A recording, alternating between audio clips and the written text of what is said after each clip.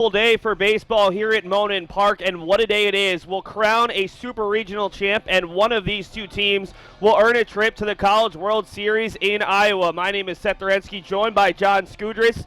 It was the higher-seeded Beacons who earned the win on Friday, but probably pretty surprised to win that game in a game that they did not play their best ball and needed to come back in the bottom of the eighth inning to steal a Game 1 victory. Yeah, absolutely, Seth. Beautiful day for baseball. Yesterday was more the same, although less clouds in the blue sky today. And yesterday, it was a cloudy day if you're an NEC fan. It started out full of sunshine. They got a couple of runs in the first inning, a leadoff single from Christian Abar.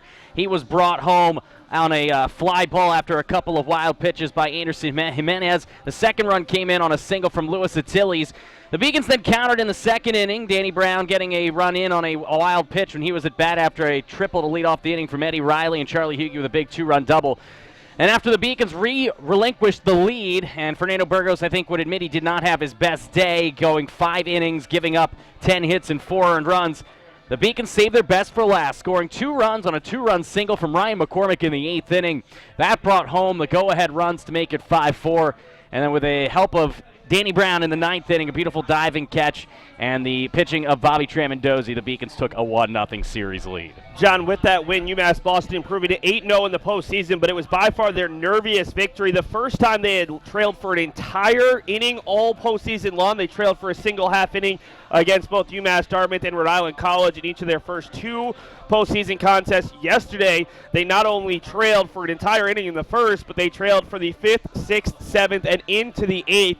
A very impressive showing from the Pilgrims, who took advantage of 3 Beacons defensive miscues. We talked about the Beacons being the sounder defensive team yesterday. That wasn't the case, and that probably gives Beacons fans a little bit of extra hope today, because this is a team that has played clean baseball all season long, especially here at Monin Park. Yeah, absolutely. It's a team that does not make mistakes. Now, they did have 2 errors yesterday, which helped lead to that deficit. A couple of wild pitches in the first inning as well, but the big thing is depth with this Beacons team, especially in the pitching staff. That's something that they can hold over New England College. New England College had to have Nick Powers go 8 innings over exactly 130 pitches, gave up 10 hits and 5 runs, even when he was showing signs of fatigue in the 7th and 8th innings, and ultimately ended up relinquishing the go-ahead runs.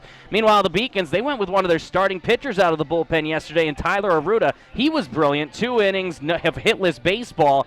Today they're going to go with Ben Gottesman. He has been undefeated this year, just like Fernando Burgos, the starter a day ago, and the Beacons do have some extra aces up their sleeves just in case Ben gets into trouble or they have to go to a Game 3. Let's take a look right now at the team statistics and how these teams match up. Not a lot of changes from yesterday. You see NEC, such a strong hitting team. The area the Beacons have the advantage and could be a big difference today is that earned run average. The Beacons will go with their number 1 starter in terms of statistics. Ben Gottesman has been almost unhittable over the last month and a half, a 0.57 ERA as a starter. On the other side, NEC's very confident Stanley Vargas, their Game 2 starter, but there's a couple of different options if they do get to a Game 3, while the Beacons would have one of their best arms in Dylan Fashionpour ready for a possible, if necessary, contest. Yeah, unfortunately for NEC, they're without Shane Audette for the rest of the season. He was their ace in the hole this year with a 4-1 record and a 2.48. They have to do it without him. Powers pitched admirably yesterday. 8 innings, strong innings. If the offense had come through a few more times with runners in scoring position, they would have won that baseball game. Today they have Vargas, who's 5-3 with a 4.91. One thing about Vargas is he's a workhorse. Couple of complete games. He's a guy who's pitched 10 starts this year, second on the team with 55 innings pitched, behind only Powers, who showed yesterday his workhorse ability. And then you look at Gottesman on the other end. 56 strikeouts, Seth, in 49 innings. Only 7 earned runs in almost 50 innings of pitching. That's the difference right now in this game. Both teams have, as you see on your screen, outstanding offenses. Both teams get on base. Both teams can slug. Both teams can field relatively well, with the exception maybe of the shortstop for NEC, who's been struggling of late, Aviles. But this is a team who, in the Beacons, who have the pitching depth with which to win a championship, and they're going to look to have them buoy them to a championship today. Yesterday we saw Fernando Burgos, the Hyde Park Mass native for the Beacons, on the hill. Didn't pitch his best game, but the Beacons were able to get the win today. Vargas, the local kid for NEC, out of Boston, Mass, played at English High School. He'll get his chance in front of what was a very heavily Boston crowd for both of these teams.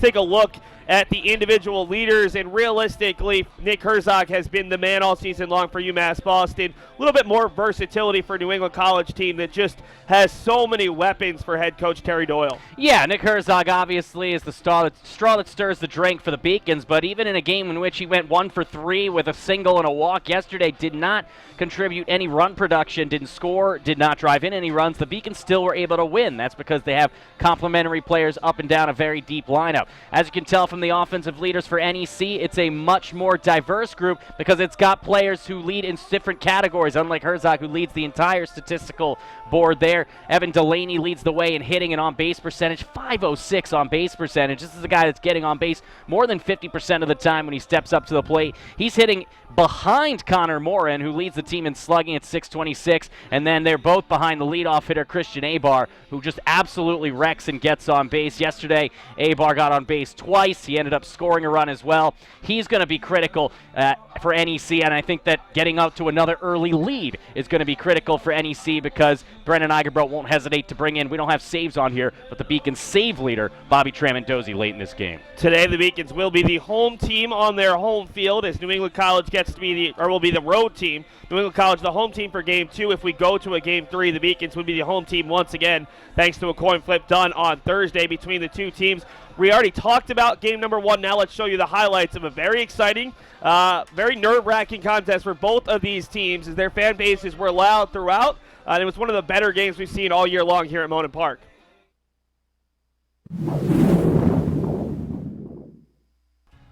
Right now, the 3-1 coming home, and that's going to be ripped to right field. Herzog coming in. He makes a sliding catch. Nice effort. Abar will tag up, and he will score ahead of the throw from Herzog. The year, Delaney's been an everyday start.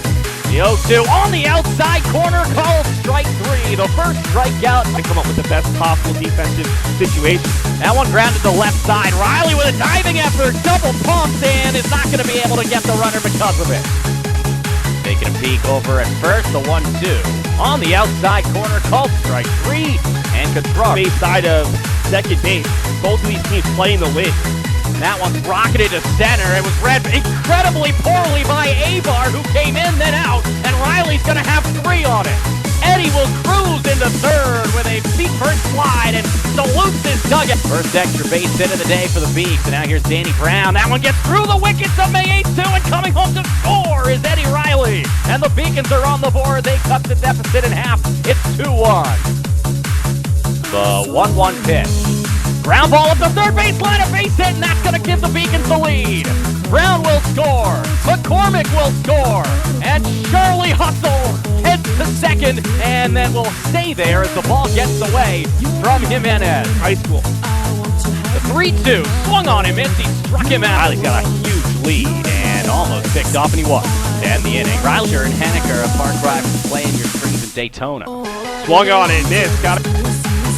1-0 offering, hit over to the shortstop, coming home, the throw is there, the tag is there, and it'll go down as the fielding RBI. 0-1 to Powers is ripped past McCormick, that'll score at least 1, they'll hold the runner at third base, and New England College has the lead once again at 4-3, with 1 out, already 2 runs in on the inning. 2-2, hit for the shortstop, chance for 2, Huegi struggles to get out of the glove to Lopez, and it's a 6-4 early off first base. And Contreras hits it over to Morin. He'll have a chance for 2. Morin throws it down to second. The tag is applied, and the Beacons 93. 2-1 offering, hit over to the left side. Riley makes a diving effort. Long throw, gets it across in plenty of time. Here's the 0-2. Waits to first, a double play. What an effort by Ryan McCormick. Again, Powers ready. The 1-2. Another breaking ball is ripped. Deep to right field. Back is Delaney, and he makes the catch in front of the wall. There's the 3-2 pitch. Late to left field. That one is going to be extra bases perhaps as it rolls towards the wall. A lead-off double for Nick Cotraro. And the Beacons are in business. The tying run in scoring position. They bring in the corners. The bunt is down. Powers goes to third, and they get Collazo at third. And here's the 1-2. There they go. That one's a jam shot. It's going to drop for a base hit. And the Beacons have tied the game. And they might take the lead. They wave Danny Brown home. And he will score. And UMass takes a 5-4 lead here in the 8th inning of play on a clutch 2-run RBI single from Ryan McCormick. Doubts of his collegiate career. That one's launched into left center field. That's trailing away from Brown. A diving play from Danny Brown at center field.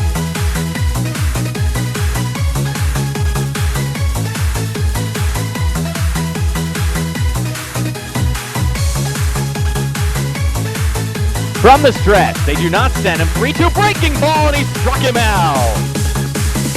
Ramondosi delivers, line drive center field. Danny Brown is there, and the Beacons, with a 2-run 8th inning comeback and a clutch 2-run single from Ryan McCormick, have beaten the New England College Pilgrims 5-4 here at Monin Park to take a 1-0 lead in this best of 3 New England Super Regional.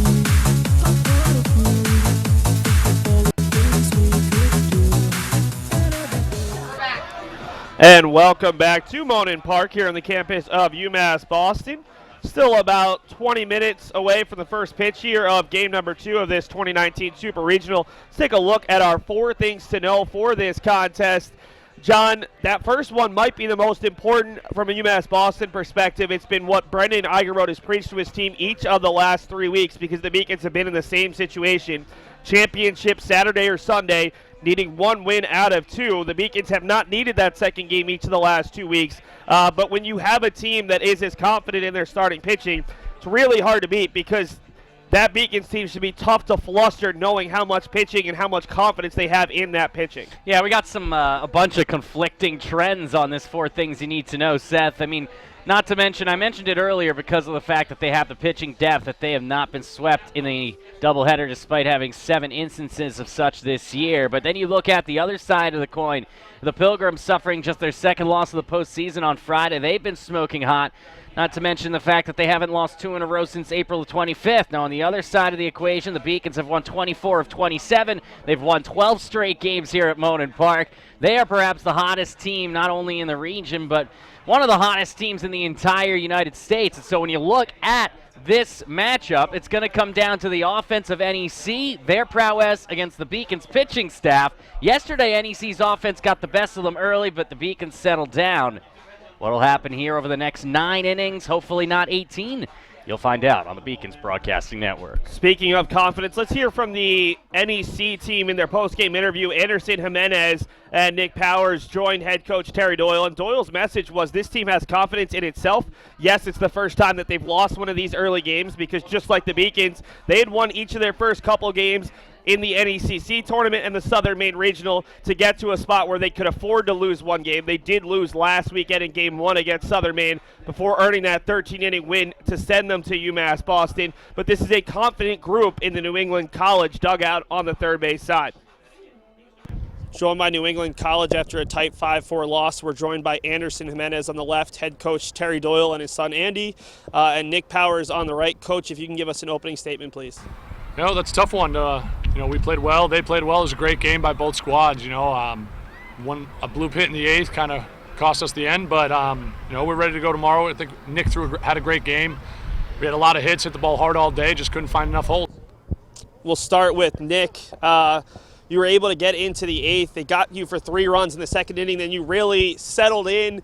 What was that the 7th and 8th inning look? They were able to get some base runners. The 7th inning, a nice play by Delaney right at the wall, and then the 8th inning, unfortunately, the ball just ends up over the head of Achilles at short. I mean, I don't even know what you just said, to be honest. Kind of what were those last 2 innings like, especially with the fans being the way they were and just kind of the intensity of this contest? The intensity was good. Our defense was great. I thought we played good ball. I was in it the whole time. I was getting a little tired, but I was ready to shove the rest of the game. Anderson playing behind Nick. He's pitched so well the last 2 times, getting you wins against big competition. Today kept you guys in the game, and you were winning into the 8th. How much confidence do you guys have as a collective when Nick is pitching the way he pitched today? I mean, every time that Nick goes out there, we have such a confidence that we're gonna win the game because he always feel the whole game. He never get tired or something like that. But today was a tough one. We wasn't expecting that ball was gonna drop, and he did a good job. Just baseball. Speaking of confidence, your offense came out with a ton of confidence against the Beacon's ace and really got to him in the first inning and then again in the fifth after he got into a groove. What was kind of the focus amongst the hitters today against a guy who had kind of been unflappable the last couple starts? I mean, always trying to help my team win and always getting my timing in the dugout and then when I'm waiting for my at-bat and just trying to do my job. Nick, this is the first NCAA run for you guys. We heard the fans last week on the webcast at Southern Maine. Today, you could have been maybe a mile away and heard the NEC faithful. How has this run been in terms of having so many friends, family, alumni come out to support you guys? I mean, the support helps. It gets us up in the dugout, and when we have energy, we don't lose. But today they played well, and got a late hit, and they won. Coach, this is the first time you guys find yourself behind the 8 ball in the playoffs. You've been able to get that first win, that second win. How do you regroup? Because you guys had the lead at multiple points. You played extremely well, and unfortunately that hit in the 8th ended up falling, and you do drop the first game. Yeah, the thing that we're going to do is we're just going to show up and play hard. That's what we've done the end of the year. When we've won the last 3 years, we've got a lot of older guys that have been here. We've won a lot of games just by showing up and trying to play hard and play our game. Obviously, it's tough being down 0-1, but we knew we had to win 2 games anyway to advance. So 2 games tomorrow just works as well as 1 today, 1 tomorrow. Coach, kind of at that same point, just how much does what you guys were able to do last week give you guys confidence going to Yeah. I mean, obviously Southern Maine and UMass Boston are 2 different teams, but they're both super talented.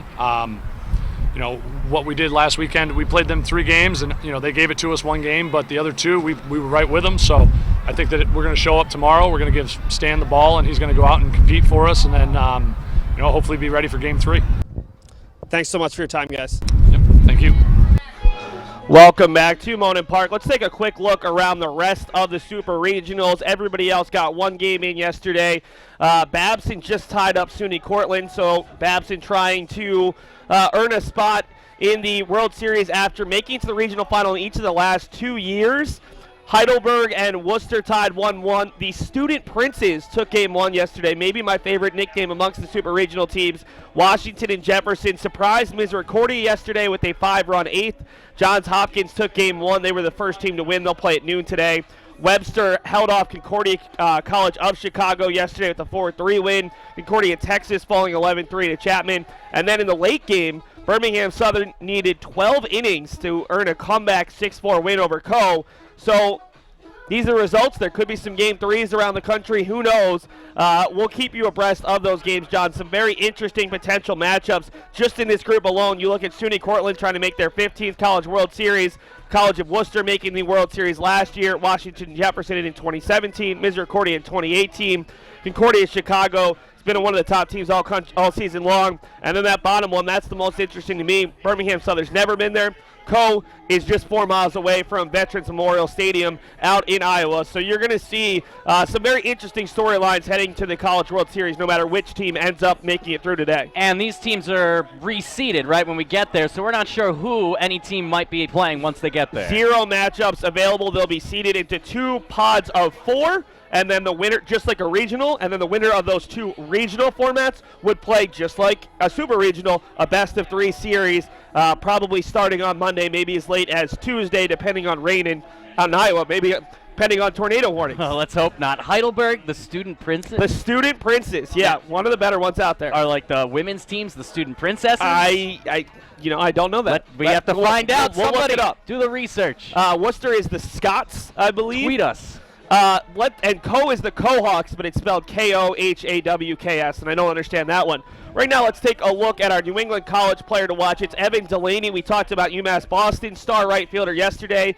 Delaney didn't have his best day, but if New England College in this senior class is going to extend their careers by at least 1 game, if not heading to their first College World Series, Delaney's a guy who's going to have a big game 1 and maybe a big day. Yeah, Delaney's really their key run contributor and run producer. He led the team in hitting with a 403 average, the only player hitting over 400 on the team. Led the team with 7 home runs. He was tied with Connor Moore in that regard, just 2 behind Moore in RBI with 42. The most impressive aspect of this guy to me, you see a lot of players who hit in the middle order of the lineups. They can hit for contact or they can hit for power. or they're very slow. They can't do it all. This is a guy who hits for contact 403, hits for power 7 homers, drives in 42 runs, has a 29-20 walk to strikeout ratio. He's got 9 more walks than strikeouts, so he doesn't strike out a lot. And when he gets on base, look out. 17 of 19 in base stealing this year. He's a 5-tool talent in right field for New England College. On the other side, the Beacons feel like they have a 5-tool talent out in center field. Danny Brown has been their most consistent contributor throughout this postseason. He scored the game-winning run yesterday and maybe made an even better play defensively in the 9th. He has been as clutch as they've come for UMass Boston throughout these 8 wins in the postseason. Yeah, Danny Brown has been really the unsung hero of this Beacon squad. Everyone talks about Nick Herzog. Everyone talks about the abilities of the guys in the middle, Boudris and Riley and Lopez's return, and the pitching staff, but nobody talks about the man in the middle, Danny Brown, a guy who came over here to UMass Boston as a transfer and has been absolutely outstanding. He was most outstanding player of the Little East Conference Tournament, had a solid year hitting .315, but in that game yesterday, clutch hits. Not only that, but that huge defensive play in center field for the first out in the 9th inning. That fired up his team, and I think that's going to carry over into play today. We'll hear right now what Danny Brown, Ryan McCormick, and head coach Brendan Eibrodt had to say after yesterday's game. Clearly a pretty relieved group. They recognize the mistakes they made easily could have cost them that game 1. Joined by UMass Boston's Danny Brown, head coach Brendan Eibrodt, and Ryan McCormick from left to right. Coach, an opening statement on this contest. Yeah, really good ball game. It was back and forth. I thought both teams played really well in spurts, and I think both teams left some runners out there. You know what I mean? I thought, Fernando came out. Didn't really look like he had his best stuff today. He competed and kept us in the game. I thought when Rudy went out there, I thought Rudy did a really good job of having some quick innings and putting up some zeros and handing the ball over to Tram. And I thought, Brownie made a couple phenomenal defensive plays. Quorum came through with a really clutch hit with a double steal on. We were very fortunate to sneak that first game. So really, really important to win the first one in a best of 3. And hopefully we can come out here tomorrow and get one more. Ryan, let's talk about the biggest at-bat of this contest. You come up in the 8th inning with 1 out. A couple of guys on after, unfortunately, the bunt doesn't work out your way, and it could have been a momentum shift for them. What were you trying to do in that at-bat? And when did you know that ball was going to get down? Because you fisted it, and the shortstop at least faked as if he had a chance to make the play. Yeah, I just wanted to get ahead, give us a chance, and give Bob the ball so we can save the game for us, so we can get that first one, because the first one's always the biggest game. Looking at your day, you had a couple of hits today. It seemed like it was the bottom half of the order's turn to pick you guys up after the top half had a couple nice games in Game 2 and Game 3 last weekend. What was the focus against Nick Powers? He shut down Southern Maine last week and seemed to be really effective against some of the lefties in your lineup. Yeah, well, he's a strike thrower, so we wanted to attack first pitches because he throws fastballs, and we like to hunt fastballs. Turn it over to Danny. Huge play diving to get that first out of the 9th inning. Easily could have been a momentum shift with the wind blowing the way it was. Obviously, you guys know it a little bit better than New England College, but how does that influence you in terms of how you read balls, and kind of when did you know that you were going to be able to make that play? Yeah, the wind was brutal today. Everything was just dying. In regards to that diving catch, I knew if they got the leadoff runner on, it could be dangerous because they just spun him over. So I just wanted to make a play. Fernando wasn't quite as good as he's been recently, but what did you see out of Tyler, who hasn't had the chance to pitch last week, and then Bobby, who looked almost like a different pitcher than he did against Wheaton, where he wasn't quite his normal self? Yeah, Rudy just goes in, throws strikes, makes people put in place awfully. And Bob, even when he's not doing well, the defense will pick him up. We'll get the win. Coach, the big play of the game, not only made by Ryan getting the hit, but that double steal allowed you to score 2 runs, including a run from first. What went into that conversation amongst your coaching staff to pull off that play? I mean, you got to play to win, and I think we needed to be aggressive. We had sort of talked about, maybe trying to activate the running game a little bit because we weren't really hitting the ball, I think, the way that we're capable of. And luckily in that situation, it worked out perfectly with a dying quail over the infield and, a couple guys hustling around the bases. And it was a good combination to do it with Riley and Brownie. It's our, 2 of our 3 best base runners. And Corm's a really good barrel finder. So I think with him, we felt confident that even if he swung through it, we'd have a chance to be safe. And if he put it into play, maybe it opens up a hole, or maybe one drops in like it did. So we're fortunate to have that work out, and hopefully we can, stay aggressive tomorrow. to any of you guys, what was the atmosphere like today? New England College had a very loud, vocal fan base, and every time that your team came through, it was your fans who got up and were loud. It's certainly the loudest I've ever seen it here at Monon Park. Yeah, we knew that when they were doing well, they were going to be really high and loud, but we just wanted to put them to sleep early and weather the storm. Finally, Ryan, you guys didn't really trail much at all in the LEC tournament, the regional tournament. What was the conversation like in the dugout when they were able to take an early lead, when they were able to retake the lead? How were you guys able to keep that confidence high? Yeah, well, it was a little different being down 2-0 after the first, and all their fans were going crazy. But I think we did a good job in the second, putting up a 3 spot just to quiet the lead. And then we gave it back in the 5th. But we just wanted to tack on runs and just grind at bats so we can have a chance to win. Coach, you've given the same speech to your team the last couple weekends about not dropping a doubleheader all season long. You're in that same spot. How much confidence do you have in this group, especially because this wasn't the cleanest Beacons baseball game and you still were able to pull off the win? Yeah, I mean, we just want to execute better on both sides of the ball. And I think, it's when you get, first and second no outs or second and third no outs, you really need to put the ball and play hard, and we didn't do that as well as we typically can today. And defensively, we kicked the big double play ball in a big spot, but then we made some great plays in the end. And I think when you got to play green, you got to play to win. So hopefully we can do that tomorrow. Thanks so much for your time, guys. Thank you. The 5-campus UMass system is the university that educates the workforce of Massachusetts. We recognize that we are truly here for a reason, and that recognition inspires us and drives us every single day.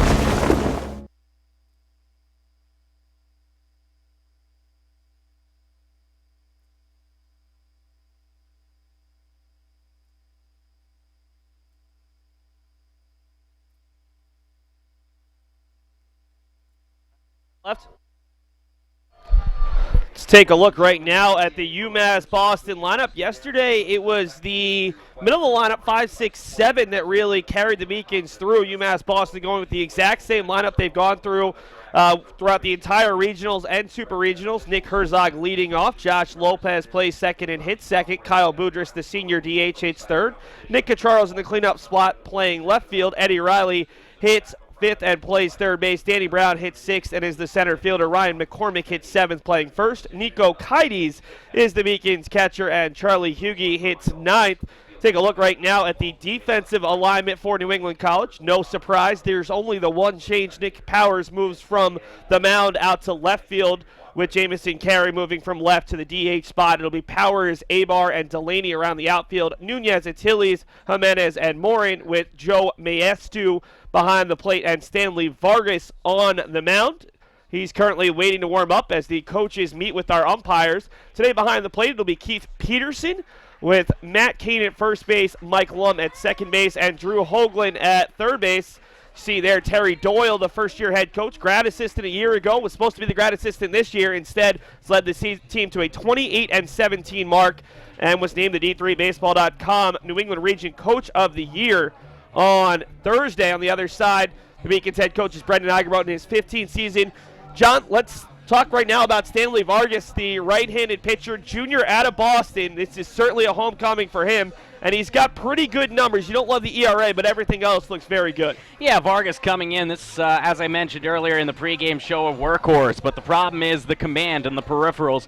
5-3 with a 4.91 ERA. This will be his 12th appearance, his 11th start. He does have those 2 complete games. That's going to be second on the team to Nick Powers. The concern with Vargas, as you see on your screen, is the walks. 40 walks in 55 innings pitched. That's not great. 47 strikeouts is okay, but the 40 walks will have to come down, because if you start putting Beacons on base, especially at the top of the order, we saw yesterday, the bottom of the Beacons order knows how to drive in runs. They've done it all season long. They've done it all career long. And so Vargas is going to have to limit those command issues if he's going to come out on top and keep the Grimm season alive. Vargas has pitched extremely well in the postseason. A 0.75 ERA in 2 starts, 12 innings pitched, 1-0, 6 hits, 5 runs, just the 1 earned. Allowed 4 unearned runs last week against MIT, got a no decision. 9 walks, though, to 5 strikeouts. That's the issue. He pitched really well in the New England Collegiate Conference title game against Mitchell. Went 7 innings, 2 hits, 1 earned run, 2 strikeouts versus 3 walks. In a 2-1 victory. He'll face off against the Beacons wearing their black unis today as the road team. New England College in the home whites. and it'll be Herzog versus Vargas, senior versus junior, to start off this contest, as we are close to as full as we were yesterday at game time here at noon. I'm sure it'll get even more packed as Herzog takes the first pitch and hits it a mile high. Powers did not play out in the outfield yesterday, but he easily makes the catch, and Herzog is retired on just one pitch. I was Seth, throwing my arms up in the air because I knew that was what was going to happen. Nick, the first ball fastball hitter. But at the same time, Vargas is a guy that's struggled with his command, even while he's been successful in the postseason. He's not the type of player who's going to take those pitches, which is why he's not your prototypical leadoff hitter. Lopez is the type of guy who likes to run a lot of long counts. We'll see if he does that. Yeah, realistically, Lopez is the guy who, for the rest of the order, is going to make sure that they get to see some pitches. Senior out of New Haven, Connecticut, takes the first pitch, and realistically takes a lot of first pitches, and you know he's taking because he takes one of his hands off the bat just kind of so he can see that first pitch all the way back to the glove. Lopez has seen his batting average dip from about 500 through his first 15 to 16 games down to just under 400 as he takes a pitch he thought was a little high, maybe outside. Quickly 0-2 from Vargas. Yeah, 3 pitches, 3 strikes from Vargas, who's picking up right where he left off last start. 0-2 as Maestu sits outside. The ball's hit through the left side. Tough backhand play. It was going to get through either way. And it's a infield single for Lopez. Made it all the way out to Powers. And Lopez, who we mentioned, has been scuffling a little in the postseason. Just 2 hits in the regional. Did not have a hit yesterday, or had 1 late hit yesterday. Picks up his second hit of the weekend. Yeah, and he saw his average drop below 400 for the first time in a long time, perhaps since his first week in action after coming back from that long-term injury. That's a great approach with 2 strikes. 0-2 count, shorten up the swing, just make contact, and he found the right hole. Brings up Kyle Boudris, who had an infield hit yesterday. Takes the first pitch strike. Vargas has been pumping in the fastball early on the season, making his 46th start, second on the team with a .370 batting average and 67 hits. Also has 33 runs scored and 39 RBI. Comes in today with 253 career hits. Long wait here on Vargas. The 0-1 as Lopez took a couple steps towards second, and Maestu stood up, but no throw needed. 1-1. I don't think that was a classic pitch out. I think they were trying to go with a fastball up and away with the 0-1 count. He had yet to throw a ball this entire inning up until that point. Remember, the walks have been the issue, 40 of them on the season. Boudris takes another high fastball, 2-1. And now you're in a running count here. You saw Jamil Moquette say something to Josh Lopez, Jamil, the first base coach here for the Beacons. Now, we've mentioned over the course of the series, Maestu's got an absolute cannon. We'll see if they test him early. Maestu throwing out runners at a 36% clip. Long wait on Vargas, the 2-1. Boudris hits it out to left center. Powers has a beat on it, just shy of the warning track, and he'll make the play for out number 2. That time, Vargas falling behind his first hitter of the day, and he gave Boudris a fastball right down the middle, a pitch to hit. Unfortunately, Kyle unable to turn on it, but now the Beacons have Nick Catraro, who got everything started, Seth, in the 8th inning last night with a leadoff double. The Beacons were down a run at that point. They ended up scoring 2 runs in that frame. We'll see if Nick can be a run producer rather than a run scorer today. Catraro, left fielder out of Beverly, Massachusetts, takes the pitch low. That was his last play of the game. He was replaced by Danny Colazzo, a pinch runner. The scout on Vargas, power pitcher with a great slider. And the one thing Brendan Eichenbrot wants to avoid today is he's seen Vargas really have the strikeouts pile up quickly. Wants to make sure his team puts the ball in play. 1-0 as Lopez takes off, hit and run, and Catraro fouls it back to the stop, 1-1. Love that call by the Beacons. The hit and run is what got the Beacons the lead in the 8th inning with Ryan McCormick at the plate yesterday. Catraro hits .359. He's not a guy that strikes out a lot, 21 strikeouts in 103 at-bats, so he's definitely the type of guy you want to orchestrate a hit and run around. But now, after that foul tip, we'll see if they elect to put Lopez in motion again this frame. Catraro with 9 RBI last weekend in the regional, including 6 in the Beacons game against Wheaton on Saturday. Fouled in and out of the glove of Maestu, and it's quickly 1-2.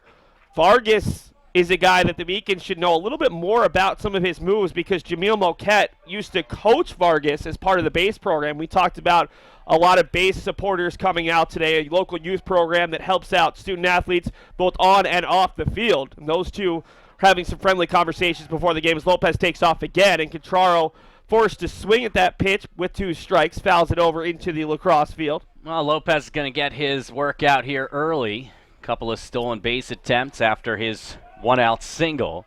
Of course, Eddie Riley's on deck, but Cottrell with the 1-2 count. This Beacons lineup, top to bottom, has run production running through its veins.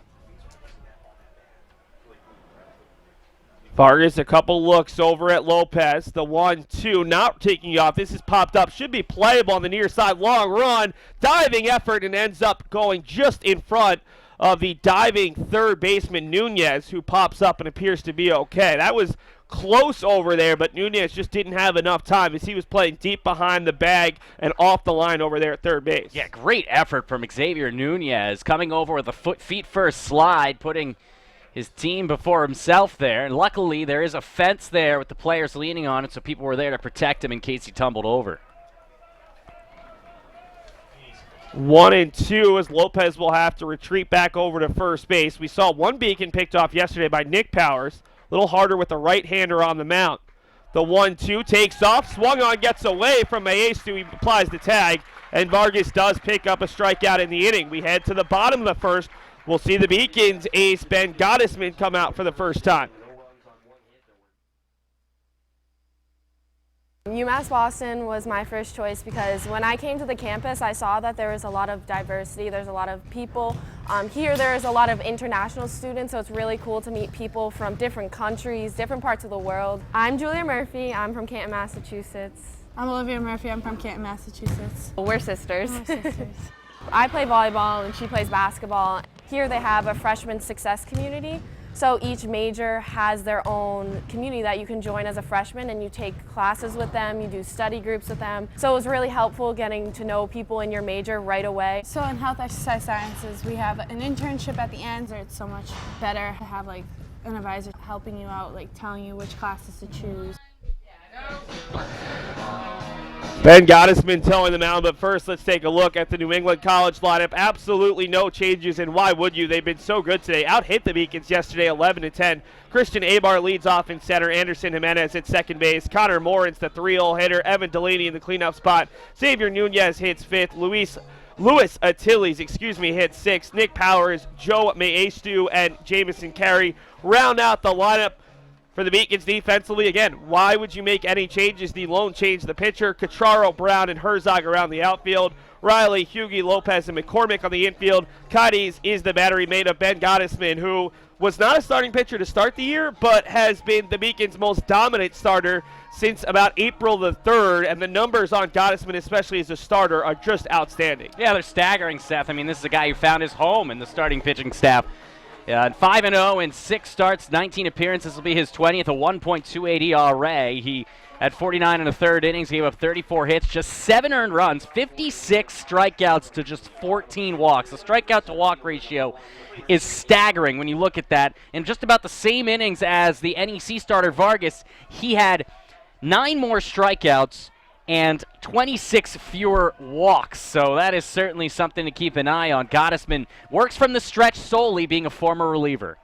Gottesman, the junior out of Acton, Massachusetts, 31st in the country in hits allowed per 9 at 6.20, 34th in whip at 0.97, 6th in ERA. He's seen his ERA drop to 1.28 tops on the staff, and as a starter, as Abar pops it up on the second pitch, Gottesman fighting the sun once it himself. No one can really see it, but it's Gottesman who makes the play. As a starter since April, he has posted a 0.36 ERA in 7 total appearances. That ERA floats up to 0.57 overall as a starter. It's been incredible to see what he's done with the Beacons, losing first JT Morin and then Joey Rogers for about half the season. Yeah, the depth of the Beacons. Imagine what it would have been if they had Rogers as well as Morin on this squad. And as you see, Anderson Jimenez step up, an opportunity for him to get going today. He was solid yesterday in the first inning. Jimenez had that sacrifice fly to right field that drove in the first run of the game for the Pilgrims. Also added a run scored, finished with 2 hits, tied with Delaney for first.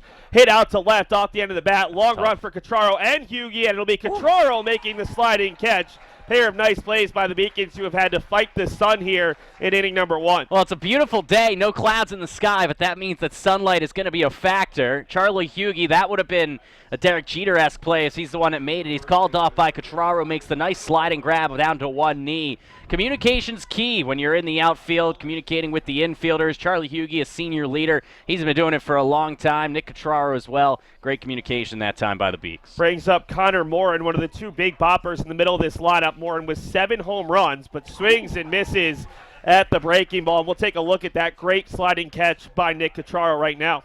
Yeah, you look at this one. This can be a tough play because it's in no man's land. Down the left field line between the shortstop and the left fielder. You worry about collisions. Huegi gets called off. He's alert to it. Jumps out of the way, and a nice play by Nick Catraro. The 0-1 slider misses down and away. 1-1 from Gottesman, who comes at you with a hard fastball, hard slider, and then a nice changeup is the 1-1. There's the fastball on the inside half.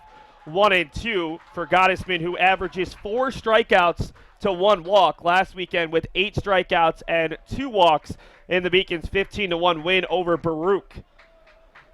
1-2 offering, hit it softly down the third baseline, foul, and Eddie Riley will make the play, although Terry Doyle behind him, former pitcher at Boston College, played throughout the minor leagues with several different organizations, including 5 different stints at AAA, was ready to make that play just in case.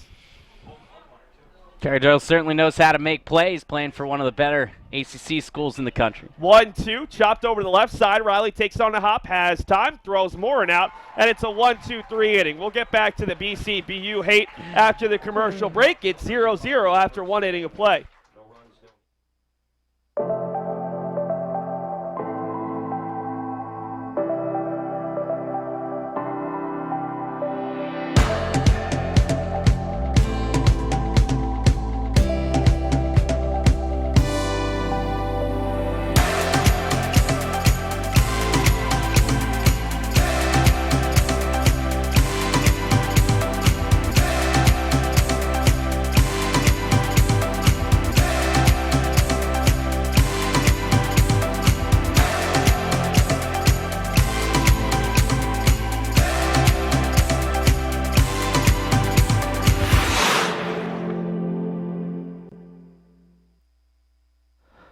And welcome back to Monon Park. Seth Dorensky joined by John Skudras. And John, we've got to run you through the regional schedule right now. This is if New England College were to take this game, since the Beacons earn a Game 1 victory. UMass Boston would be UMass boosted, just like Worcester College. UMass Boston would be the home team. New England College would be the road team. That game would start approximately 45 minutes after the conclusion of game number 1. So there's not a set start time like all the other days. It would just be, okay, game ends at 3 o'clock, we'll play at 3:45. That way you're not waiting around or potentially pushing the time. Right now, the Beacons are just hoping to not even have to think about a Game 3. It's Eddie Riley, who started the Beacons off in a big way in the second inning yesterday, down 2-0. He led off with a triple and had a very nice day for the Beacons. Yeah, what else is new? Eddie Riley, the type of guy who batting in that 5-hole is kind of overlooked by the Herzogs and the Lopez and the Boudreauses of the world, but on both sides of the equation, he's been outstanding. He had 3 assists as well. Quickly, 2-0 to Riley, the 5th-year senior out of Quincy, Massachusetts, who also scored a run on that Ryan McCormick 2-run single in the 8th, as the Beacons were one of several home teams to earn a comeback win. Riley gets over the top of that pitch and puts it foul down the third base line. 2-1. Eddie's a guy who's got a ton of power. He had 26 extra base hits, including 5 bombs on the regular season. That 5 home run mark, second on the team behind only Herzog. 2-1 coming to Riley. And the 2-1 is hit hard over the head of Achilles. That's got a chance for extra bases. Abar quickly over to left center. He will make the throw in. It's wide of the bag, and Riley has an extra base hit for the second straight day. And a big celebration towards the Beacons dugout and the Beacons fans on the first base side. Great piece of hitting by Everyday Eddie. He had the count in his favor, 2-1.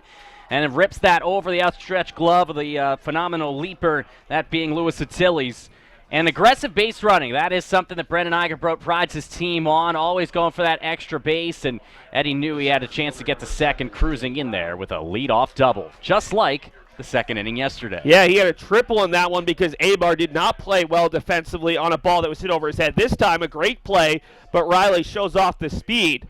Danny Brown tried to get a bunt down yesterday and unable to do it as Nick Powers fielded it well. Let's take a look right now. This is a really nice job by Riley going hard the entire way. Yeah, absolutely. Well, that's the play from the first inning by Catraro. This is the hit by Riley, scorched, and Attili's just a few inches too short. But as you see, that's kind of a tough play because that center fielder getting over there is going to be able to pop up and make a quick throw. But Eddie, running all the way, beats it out. Brown takes a breaking ball, 0-2. Danny had a very nice day yesterday. A couple of big hits for the Beacons. Went 1 for 3 with 2 runs scored and a walk, and also some big defensive plays for the Beacons junior center fielder out of Hudson, New Hampshire. 0-2 from Vargas. Misses down and away. 1-2. Brown, just like Evan Delaney, the Pilgrims right fielder, started his career at UMass Amherst. Delaney spent an entire year there. Brown spent a single semester before transferring to UMass Boston. This is his first full year as a starter, and he's taken advantage in a big way. 1-2 with Riley dancing off second base. Outside 2-2 as they try to get Brown to chase. Yeah, Danny Brown, what a pickup he was for Brendan Igerbrodt, coming over here from UMass Amherst and picking up right where he left off when the Minutemen decided to recruit him out of high school. Long look back at second. The 2-2 breaking ball misses up high. Brown was kind of stuck in a numbers game at UMass Amherst. He was told he was going to have to redshirt, wasn't going to play, and that the head coach announced he was leaving at the end of the year. Wasn't sure if he was going to have a spot the next year. Turned to UMass Boston. Brendan Igerbrodt had recruited him heavily, and it seemed a much better fit. Not for an injury as a sophomore. Probably would have had a good chance to be an everyday player last year after being a key sub as a freshman. 3-2 now, pops it up, should get over the stop, and we'll do it again. Brown was also a phenomenal football player in high school, just like Vargas, a pair of quarterbacks at their respective schools. Vargas, though, not as sure about Brown. I got to see Vargas in high school for the Blue and Blue at English. He's also a safety, a very talented player for English and a multi-sport player just like Brown. 3-2 for Brown is hit high out to right. Going over is the center fielder Abar. Tagging from second is Riley. Riley's going to take off. Throw is up the line, and it will get away, but a nice job backing up by Vargas to keep Riley at third after the Beacons gave up a run yesterday on a similar play. Yeah, I was going to say that. We saw them score a run, the Pilgrims that is, on a fly ball to right field where Herzog's throw short-hopped Riley, in fact, and then got by Eddie, and that allowed a run to score. Meanwhile, the Beacons here had an opportunity to get the run back in a similar fashion, but a good job by Vargas backing it up. But at the same time, now you have the runner in scoring position at third base. They're going to bring the infield in. So a huge chasm between the infielders and the outfielders. Change up in there for strike one. McCormick's not a guy who likes to swing early, so they are able to get ahead in the count. 0-1 to McCormick, who had the big 2-run single yesterday. Takes it high and outside, thinking maybe the Beacons would try to put on a squeeze play. When we get a look at the behind the plate camera, look at how much space is between the infielders and the outfielders. That is no man's land for a little looper over the dirt in the infield. That's exactly what McCormick did yesterday. That pitch misses, I don't know where. 2-1. Looked pretty good from up here, but Keith Peterson, that's the first call that I've even questioned yet. Yesterday was difficult to tell. Drew Hoagland strike zone at times. 2-1 bounces up there, 3-1. Not the worst thing here to put McCormick on to give yourself a chance, but obviously Vargas is just trying to keep as few base runners for the Beacons as possible. And another good block from Maes, too. Remember, in the second inning, Riley scored on a wild pitch with Brown at the plate. 3-1. Breaking ball catches the inside corner. 3-2 to McCormick, who has just 25 RBI this year, seen his batting average drop about 100 points to 260 last year. A 350 hitter with 50 RBI, all-region player. 3-2, breaking ball gets away, and McCormick will head over to first base with the first walk of the day issued by Stanley Vargas. And we talked about the command issues from Vargas in the pregame show. That's the first walk, the first time through the order for the Beacons. And now Nico Kaides is a guy who we talked about yesterday, got a big bunt down for the Beacons. This is not really a bunting situation with Charlie Huegi on deck, and a double play situation that they line up defensively, strategizing for that up the middle with the second and shortstop. Kides has just 21 hits on the year, hitting .212 as a freshman catcher out of Stamford, Connecticut, taking off for second, and that's how you break up the double play. You just send McCormick. You hope that they throw down potentially, and the Beacons will get a stolen base from Ryan McCormick. So now you take the double play out of order, and you give Kides, a man who only has 21 hits, but 21 RBI in those 99 at-bats. He's been a clutch hitter for the Beacons, especially late in contests. And Ryan McCormick, a deceptively speedy player, at least a strategic base stealer. 12 for 12 now in stolen bases. And that's a beautiful play by the Beacons. Tied for third on the team in steals. That misses outside 2-0. All of a sudden, Vargas has gotten behind back-to-back batters. Remember, has issued 9 walks this postseason. That's been his one bugaboo. And he's behind 2-0 to Kides, who comes in as a .212 hitter on the season with 7 doubles and 1 home run. That came all the way back in Florida. 2-0. Catches the outside half, 2-1. Connor Morin at first base was on the grass for that 2-0 pitch. He moved back around even with the bag. And remember, in the second inning yesterday, it was Charlie Huegi who had the 2-run double to put the Beacons on top. He, of course, waits on deck with 2 men in scoring position. Hughie's had a double in 8 of his last 9 contests. 2-1 showing bunt and unable to get down throw to third, and that one is in time. That was a very close call. Fred DeFrance can't believe it, is saying he was safe. The Beacons did not put down the suicide squeeze like they did last week with Kides. That was the safety squeeze. Riley is convinced he was safe. He was thrown out yesterday on a pickoff. Brendan Eigerbout's going to come over. They'll ask the crew, but we'll take a look at it right now. Yesterday we thought he was in there safe. This looked a little bit closer, but I still think he might have gotten in there. We're going to wait to show you. You see Kides unable to get down the high bunt. Riley has his momentum going the wrong way. The tag. I mean, he's in. I don't see how. Unless that foot, because he's got white cleats on, does Nunez. You can't really tell where the hand or the foot might be on the bag, but he beats it, the throw, back to the base. Now, granted, we are much farther away, but I jumped out of my seat when I saw that he called him out. That is a huge, game-changing play. Now 2 strikes and 2 outs here in the second inning. And honestly, John, part of that is we have a better angle than our third base umpire. We're going to take a look at that play again before we go to commercial break, as it's now 2-2 to Kides. But we have an unobstructed view, where as the umpire might have had to be viewing it through the third baseman, as the 2-2 catches the corner, 3-2. But let's take a look as Vargas gets his second strikeout of the contest at where the third base umpire was positioned, because it's so big to see. We're not even going to see the umpire there. Again, I think he's safe. I think that was not the right call. Yes, we're homers here on the Beacons Broadcast Network, but that looked like a bang-bang play in which the arm, unless it just didn't quite get to the bag, was there in time. Either way, the Beacons will have to bounce back. It'll be Ben Gottesman facing 4-5-6 for the Pilgrims in the bottom of the second. Something I discovered in myself is that if I have a goal, I can accomplish it. It's a well-rounded experience. At a Division III school, you primarily a student athlete, so the school is really shaped around you developing yourself as a complete individual. It helps a lot that you have a family with your team that can guide you.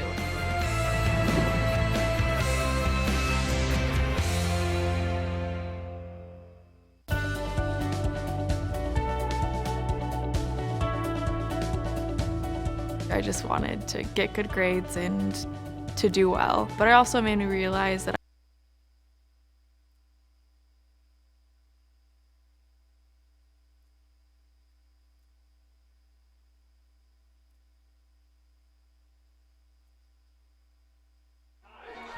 Back on the Beacons Broadcasting Network, UMass Boston runs themselves out of an inning in the second inning, the top half of the frame, and Seth Orensky, as you rejoin us here for the bottom half of the second inning, it's going to be 4-5-6, Delaney, Nunez, and Achilles. Well, the Beacons have had the better chances, a base runner on in each of the first 2 innings, but unable to capitalize. Now it'll be New England College looking for their first base runner against Ben Gottesman. Delaney, Nunez, and Achilles. Delaney yesterday gave New England College a chance in the 9th, a single back up the middle after Connor Morin was robbed of a hit by Danny Brown. Takes the first pitch fastball. And for Delaney, and really as a whole, this New England College class, they have a ton of seniors, position players who are in the starting lineup. This is a huge game for this group of trying to come through and really set the tone early here as he chops it over to Riley, takes it off, terrible hop, will pick and not even bother throwing. That was one of the rare bad hops you'll see on turf, and Riley kept it in front but could not get the speedy Delaney at first base. Yeah, it would have been a tough play for anybody out there at the hot corner. That hop shot up at the last moment, chest high. Good job by Riley to stay in front of it. Unfortunately, not enough time to recover against a guy like Delaney, who, as we mentioned, has good wheels, 17 of 19 in stolen bases this year. Now you got to deal with Nunez, who hit almost 400 this year, 392, drove in 34 runs as well. And they do give that a hit, as they should. Nunez, a senior out of Lawrence, Mass., attended Northern Essex Community College up in Haverhill, Mass. for 2 years before transferring to New England College. 403 hitter, was the North Atlantic Conference Player of the Year a season ago when the Pilgrims were still a member of the NAC before becoming member of the NECC this year. The throw over, not in time. He's had a very strong senior season as well. 391 average, 486 on base percentage, 514 slugging percentage with 54 hits, 24 runs, and 34 RBI. The one issue is not the fastest guy. He's grounded into 3 double plays this year as he swings through a pitch 0-1. Well, he showed that he can rumble a little bit on that foul ball that he was unable to get to when he slid in towards the dugout last inning, but definitely not the type of guy that you're going to want stealing a lot of bases. 0-1 coming, faking, taking off, and heading back into first is Delaney, a guy that you do have to watch out for. Coyotes has a decent arm, but has not been as successful throwing out runners as his counterpart Mayesh do. Been a tough last couple of plays for Eddie Riley. He had the tough hop and then the tough call at third where he was picked off, both of which not necessarily entirely his fault. Delaney at first base, Nunez at the plate, 2 of the 4 senior starters in this lineup, and that doesn't include Powers in left field, who is a redshirt senior, so he'll have, or a redshirt junior, so he'll have one more season next year upcoming. 2-1 now after Gottesman misses inside. The New England College faithful have switched sides today along with the team as they switch dugouts, and they are the ones making all that ruckus on the bleachers trying to support their team. A good traveling contingent here today for NEC. 2-1, breaking ball hit through the right side. Herzog will charge. Delaney will hold at second. We saw the strong arm of Herzog yesterday. Diving effort from Huegi was not that far off. Delaney took a very casual trot back to the bag, and Huegi cut it off and dove towards the bag. He was safe, but he made it a lot closer than it needed to be.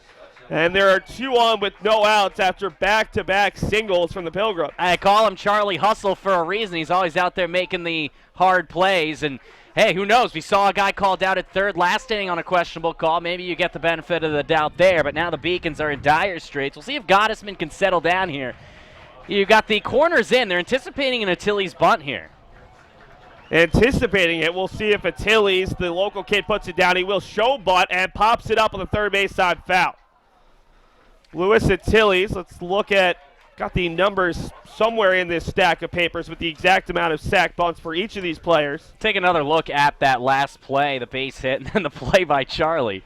There's Charlie coming back, and yeah, I mean, he was not even half a second away from getting him. 3 sack bunts on the season for Achilles, which is tied for third coming in. Jimenez leads the team out of the 2-hole. Gottesman showed his move to second there, just trying to see whether or not Achilles would show bunt again. He was showing bunt in that situation. Now, if you're the Beacons here, do not try to be aggressive or be greedy. They're going to send the runner. Junior out of Roxbury pops it up over the stands. A nice one-hand catch by one of the Pilgrims fans in the very last row. That was one of the best fan plays you'll see all weekend. It's very rare to see a ball stay in the complex because it's only about 10, maybe 12 rows, and he made it right up against the fencing with one hand. 0-2 for Achilles, who's out of Roxbury, Massachusetts. And they sent the runner, Delaney, from second there on a bunt attempt.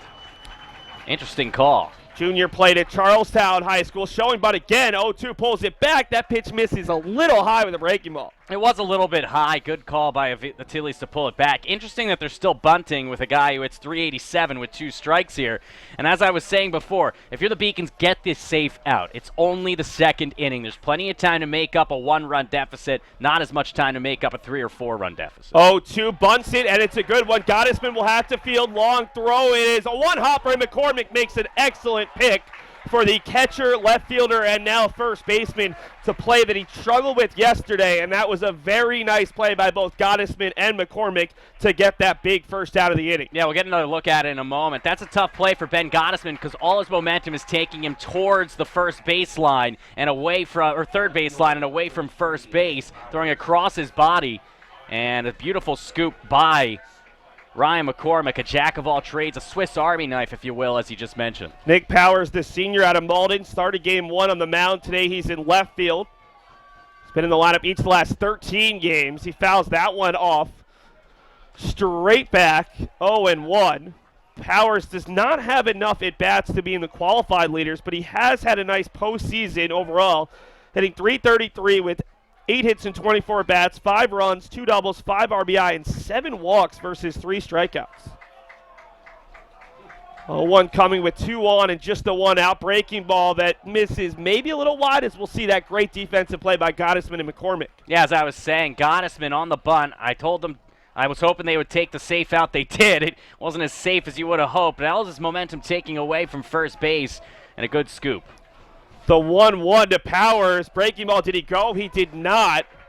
Much to the Beacon's chagrin, as the third base umpire, Drew Hoagland, has made a couple of calls that the Beacons fans have not been confident in, happy with. Diplomatic of you. Yeah. Well, I'm neutral one way or another up here in the broadcast booth. Mm-hmm. The 2-1 coming to Powers. That's another breaking ball. This one catches the corner. 2-2 to Powers, who had the go-ahead hit yesterday to give New England College a 4-3 lead in that 2-run fifth. Powers overall in the season hitting .354, just 6 strikeouts versus 9 walks in 48 total at-bats. The 2-2 offering, clubbed foul down the first base side, got ahead of that one. Yeah, off-speed pitch. Powers was ahead of it after a couple of fastballs following early at-bat breaking stuff, and the Beacons are playing back. In fact, Josh Lopez is in shallow right field right now, so they are relinquishing a run here on a pulled ball to the right side. Powers hitting in the lineup for the 13th consecutive game. 2-2, swung on and foul tipped. It looked like it was going to get back into the glove before a little bit of late contact off the bat. Powers still alive. Local kid out of Malden, Mass. Spent his first 2 years out of the College of St. Joseph, Vermont, a USCAA school that the Beacons basketball team has played a couple of times. They are the Fighting Saints. We've talked about this, Seth, a lot. There are so many St. Joseph's colleges and universities in the country. Sometimes it's hard to keep track. Vermont's got one. Maine's got one. They're everywhere. 2-2 offering is popped up shallow left, and Huegi will get there at the edge of the infield red turf for a big second out. Great approach to pitching from Ben Gottesman. 2 pitches ago, he had that curveball that was ripped to the first base line foul. The next pitch, he comes back with a fastball on the outside corner, and his 2-seamer breaks away from lefties, and so Powers was barely able to make contact on a foul tip. Then he comes back with a fastball in jam shot. Powers goes oppo with that one, but got no muscle behind it. Now 2 outs, and Maestu. Catcher takes it a little bit inside there. 1-0. Speaking of all those St. Joseph's colleges, New England College AD Lou Izzy is leaving for St. Joseph's College of Connecticut, the new home of Jim Calhoun, the head basketball coach of that Division III school in Hartford, Connecticut. Very small world as the 1-0 is swung on and missed. A half-hearted cut there from Maestu, who we talked about it yesterday, has had quite the career path, starting at Division I Bethune-Cookman, played there, did not play at Division II Southern New Hampshire, and now at his 3rd school in 3 years with a sophomore out of Naples, Florida. Well, it's not how you start, it's how you finish, Seth. 1-1. Fastball misses away. 2-1 to the bright bearded catcher. Yeah, we talked about the face lettuce he's got as well. One of the more impressive beards that we've seen at the Monin Park facilities all year. The ace-2 has not hit very well all season long. In the postseason, just 5 of 25, hitting 208 starts with 1 double. Fouls it off 2-2. Yesterday's contest finished 1 for 3 with a strikeout. Left 2 runners aboard as New England College ended the game with 11 left on base. The Beacons had just 6. 2-2, 2 outs. New England College had 2 runners on with no outs. And the Beacons have gotten back-to-back outs thanks to a sac bunt and a pop-up to short. 2-2 offering from Gottesman. This one has a chance to get down. Herzog running over, and he will get there. That is the benefit of Nick Herzog. He covers an immense amount of ground, and a big play there to end the second inning. What a play from Nick Herzog, Seth. The range all the way out to his right. That one looked like it was splitting the outfielders, heading to the wall. 2 runs coming home. But Nicky Herzog says no as he ranges over to make a play. Let's get another look at that one before we go to break. An incredible effort from Herzog as he ranges over and says, no way, Jose, as Maestro is robbed by the Beacon star leadoff hitter. Yeah, an incredible play from Herzog, who, we've said it all season long, the Beacons have 2 center fielders, and it definitely helps when you have a park as large as Monin Park. Take a commercial break, be back for the 3rd inning. It's UMass Boston and New England College, still not at its zeros.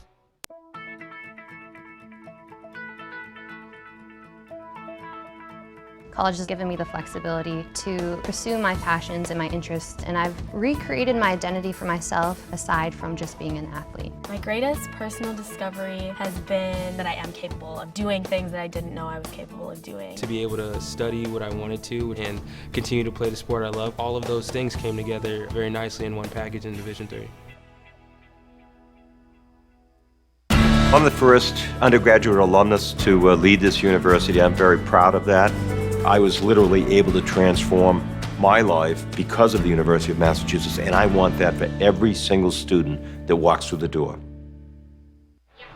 Top of the 3rd inning after some phenomenal defense by both teams. Made sure that no one would score in the second. UMass Boston had first and second with 1 out.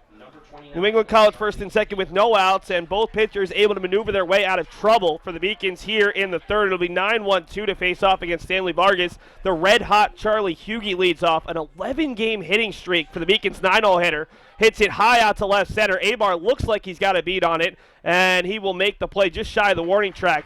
The wind has not really been a factor at all today, and it makes a big difference because yesterday saw some balls that were tailing away from guys. They were making it look difficult today.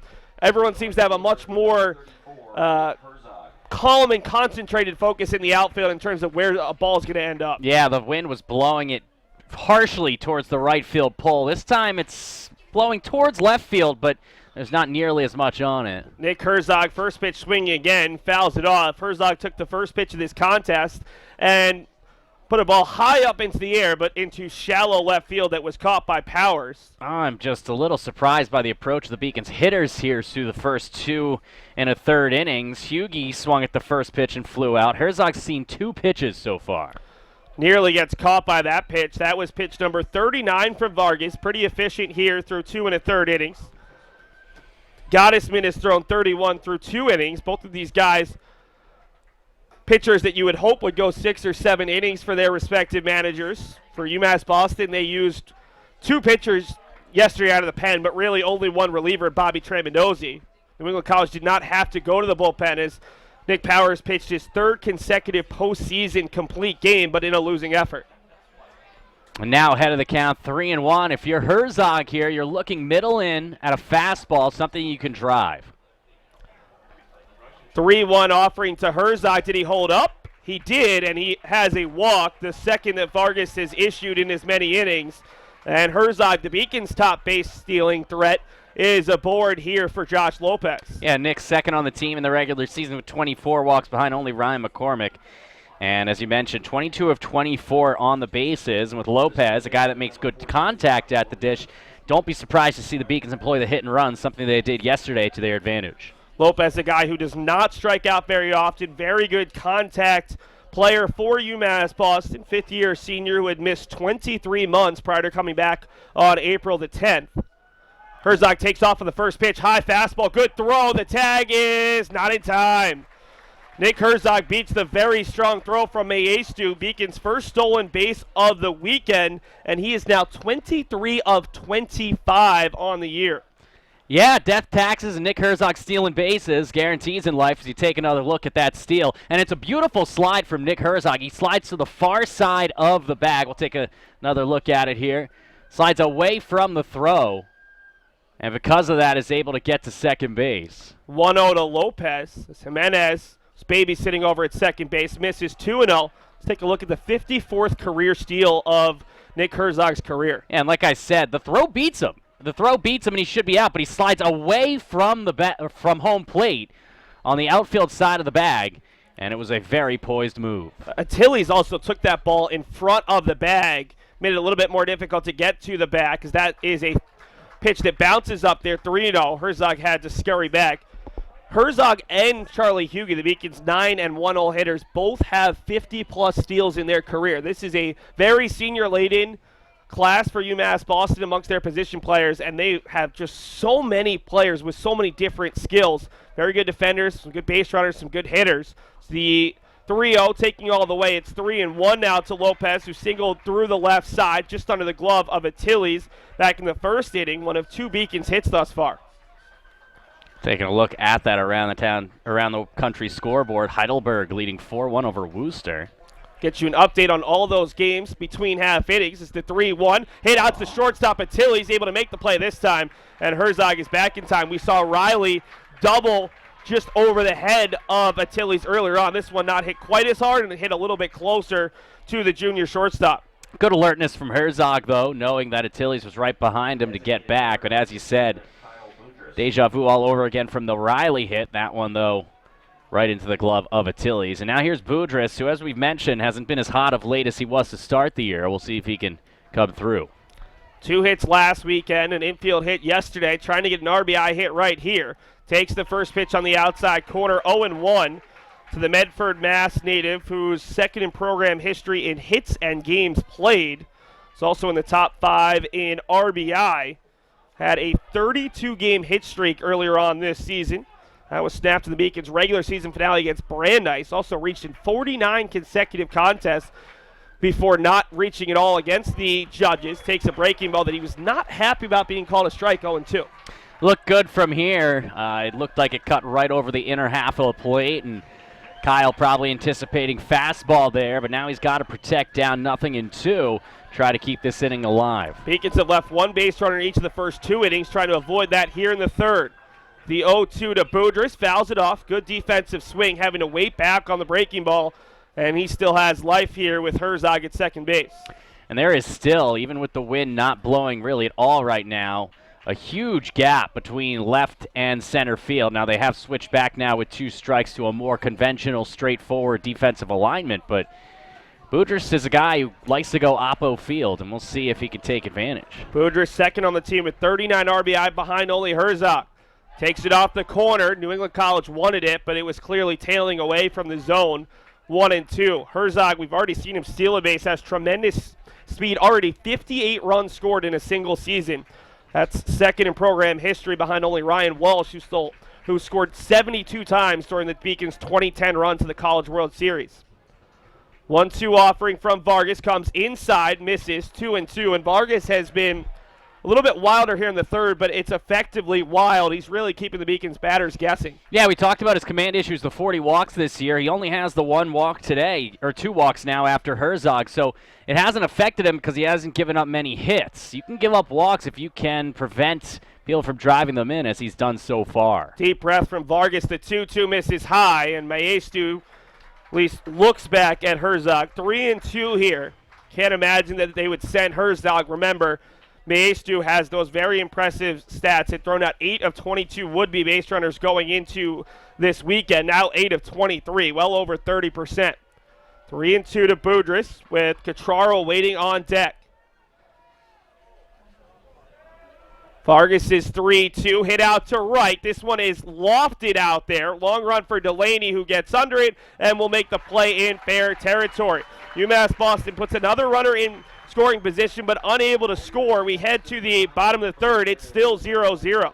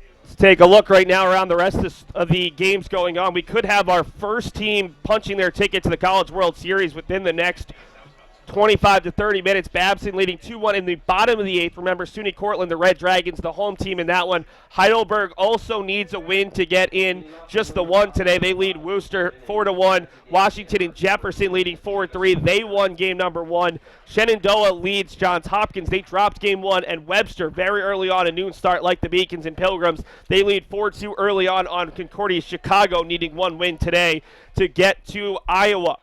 First pitch, breaking ball, is a strike to Jamison Carey. It's the left fielder yesterday, the DH today for the Pilgrims out of the 9-hole. The junior out of Amherst, Mass., the utility player / pitcher, hits it up on the right side. Lopez looks like he's got a beat on it in shallow right center, makes the play for out number one. Carey 1 for 3 yesterday, starting 0 for 1 here, and they turn the lineup over for Abar, who popped out to Gottesman to begin the day. Yeah, high pop that Eddie Riley completely lost on the third base side. I thought it could cause some real confusion, but Gottesman fielded his position pretty well. We saw it on the sack, but was able to get underneath it. Ben's also a juggler. Literally? He did it in his gift, so I would assume that if he was confident enough to do it in his gift, that he can probably at least do it on a amateur level. That's one of those things that I've always tried ever since I was 5 and never been able to master. So anytime I can see a guy who can do that, I know that there's a very talented young fellow in Ben Gottesman. 0-1 coming to Abar. That one misses. 1-1. Abar, the center fielder, was our player to watch yesterday. Very talented player who came into the weekend with the single-season record for hits. Still holds it with 59 hits and 177 at-bats, .333 average, and he's now ahead in the count at 2-1. Juggling's just one of those things where some people can pick it up instantaneously and make it look easy, and then for people like you and I mean, we could try for hours upon hours and never really get any kind of proficiency. As the breaking ball misses low, Gottesman, remember, the 4-1 strikeout to walk ratio. It's behind the count 3-1, 3 consecutive balls from the Beacons right-hander. 3-1 misses up high, his worst miss of the 4. And Abar is the first walk of the day and the third base runner for New England College in the last 2 innings. Well, Abar had a walk as part of a 1 for 4 day yesterday, and he gets on base for the first time here for the heart of the order. Jimenez went 2 for 4 yesterday. He did fly out in his first at bat, but certainly a tough guy to strike out. Also a tough guy to double up with his speed. Jimenez is one of 18 players on this roster from the state of Massachusetts. Freshman second baseman out of Lowell, Mass., 5'11". Bouncing away from Kites, who can't pick it up, and heading over to second base is Abar on a wild. Give a stolen base there? I would give that a wild pitch. He was not going on the pitch. Okay. Yeah, I thought he was going to steal it first. No. Going to be given a stolen base. We'll take a look at the replay and see just how far Abar was off first base. 1-0, and Gottesman all of a sudden has really lost the zone. 2-0. He's missed with 6 consecutive pitches, a guy who does not miss very frequently. Pressure on with 1 out and a runner in scoring position for Jimenez. And Jimenez again with those really high startups. Let's take a look at that pitch. No, Abar was very much held up at As first always, base. Seth's correct. We're wrong. Seth is right. Yeah, you just have to corner the eye. Gottesman misses outside with the fastball 3-0, and just wonder how many more pitches and tidies in the infield will come in. Gottesman's not an easy guy to get flustered. You only get 6 of these meetings at the mound. This is something that you and I, we broadcast a lot of Division III games, but there's never the umpires communicating with the press box enough for us to really focus on how many are left. During the regionals and now the super regionals, they've been very precise about the amount of meetings. So you get 6 total meetings defensively, just 3 with coaches, and the Beacons have used 1 of their 6 meetings. It's a little easier in hockey to follow how many timeouts have been used. Yeah, no doubt. You only get 1 in hockey. It's one of those things to speed up the pace of play. You don't want people coming out every other at bat with which to direct strategy. Big pitch here. 3-0 to Jimenez with Morin awaiting on deck, and that just misses. Back-to-back walk, something that I'm pretty confident in saying Gottesman probably hasn't done yet this year. Had just 12 walks coming in to the postseason, and now Daniel Gamble will come out and really try to settle him down. So we've got a look at a replay. I think this is maybe the final pitch of that at bat. Yeah, this is the ball that they just called, which was close. Yeah, it's a little high. It's ball 4. It's close, but you're not going to get that when you've thrown 8 balls in your last 9 pitches. They're just not going to give you that type of call. Update over from Babson Park. Babson had allowed a base runner to reach third for SUNY Cortland in the bottom of the 8th, but stranded. So the Beavers, who lost the Beacons in the 2017 regional final in New England, last year in the Mid-Atlantic final, needed 1 win in their final 2 games in the regional final against Misericordia and lost both. They are 3 outs away from making their first trip to the College World Series. Would mean that 2 teams out of New England would make it this year, as one of these 2 teams is destined to make the College World Series either way. 2 on and 1 out for Connor Morin, who takes the 9th consecutive ball from Gottesman. For a guy who has not had control issues, all of a sudden things have really come unwound. And you can't afford to just get a throw-me-over pitch to Morin because he's liable to hit it for extra bases. Beacons might need a great defensive play here. But first, he's got to throw a strike. Likes the sign he's given from Kides. Kides setting up outside. The 1-0 catches the inside corner, 1-1. You like the strike, but I'm not sure if you love the position. If that's where the Beacons were going and Kides was just confusing everyone, great, but that looked like that pitch missed by a little more than you would like. Yeah, definitely missed where the glove was set up. 1-1 comes back inside and hits him on the bounce. Oh, man. 3 consecutive runners reach without putting the ball in play. Walk, hit by pitch. You got to imagine someone's going to warm up. I almost wonder if Tyler Aruda is available on a second consecutive day after throwing just 2 innings yesterday. He would be your best go-to middle reliever, if not going to Joey Rogers, who's also available out of the pen as a guy who can start and probably give you 3 or 4 innings. But again, it's not getting hit hard. It's just been a little bit of wildness in a row as Evan Delaney, top hitter in this lineup, steps up already with the hit today. Hits it out to left. This has a chance to go. Looking up is Catraro, and it is 4-0 New England College.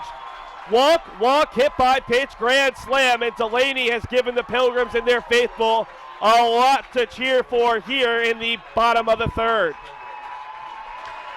Well, that's what happens when you put guys on via the base on balls. He walks back-to-back hitters at the top of the order. Then he hits Connor Morin and Evan Delaney. We talked about him as our player to watch, his power stroke. First pitch fastball, middle in, and an absolute rocket over the monster. And the Pilgrims have found shore as they lead 4-0 in the bottom of the 3rd inning. John, and as big of a momentum shift as this is, I think this game is far from over. So we show you the no-doubter off the bat of Evan Delaney. You can still hear the New England College fans cheering to our left. I don't think this is the end of the world as the pitch is fouled off by Nunez. There's that power of positive thinking. Oh, no, but, I mean, think about it this way. Let's take in some stats here. Stanley Vargas is the guy that's going to put guys on base because of the walk. Stanley Vargas is not a guy who has thrown a ton of complete games as Lopez makes the play on the line drive out to second.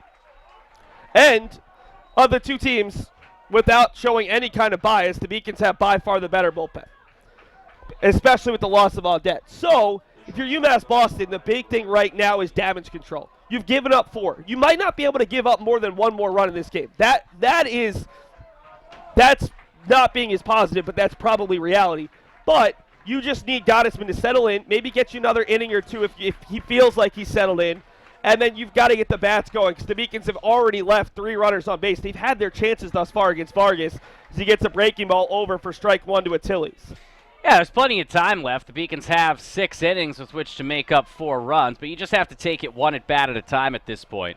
Take some more pitches. You saw the difference. The Beacons haven't taken a lot of pitches as that one's fouled out of play, and they haven't been able to put together any long string of innings against Vargas. This inning, they took a lot of pitches, did the Pilgrims, and ultimately they got Gottesman in trouble with his command and paid for it. 0-2 as Gottesman looks to get out of the long inning. Pop up on the first base side. Should get out of play, and it will do so over towards our camera well on the first base side. Beacons look to get out of this inning with just the 4 runs. Gottesman ran into a little trouble in the second back-to-back singles, including one that took a bad hop on Eddie Riley, but then got the next 3. Got the first batter of the third before walking 2 consecutive batters, hitting another batter, and then giving up the no-doubter grand slam. 0-2, swung on and missed. Gottesman's first strikeout of the day, but it does not salvage an inning that went all in favor of the Pilgrims. We head to the 4th. It's UMass Boston with their biggest deficit of the postseason, trailing 4-0.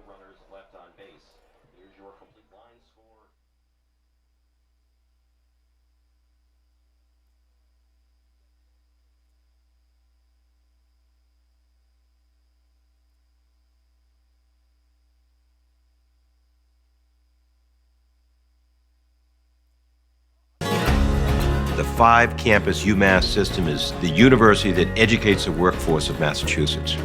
We recognize that we are truly here for a reason, and that recognition inspires us and drives us every single day. Paris changed my life, and I got there through UMass. Those very specific seminal moments in Paris, the subway. A man in a tuxedo walked in, and a woman in a long gown, and it was stunning. It all hit me. It was like a lightning bolt. There was this world of beauty and style that I wanted to be a part of. That was the beginning of the journey. And that all came through the University of Massachusetts. And that was really a key moment for me. That's one of those moments you never forget.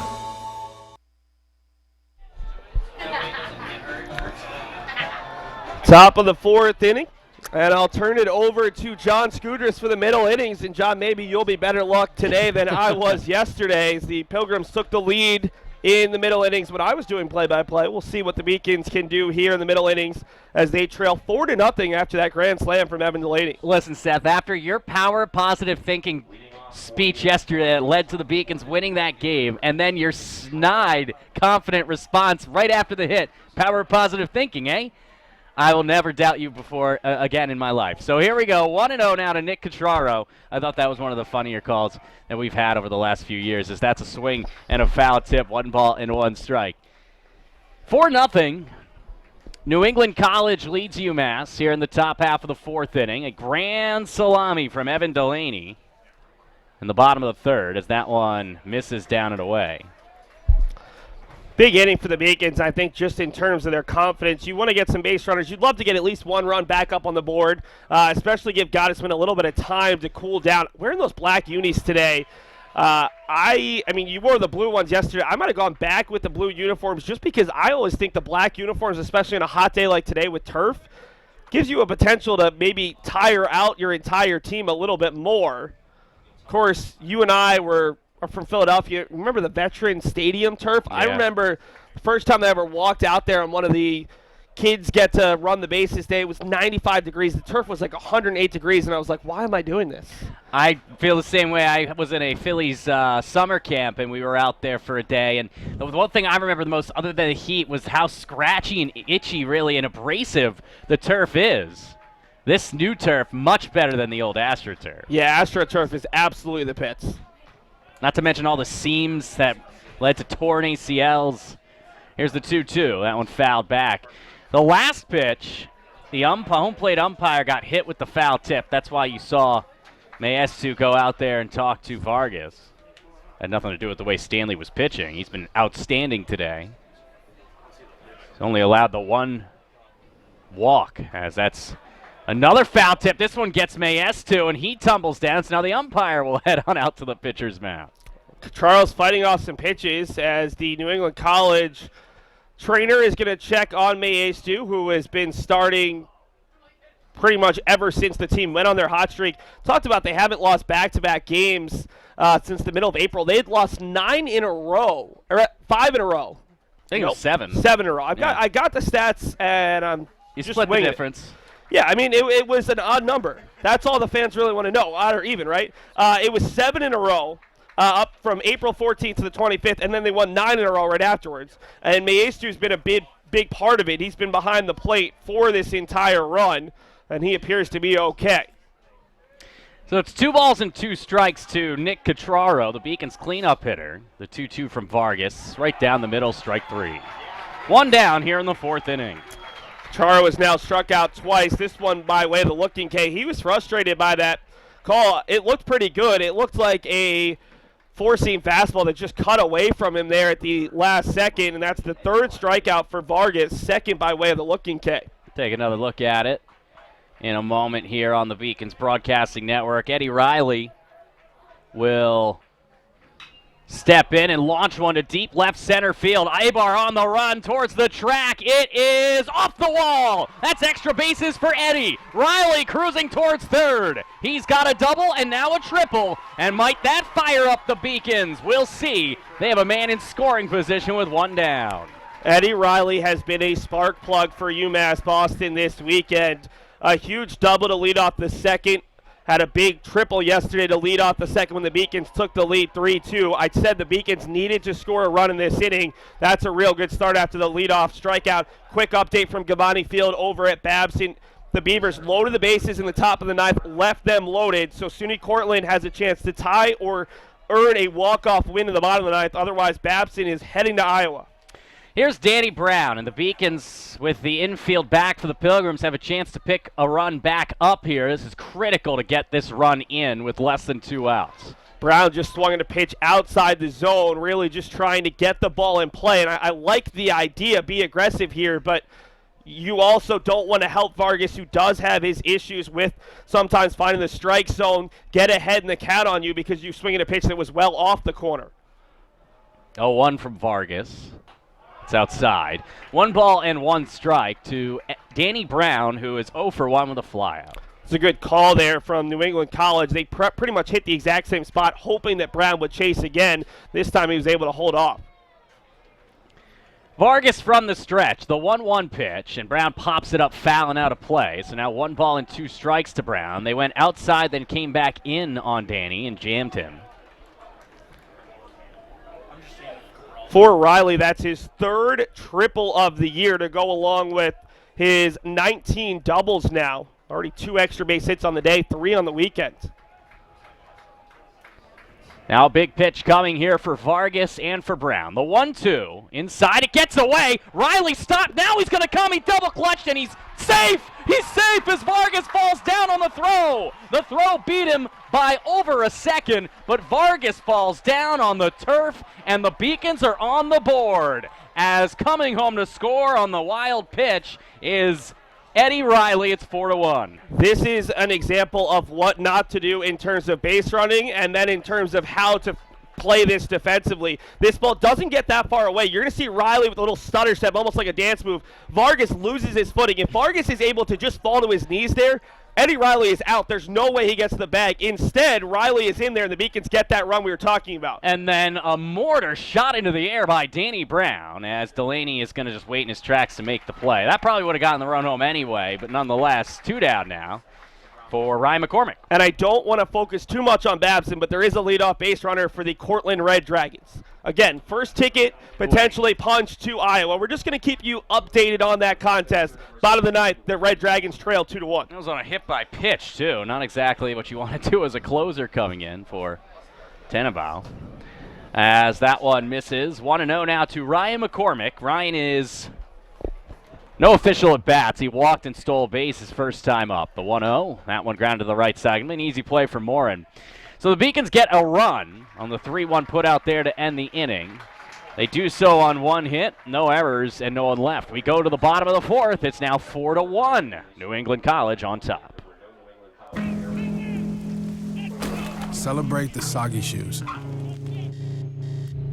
and the slow starts. Celebrate the lessons learned along the way.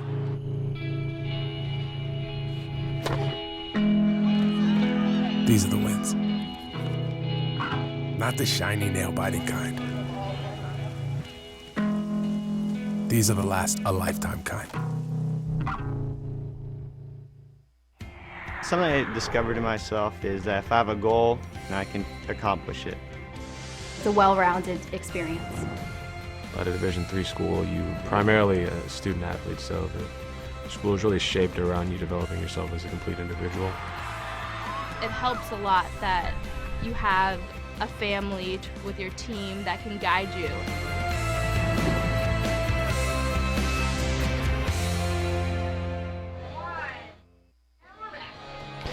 Ben Gottesman back out there for his 4th inning as the starter. He ran into significant command problems and with it significant trouble last inning after retiring the 9-hole hitters Jamison Carey. It went walk, hit by pitch to the first 3 men in the order, and then on the first pitch fastball, Evan Delaney parked one over the monster in left field to make it 4-0 on the grand slam for Evan. That's home run number 8 of the year, puts him atop Connor Morin for the team lead, but more importantly gave NEC a 4-0 lead. We now sit at 4-1 in the bottom of the 4th. And John, obviously you hate to see it from Gottesman, who has just been so good. You're talking about a guy who, again, came in with a 1.28 ERA, has barely given up any runs, 2 runs in the month of April.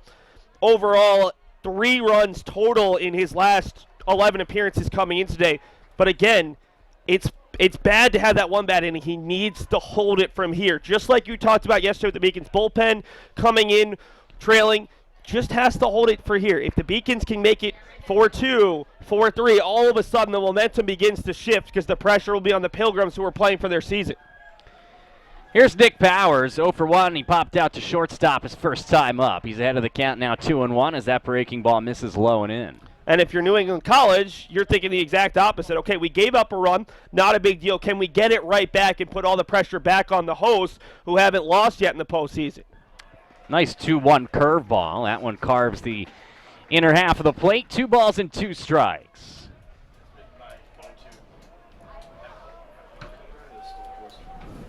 Lining up inside on Powers. That fastball, though, came on the outside of the plate, and Powers fouls it out of play. 2 balls and 2 strikes, as Babson is now 1 out away from advancing to Cedar Rapids. SUNY Cortland with the runner on third now after a sac bunt and a ground out. The 2-2 to Powers. Ground ball right side. Lopez to his right. Nice play by Josh. Makes it look easy. 1 down. Big first out for Gottesman, who got the final 2 batters he faced after giving up the grand slam. Remember, it was the wildness in that inning. Walk, hit by pitch, and then the grand slam. Came in, felt like he had to get that first pitch strike, and Delaney was sitting on a fastball and drove it out. Now he can pitch with a little bit more confidence if he can keep getting some strikes over. And this is an easier inning to attack, going 7, 8, 9 to start the bottom of the 4th. Here's Maestu as he swings and just barely gets a piece of a curveball, 0-1. Joe is 0 for 1 with a fly out to right. But it was an impressive fly out. Looked like it had a chance to get down, and Herzog made a running play to leave 2 runners on in the second inning. 0-1 from Ben. Fastball fouled out of play. And now this is the Gottesman we know and love. Getting a lot of strikes early, nothing in 2. Yeah, the walks were a real problem and a real surprise for a guy who came in with a 4-to-1 strikeout to walk ratio, and already today has 2 walks, a hit by pitch, and just the 1 strikeout. The 0-2 pitch. That one again fouled back. Stays nothing in 2.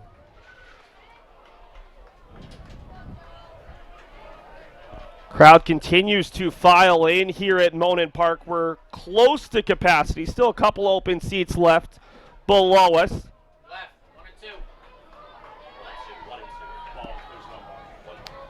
2-strike pitch. That one sky to right field. This one much easier than his first fly out to right as Herzog comes in. 2 down. Josh Lopez faking as if he was going to make that catch. Having a little bit of fun out there in right field. And the biggest thing, even when trailing, is just having a little bit of fun. This Beacons team thrives on their energy and has been extremely loose throughout this postseason run where, again, they had not trailed for a full inning until yesterday. This is their biggest deficit, but they're trying to keep that going, and Babson has officially won that Super Regional. They are the first team to make the College World Series this year, the number 7 ranked team in the country. 1 ball and no strikes to Jamison Carey, who popped out to second base his first time up.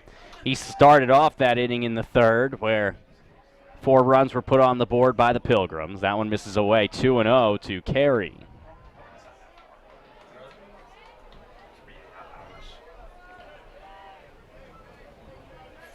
A little bit of lull in the energy right now here at Monin Park after the grand slam for New England College. The Beacons answering back. Carey rips that one to center field. Danny Brown coming in. An easy play for the Beacons center fielder in a 1-2-3 bounce back inning for Ben Gottesman. We head to the 5th. It's 4-1 NEC.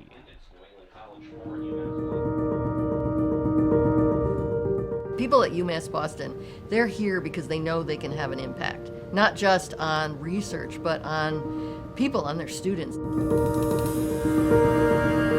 This is just a starting point. It only has potential to grow, and it has a big potential to grow up. You're really having a direct impact on people's lives, and you can see that now, and you can see that years from now. So I think it's becoming like the place that people want to go. What UMass Boston is able to offer to its young people certainly stands out to that mission that was set right out in the beginning. It's something UMass Boston should be and can be very proud about.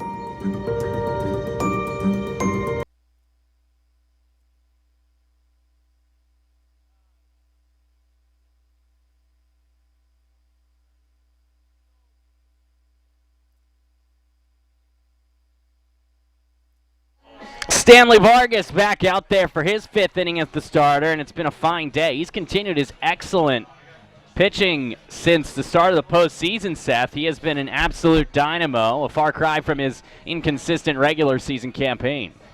Yeah, he's only thrown 68 pitches thus far, 39 strikes versus 29 balls, a 0.75 ERA previously. Last weekend only made it 5 innings against MIT, gave up 4 unearned runs in a comeback 6-5 win over the Engineers in the winner's bracket. Has pitched well, but he has had base runners on in every inning thus far for UMass Boston. The Beacons just have not come through with the clutch hits, leaving a runner on in each of the first 3 innings before Riley scored on that awkward wild pitch play in the 4th. Here's Nico Kides leading it off here in the 5th inning. Kides 0 for 1 with a strikeout looking. That was one of the turning points in the first half of this game when the Beacons had runners at the corners with only 1 out. Here's the 1-0. Nico rips that one right center field. That's going to sink for a base hit. So Nico Kides gets the Beacons started well here in the 5th inning. He thought about 2. Smartly holds up at first.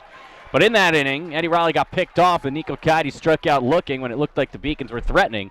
We'll see if they can bounce back here. Yeah, that's a really nice job by Kides, and the Beacons have a leadoff base runner for just the 2nd time in 5 innings. A nice swing from Kides, taking it the other way. A guy who, as bad as woken up a little bit, had a couple hits in the LEC title game, has hit better here in the regionals and now Super Regionals, and brings up Charlie Huegi. I don't think this is a bunt play necessarily, but I do think you might see Huegi put down a bunt for a hit He's got that elite speed and has really good control of his bunts. He's able to put it down with accuracy where he wants it. If anything, you'd be looking down the third base line. They aren't playing him defensively for a bunt as the fastball misses high, ball one. Charlie 0 for 1 with a fly out to center. He had that 2-run double yesterday. A trend of his over the last couple of weeks has been the two-bagger. I believe we said, 8 of the last 9 games he's had doubles. If he can make it 9 of 10, the Beacons will be in real business as Kites dives back on the pickoff attempt. Yeah, 8 of his last 9 after having just 1 double since the Beacons came back from Florida. He's riding an 11-game hitting streak, yet to get a hit today. Flew out to center to lead off the third inning. It's 1-0 now to Charlie Huegi as that one's fouled out of play. 1 ball and 1 strike. Beacons have been out hitting New England College thus far with the 4 hits after Kites' leadoff single in the 5th. The only issue is the one big hit with runners in scoring position was that Delaney grand slam back in the 3rd inning. Again, I think the Beacons needed a run in the 4th. You'd love to get another one in the 5th and cut this deficit at least to 2. 1-1 curveball never really broke. It's 2-1 now to Charlie. The other thing is you want to drive this pitch count up for Vargas. Came in just under 70 to start the inning. He threw 109 pitches in 5 innings against MIT last Saturday, 115 down in Florida early in the year. It's not a guy who's going to throw 125, 130 pitches like Powers did yesterday. And even Powers admitted he was probably tiring a little bit in that 8th inning when the Beacons were able to score the 2 runs to tie and take the lead. It's 2-2 now to Charlie Huegi as Herzog waits on deck. Nick's still looking for his first hit of the day. We'll see if Charlie can get on base in front of him and make him the tying run. Here's the 2-2.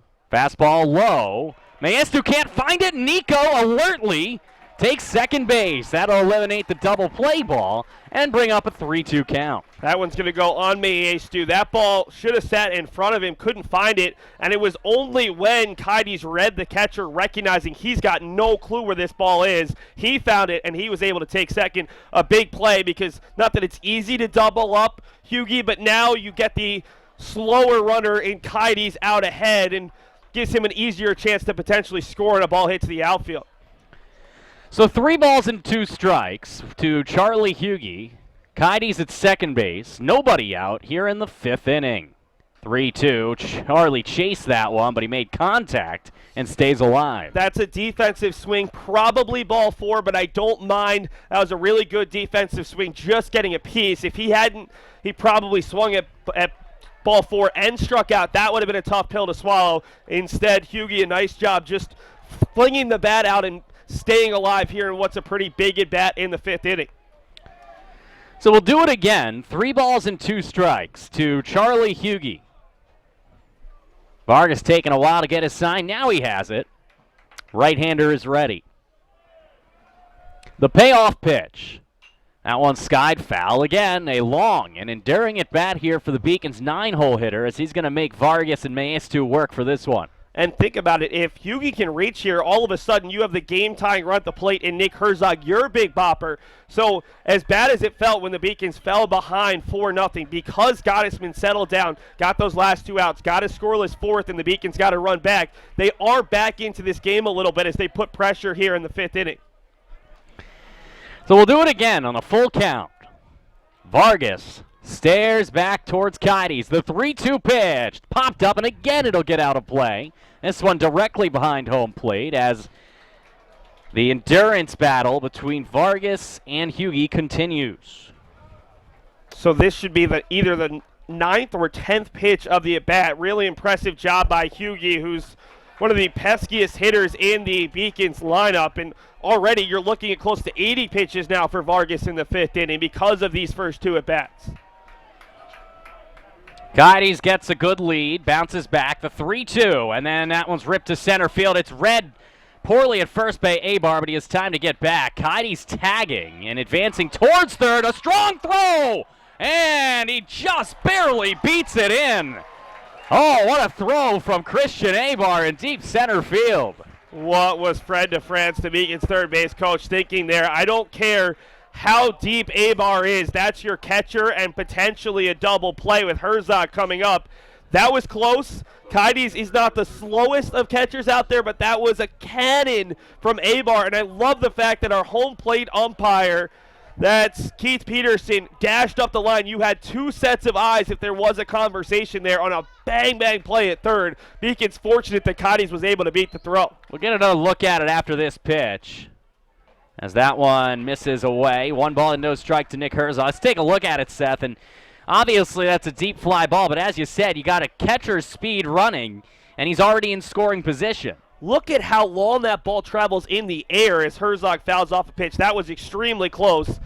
And the Beacons catch a break there at third base after both of us thought that they probably were cost a base runner when Riley was thrown out in the second. I think Kaides was in there, but boy, was that too close for comfort. 1-1 is grounded foul up the third base line, and so now Herzog in the hole, 1-2. Lopez is on deck, 1 down. Beacons trailing by 3 runs.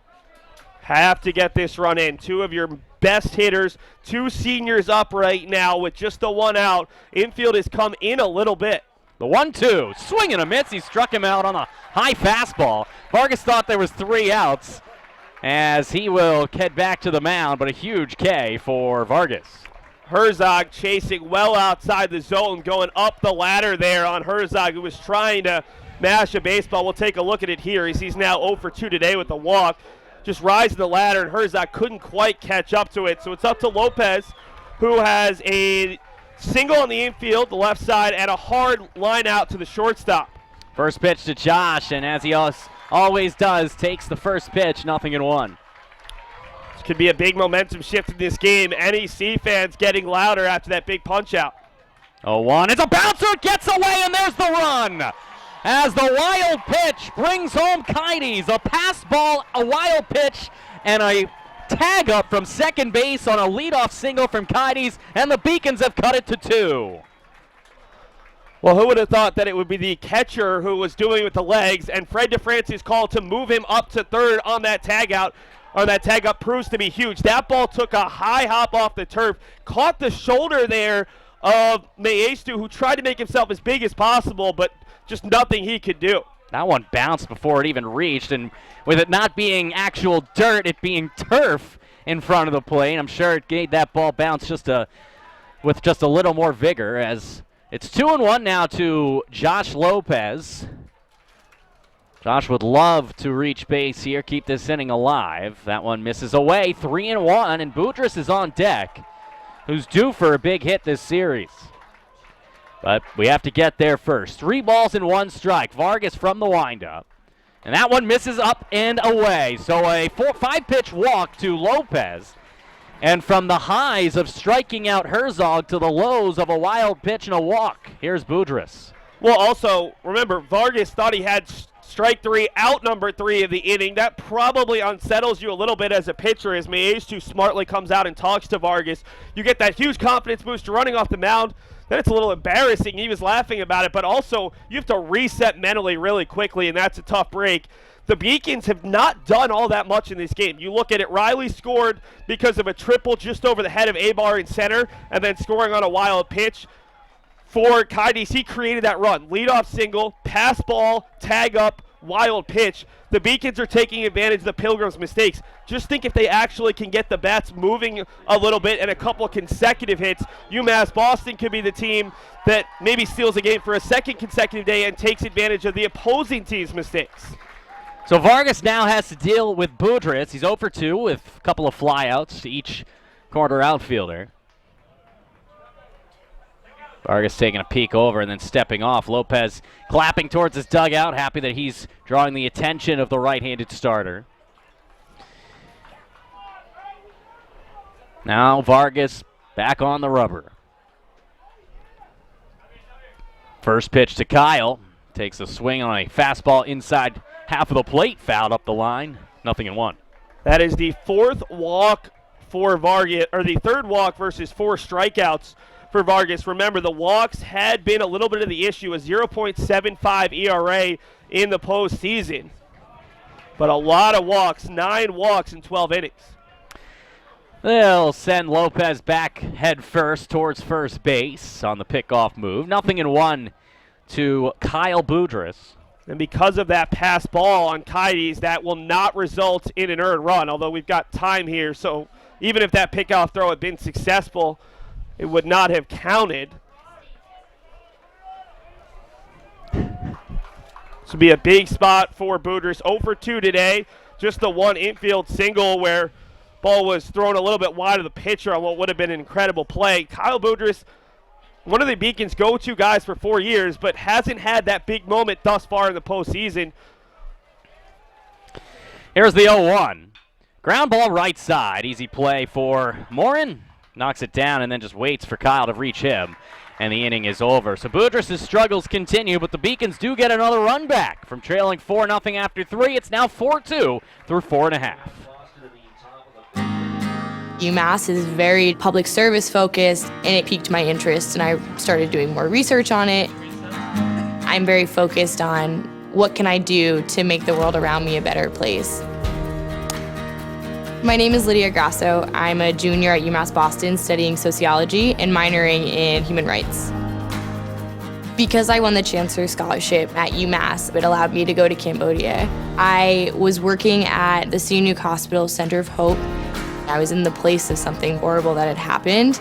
I could either go home and kind of forget about that experience and kind of block it out, or I could do something so that things like that never happened again. UMass provides me with opportunities that I wouldn't get anywhere else and gives me a global perspective in a public setting. I definitely transformed at UMass.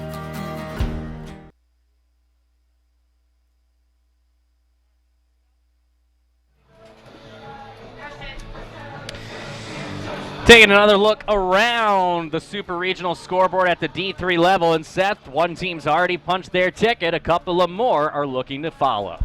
Yeah, Babson, the first team in their first trip ever to the College World Series. Heidelberg leading 4-1 with the bases loaded and no outs.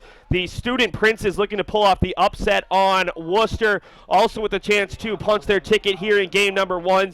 Washington and Jefferson leading in the 9th. Johns Hopkins, the road team in today's game, leading in the 5th. Webster leading in the 5th as well. UMass Boston trying to avoid being the only team that has to go to a game 3 after winning yesterday.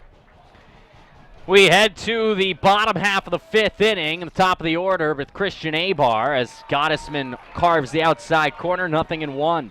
Abar, the leadoff hitter, who started that rally in the 3rd inning by walking. He was behind the count 0-1 and then worked a 5-pitch walk as Gottesman just misses there, 1-1. The good news for Gottesman, after giving up 4 consecutive base runners, 2 walks, a hit by pitch, and a grand slam, he's now retired 5 in a row, and he'd like to keep that going, really get into a groove here because the pitch count hasn't been an issue.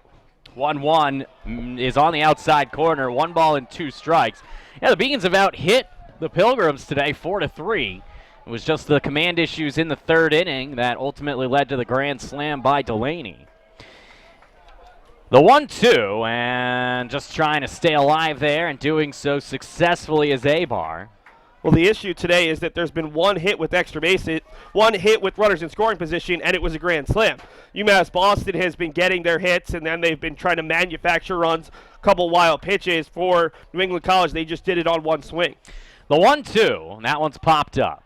Lopez back towards center field. He's called off by Brown, and Danny makes the play. 1 down. I don't think anyone has more fun playing baseball than Josh Lopez. He was running out there, thought he had a chance, then he was called off, had to avoid Mike Lum, and then trying to fake us up here because he's the only one that, we're the only ones that might get fooled, puts up his glove as if he's making the play. That's the 2nd or 3rd time he's done it. Josh Lopez is just so happy to be back out there after missing almost 2 consecutive calendar years of baseball. Came back on April the 10th.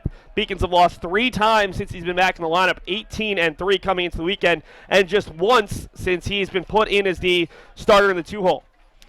Here's Anderson Jimenez. He's evened up 1 ball and 1 strike, 0 for 1. He flew out to left and reached on a walk, and then ultimately came home to score on the grand slam. And because Gottesman has regained his control of the strike zone, seen a couple of these New England College batters start to swing at pitches off the corner. That pitch looks very good on the inside half. Both Jimenez on strike one and even Abar on that last swing on the pop-up took a pitch that was maybe a couple inches off the corner and felt like they needed to protect.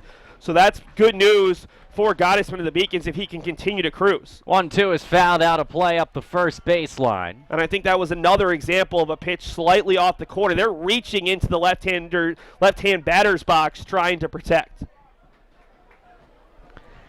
So here is Anderson Jimenez behind in the count, 1 ball and 2 strikes. Beacons trailing 4-2 here in the bottom half of the 5th. The 1-2 just barely holds up in time, 2-2. Good job there by Jimenez to hold off. The freshman has been very impressive this weekend. Made that great defensive play in extras against Southern Maine to keep their season alive last weekend and has played well this weekend in all facets of the game.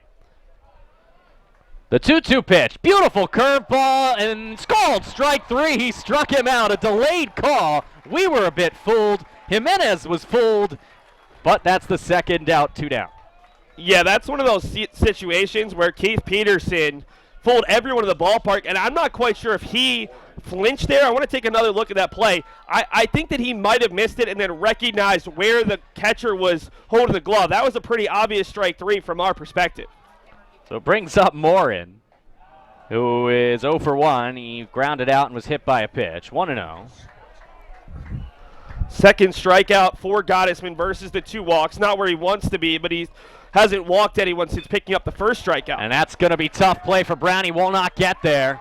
Cuts it off well, and he's going to hold Morin to a single into the left center field gap. He will not get there, but you had to hold that call for a little bit longer thinking, okay, he looks like he's got a chance at it. That's what Brown does to you. I mean, that can be a situation where it keeps a base runner if they're already on base close to the bag for a little bit longer.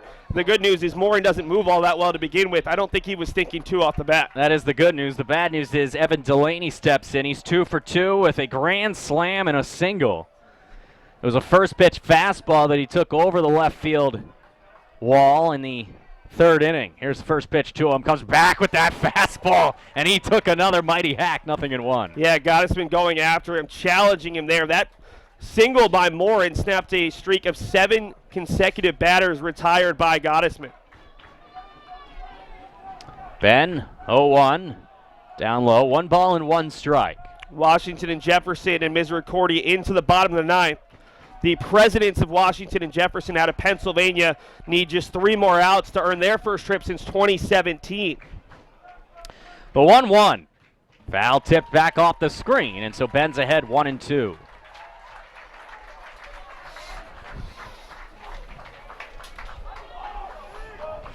The runner at first is Connor Morin. Evan Delaney, who went deep moments or innings ago in the 3rd. He's behind 1-2, and now we do have some action in the Beacons bullpen. The 1-2 is down and away, 2-2. Joey Rogers, who would typically be a starter if this was midseason where you're playing 5 games in a week, is out there in the bullpen. You can actually see him in that bottom right corner beginning to warm with Gottesman on the left side. Rogers has been one of the Beacons' better relievers. They're big lefty out of the pen in this postseason. 2-2 pitch is down low, and so now Morin will be off with the 3-2 pitch to Evan Delaney. Looking at Gottesman, only at 78 pitches, but I wonder if they're just going to try to turn it over to the pen a little bit early because he did have some of those issues. He's given up the 4 hits, but it was really just that one big inning for New England College in the 3rd. The 3-2 pitch. Ground ball up the middle. Going to be a really tough play. Huegi slides. He has no play. Did a good job cutting it off because that held the runner, Morin, who was stealing to second base. But that is an infield single for Delaney. If not for the 3-2 count, maybe you have a chance at Morin there if he's not going on the pitch. Instead, a great job by Huegi just to keep it in front. And now let's see if Gottesman can get this batter, because I think if the inning goes much longer, you might see Joey Rogers come on, although each of the next 2 batters are righties. I think if it gets to Powers, the lefty. That's it now. They're going to bring in the lefty Rogers to face the lefty Nunez, Seth, and that's just some old school baseball there from Brendan Eigerbrodt. And what has been a solid day for Ben Gottesman. He ran into the trouble with the command in the 3rd, and now with 2 outs, he's given up back-to-back singles to that murderous row in the middle here in the 5th inning. So it'll bring in the lefty Joey Rogers to face the lefty Xavier Nunez in a critical moment here in Game 2 of the 2019 New England Super Regional. We'll be back with Rogers' numbers in a moment.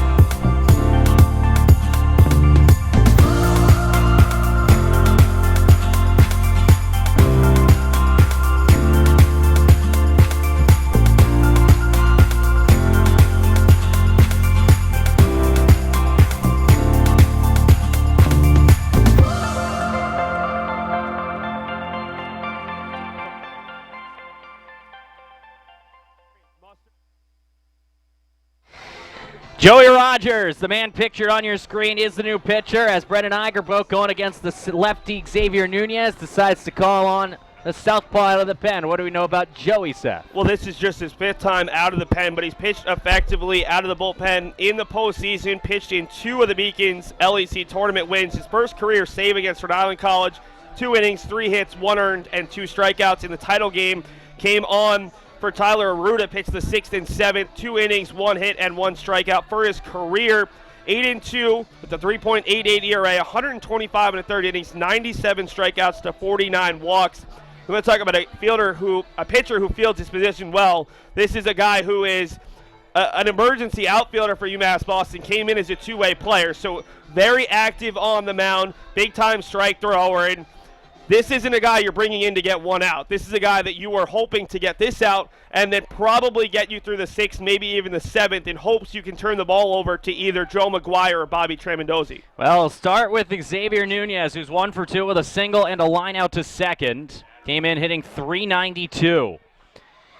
Lefty on lefty. Maybe not the lefty you want to see, though. Xavier Nunez apparently is hitting .421 against left-handed pitching this season. We'll see if that trend bears fruition. The first pitch to him is low. He checked his swing, and he did go around, says the third base umpire. So he giveth and he taketh away from the Beacons today. It's 0-1. Yeah, we're just having a little bit of fun there with our third plate umpire, Drew Hoagland, who was behind the plate today. Still a little bit of a controversial call, calling Riley out on that pickoff move back in the 2nd inning, but that's a big first strike for Rogers. I'm always having fun. Here's the 0-1. That's in the dirt. Nice block from Nico. 1-1. Rogers, remember, did not pitch in the regionals last weekend. So this is his first appearance since Mother's Day 2 Sundays ago. Also, this is a guy who's used to starting. Would have been the Beacons' number 3 starter this year if not for an injury that cost him about the first month and a half of the season.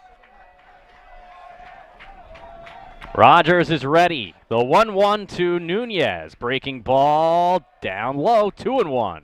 He's trying to feed him a lot of those curve balls, trying to get him to just roll over one on the right side. Thus far, Nunez has done a nice job holding up, at least on the last 2 pitches. Lopez playing in his deep into the second base positioning, almost in right field. Here's the 2-1.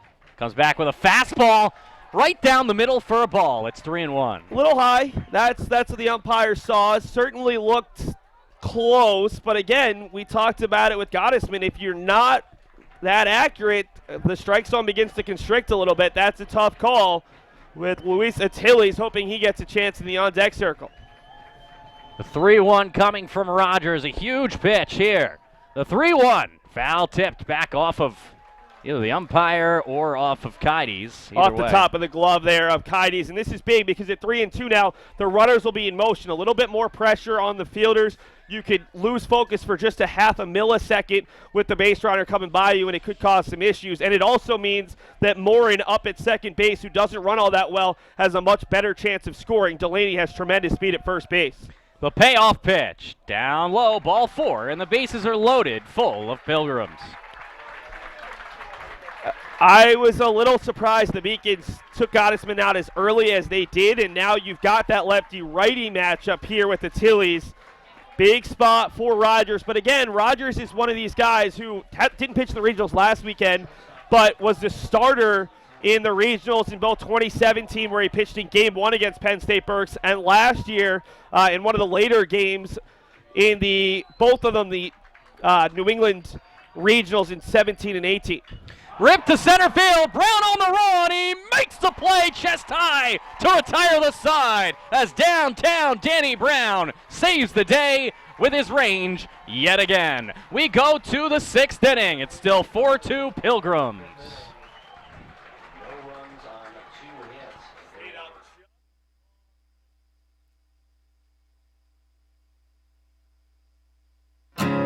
Psychology is about understanding the individual and understanding the mind. The main reason why I want to combine psychology and business degrees is because I want to understand the business decisions that are made. I'm Nurçin Çelebi. I'm from Turkey originally. I'm a senior at the 5-year BA to MBA program at UMass Boston. I think in management, the biggest mistake you can make is to not listen. So I want to be able to step into a company and say, here's what you're doing now, and here's how you can improve it. I moved here when I was 16 for high school. Moving from Turkey, it was a rough journey for me because when you don't really speak the language that well, and when you don't really fit in the crowd, it's very easy to disappear. But I decided not to give up, and UMass helped me. I wanted to be able to improve myself. I wanted to be able to try new things, and I think UMass gave me a really good head start on that.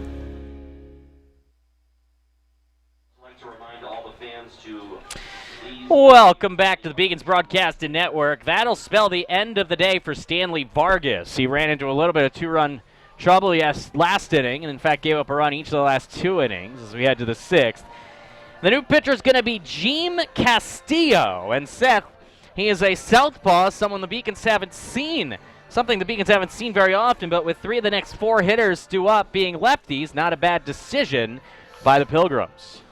No, Castillo doesn't have the best of numbers this year, making his 6th appearance, 5th out of the pen, a 1-1 record with a 5.00 ERA, just 9 innings, 8 hits, 5 runs, 5 earned, 6 strikeouts versus 3 walks, has allowed 2 doubles and 2 home runs amongst those 8 hits. Opponents hitting .242 against him. The kinesiology major out of Lynn, Massachusetts, looking at what he's done lately, pitched in relief of Vargas against MIT. 3 hits and 1 earned run in 2 innings of work. Allowed a double amongst those 3 hits and a walk. So they're hoping that he can give them another productive appearance, as this is his 2nd time out of the pen. So Castillo will face Catraro, Riley, and Brown. Anyone reaches McCormick due up. Looks like all 3 have a bat and are ready to rock against Jim Castillo. Beacons trailing 4-2, 2 runs on 4 hits, no errors. New England College, 4 runs on 5 hits, no errors. And Nick Catraro will step in to be the first one to greet Castillo. Good day for Stanley Vargas, doing exactly what his coach needed out of him, limiting the Beacons offensively. 5 innings, 4 hits, 2 runs, just the 1 earned run because of the pass ball in the last inning. 3 walks versus 4 strikeouts. Did a really nice job for the local kid, a junior out of Boston, Mass. Castillo will work solely out of the stretch here. Left-hander sets up on the left side of the rubber. The first pitch to Catraro is down low, 1-0. And while we saw Vargas, or Nunez, as a lefty who hits lefties really well, for the Beacons, it's Brown who's been the lefty who's hit lefties over 300 this year. So that's not necessarily a win if you're New England College in terms of that lefty versus lefty matchup, especially if you can get one of these first 2 batters aboard ahead of Danny Brown. He's yet to get a hit today, but we've talked about it all postseason. He's been the guy who stepped up in clutch situations. It's 1 ball and 1 strike to Catraro, who struck out twice, once swinging, once looking. 1-1, down low, 2 balls and a strike to Nick. It's interesting how early these 2 pitchers were pulled. Vargas only threw 90 pitches through 5 innings. Gottesman 84 through 4 2/3. So both of them had more in the tank. It was just the coaches maybe being a little more conservative with so much on the line. 2-1 rip to the right side, a base hit for Cotraro. So he gets his first hit of the day and a good start against Castillo for the Beacons. Exactly what you want, and now you bring up the guy who's been the Beacons' best hitter this weekend already today. Eddie Riley has a double, a triple, and a run scored. Had a big triple yesterday to start the scoring for UMass Boston. Has scored 3 of the Beacons' 7 runs this weekend, and right now, John, you're pointing the long ball. Stay within yourself. That's the message from Brendan Eigerbolt. You do not need to hit a home run here. Just move the line along as it gets away and gets through the wickets again, and Maestu.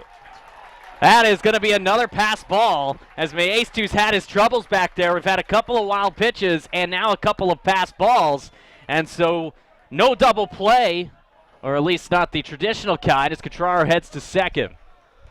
And again, John, when I said it was 4-0, I said the Beacons just need to get a run here, a run there. If they can get this run in 4-3, I think the pressure's back on New England College as Riley fouls it off, looking potentially for that big fly. He does have 5 home runs this year. It's been an extra base hitting machine with his double and triple, 2 doubles on the weekend and his triple. You're looking at a guy who already has 20 doubles, 3 triples, and 5 home runs.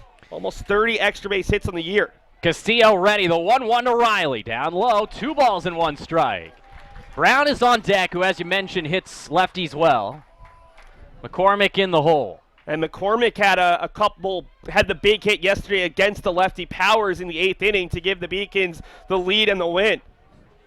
Castillo gets his sign. Takes a peek back and comes home 2-1. That one's fouled out of play again, 2-2. Riley is swinging a lot of pitches, but he is seeing the ball extremely well. Taking that big, long hack, trying to drive the ball. He hit really well during the LEC tournament, did not hit well at all, was really frustrated during the regional, but we're seeing the good version of Eddie Riley at the dish this weekend in the Super Regional. Castillo gets the sign on the 2-2 coming. Outside, and a full count now to Eddie Riley. And the last thing you want to do is put 2 men on base with nobody out here. Big breaths from both guys. Eddie Riley in the box. Jim Castillo takes a small step off the mound. Pressure is mounting here in game number 2. Castillo is ready. The payoff pitch. Chopped off of Riley's left leg. He collapses in front of the plate. I think he's going to be okay, though, as he pops right back up. Probably a benefit to the Beacons. If that ball stays fair, I don't think Cotraro moves up because it was hit on the left side of the infield. The 2 fielders probably would have looked Cotraro back. Now, even a ball on the right side, as long as it's not directly at Anderson Jimenez, I think you move Cotraro up with just 1 out. So a 3-2 pitch coming here to Eddie Riley. Another foul tip as Riley stays alive. And we officially have our second entrant to the College World Series. Washington and Jefferson, the Presidents, outlast Misericordia, the Cougars, and the Presidents, who were in the College World Series the last time the Beacons were, will be there. In Heidelberg, it's just a matter of time. They've opened up a 14-1 lead in the bottom of the 8th inning. 10-run 8th to take a 14-1 lead on Worcester. 3-2, grounded to the left side. They're going to look the runner back, Cotraro, and they're going to fire over to first to retire Riley. Good play from Nunez, 1 down. Huge pitch there from Castillo and a big out to keep the runner from moving up. And before anyone can correct me, I know it's Worcester, but we're not going to have to worry about that name for much longer. I don't know, Seth. Power positive thinking. It's only the 8th inning. Well, it's the bottom of the 8th inning, so they'll have 3 outs to score 13 runs to tie. And Johns Hopkins leads 5-3 in the 6th. That could be the next game to end, depending on how this game goes. Here is Danny Brown. He squares around a bunt, pulls it back, takes it 1-0. I don't mind that. We haven't seen Castillo have to field a ball. Danny Brown has immense speed. This is not bunting for a sack. This is bunting for a hit. Man, your middle name should be Bunt, Seth. I love bunt. Bunting was the one thing I was good at offensively. The 1-0, right down the middle, 1-1. I think that an effective bunter, especially at this level, is huge. I agree in this right situations. If they were down 1 run, but they're look down at where 2 Xavier runs. Nunez is at third base. He's playing so far behind the bag. We haven't seen Jim Castillo have to field a ball. That gives you a chance with Brown's speed. I haven't seen anybody be able to get enough bunts down consistently, as there's a swing and a miss, 1 and 2. Now, unless you're thinking lefty-lefty, that's your better strategy. We just heard how good Danny Brown is against lefties. So either way, Castillo is a guy who came in as a first baseman / pitcher, but again, first basemen are not known for their tremendous speed coming off of the bag. 1-2 is high, 2 and 2 now to Danny. It's a moot point now. They're not going to bunt with 2 strikes. Hey, I wouldn't think. Wasn't it Achilles who got it down with 2 strikes earlier on in this game? In a bunt situation. I believe it was yesterday. I thought it was today. Are we mixing up our days? I think it's all blending together at this point, Seth. Here's the 2-2. Swung on and missed. He struck him out. And the Beacons with a couple outs here after getting a man in scoring position with nobody out, and it'll bring up McCormick. Great job by Gene Castillo just burying a pitch. Made Brown look pretty foolish. He's now 0 for 3 today, and Beacons have that next man out mentality. It's up to McCormick, who had the big hit yesterday. That 2-run single is 0 for 1 today with a walk, a steal, and a ground out to first. First pitch is down and away, 1-0. He's got great stuff, Castillo. We've seen some really nice breaking balls. That pitch had some late motion just off the corner. Not an easy pitch to hit. Castillo had command problems this season, but not tonight. Right now, he's been sparkling after the leadoff single. Ground out strikeout, and then there's a little chin music on McCormick. 2-0 to the Beacons' first baseman. Beacons still looking for that first hit with runners in scoring position. Have scored both of their runs on wild pitches. Castillo retucking in his shirt, adjusting a few things out there on the mound. Right now he doesn't need to adjust the way he's pitching. He's been solid here in the 6th inning.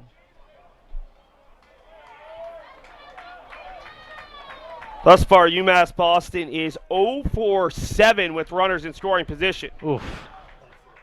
That's not going to win you a lot of ball games. Right now, the 2-0 in the dirt, 3-0. So now, a 3-0 count to McCormick. The right-hander, Kides, is on deck. Kides today has a single and a strikeout. McCormick at the dish.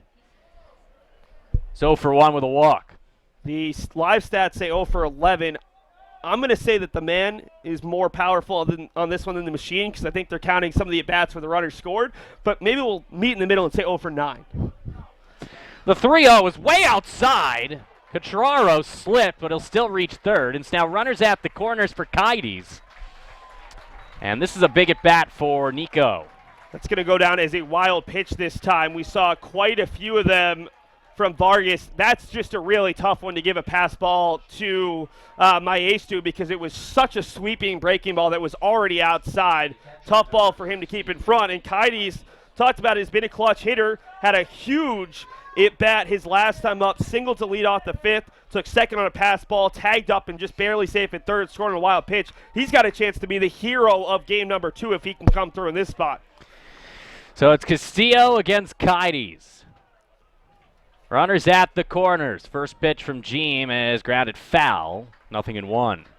And right now, no one up. So we talked about the lefties early on in this inning. Well, now you've got righty and Kides. If you get to it, Huegi, Herzog, and Lopez, all righties. And these are Castillo's batters to face, at least in this inning, you would think, because there is no one out there for New England College outside of a couple guys hanging on and watching at the edge of the bullpen.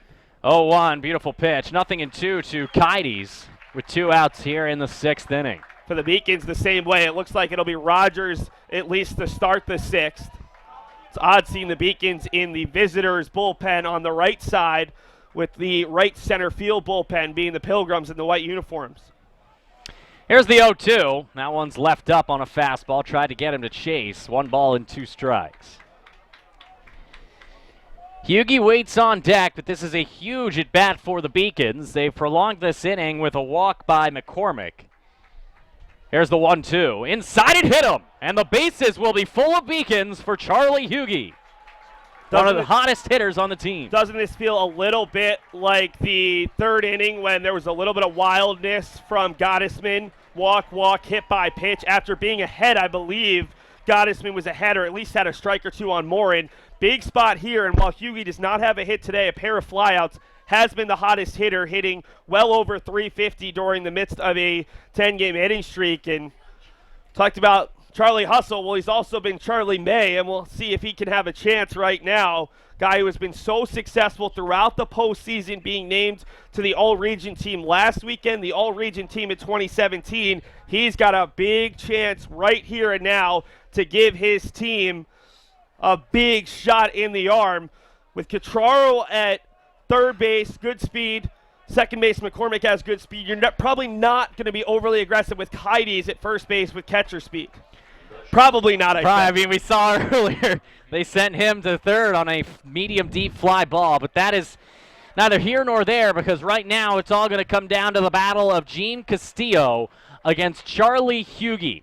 Bases full of UMass Boston Beacons here in the top of the sixth. It's 4-2 New England College. First pitch to Charlie's outside, 1-0. And you know no matter what, that Hugi's going to try to work this at bat a little bit, make sure that Castillo can get one over after a walk and then a hit by pitch. He's not that guy who typically swings first pitch. It was single, ground out, strikeout, walk, hit by pitch. Pass ball and a wild pitch in there as well. The 1-0 is right there. 1 ball and 1 strike. Nice change up there that caught the outside corner. Huegi just asking about where was that height-wise. 1-1, senior versus senior right now between Castillo and Huegi in what is a huge spot in this game with the Beacons having scored the last 2 runs. Castillo is ready. The 1-1, down low, blocked by Maestu. And now a good hitter's count, 2-1 for Charlie Huegi, who has doubles in 8 of his last 9 games. Another here, and we at the very least have a tie ball game. Chance for that huge momentum shift that we saw yesterday a couple of different times. Beacons team has really put the pressure on New England College each of their last 3 at-bats. Here's the 2-1. Outside ball 3. 3 balls and 1 strike to Charlie Huegi. This is not a dead red light situation. This is we trust you. Look for a pitch in your spot, your pitch, your part of the zone. That's the only pitch you're swinging at here. Do not swing at a ball. Beacons fans getting a little rowdier here as they see a 3-1 count. Bases full of Beacons. 2 down here in the 6th. The 3-1 pitch. Inside corner, strike 2. So the runners will be off on a 3-2 count. And then Castillo signals to the crowd in his dugout to get on their feet. Huegi loaded up. He was ready to swing, but that pitch came inside, wanted no part of it. And a huge pitch coming as both fan sections are loud. They're stamping their feet. The payoff pitch will ensue. The runners will be off. Castillo from the stretch. The 3-2 pitch fouled off the screen as Huegi stays alive. Might have been ball 4, but I like the protection. Huegi, we've seen it a couple times, does such a nice job of extending at-bats. And the fans are just going to go more and more angsty right now here on. They are. I'm feeling angsty. I can't stay still. A huge pitch coming here. Catraro at third, McCormick at second. And Cody's at first. The runners will be off again. Beacons trailing by 2 here in game 2, trying to advance to the College World Series. A long time on the conversation between Castillo and Maestu, and so Charlie calls timeout. Yeah, I like the decision by Huegi there. Make the pitcher make a decision. I think you got to throw a fastball here unless you really have confidence in one of your breaking balls. Hugi's got to be sitting on that fastball and just looking. Go with the pitch. You do not need to turn on this baseball. The payoff pitch. Curveball, he rips it to left field. The Beacons are going to tie the game. 1 run will score. 2 runs will score. 2nd and 3rd as Charlie Hustle delivers again for the 9th time in 10 games. A double for the Beacons shortstop who silences the Pilgrims faithful and reties the game. It's 4-4 here in the 6th inning. And this is what Charlie Huegi does in May. He works counts. He looks for a pitch. He doesn't do too much. A huge 2-run double down the left field line. His 9th double in his last 10 games. It doesn't matter that the number 9 is next to his name in the lineup. He is a very difficult out in May, and all of a sudden, we didn't even notice the pitcher was warming up. It'll be another reliever here for New England College as the Beacons get to Castillo with 2 outs. A really nice job by this Beacons team to persevere after having that leadoff base runner, not being able to do much until they got to 2 outs. Seth, let's take another look at that clutch 2-out, 2-run double from Charlie Huegi. What a play. It came with an off-speed pitch on 3-2, and Charlie waited back on it, ripped it down the left field line, almost a carbon copy of his double yesterday in the 2nd inning that drove in 2 runs. And this place is electric. We are retied at 4 here in the top of the 6th inning as the Beacons have risen from the dead and are back in this game 4-4. We're going to go to a break. When we come back, we'll get you the news on the new pitcher, as it'll be Nick Herzog to greet the right-hander in a bit. UMass is very public service focused, and it piqued my interest, and I started doing more research on it. I'm very focused on what can I do to make the world around me a better place. My name is Lydia Grasso. I'm a junior at UMass Boston studying sociology and minoring in human rights. Because I won the Chancellor Scholarship at UMass, it allowed me to go to Cambodia. I was working at the Sihanouk Hospital Center of Hope. I was in the place of something horrible that had happened. I could either go home and kind of forget about that experience and kind of block it out, or I could do something so that things like that never happened again. UMass provides me with opportunities that I wouldn't get anywhere else and gives me a global perspective in a public setting. I definitely transformed at UMass. New pitcher on the mound will be Manny Alejandro, as Alejandro is the 3rd pitcher of the day. Big right-hander who moonlights as a catcher for these Pilgrims. And they're going to walk Nick Herzog, Seth, to load the bases again for one of the Beacons' best contact hitters and a man who's been clutch all year in Josh Lopez. No, I like that idea. I don't think you can let Herzog beat you here with first base open. It's not an easy out in Josh Lopez, but I just don't think Terry Doyle can let that happen. Alejandro doesn't moonlight as a catcher. He's listed as a catcher. That's his go-to position, but he has stepped up as a senior and become the closer on this team with 3 saves out of East Hartford, Connecticut. Last weekend in the regional, as I pull it up, pitched against MIT, 1 inning allowed, 2 hits, did not allow a run with a strikeout. Against Mitchell in the NECC championship game, 2 innings, 1 hit, got the save in that 2-1 victory. 1-0 curveball. Ooh, they say hits the outside corner, 1-1. Alejandro, a strike thrower on the year, has not allowed a run in 7 2/3 innings. 3 saves, 6 hits, 5 strikeouts, no walks. Opponents hitting .214 against it. 1-1 misses away with a fastball, 2-1. The runner at 3rd is Kites. Hugi's at 2nd. Herzog's at 1st. Great speed at 2nd and 1st. And a big at bat here for Lopez, who is 1 for 2. Josh trying to give the Beaks their first lead as that one hits the outside corner. 2 balls and 2 strikes. Nice placement of that fastball right on the outside part of the plate. Yeah, Lopez, not a guy who's afraid to hit with a couple of strikes on him. We'll see if he can get an aggressive cut.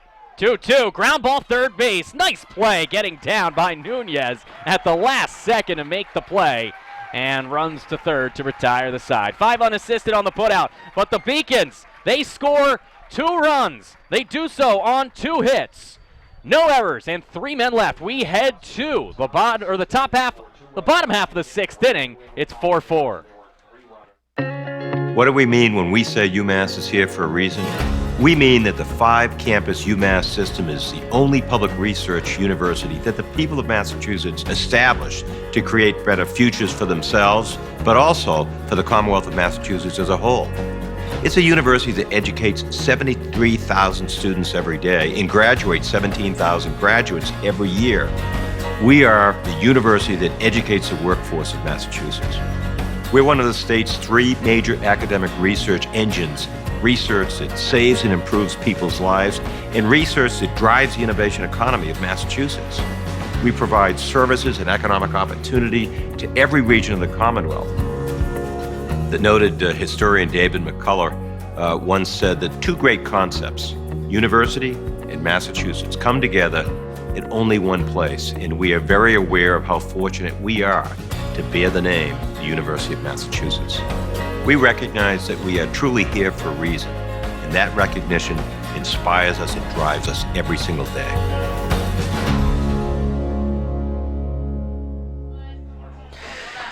Joey Rogers back out there for his first full inning of work. Now we're going to take a look at the around the town scoreboard. What do we got, Seth? Yeah, we're going to bring you all the scores before the top of the 7th, but we've got our third team who has punched their ticket. The Heidelberg Student Princes, definitely a unique name, earns a 14-1 win, sweeps Worcester, who was a number 1 seed last weekend. So they joined Washington, Jefferson, and Babson.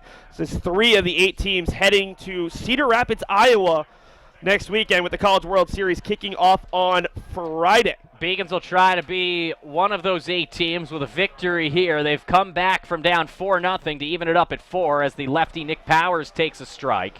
1 ball and 1 strike to the left fielder Powers, who comes in 0 for 2.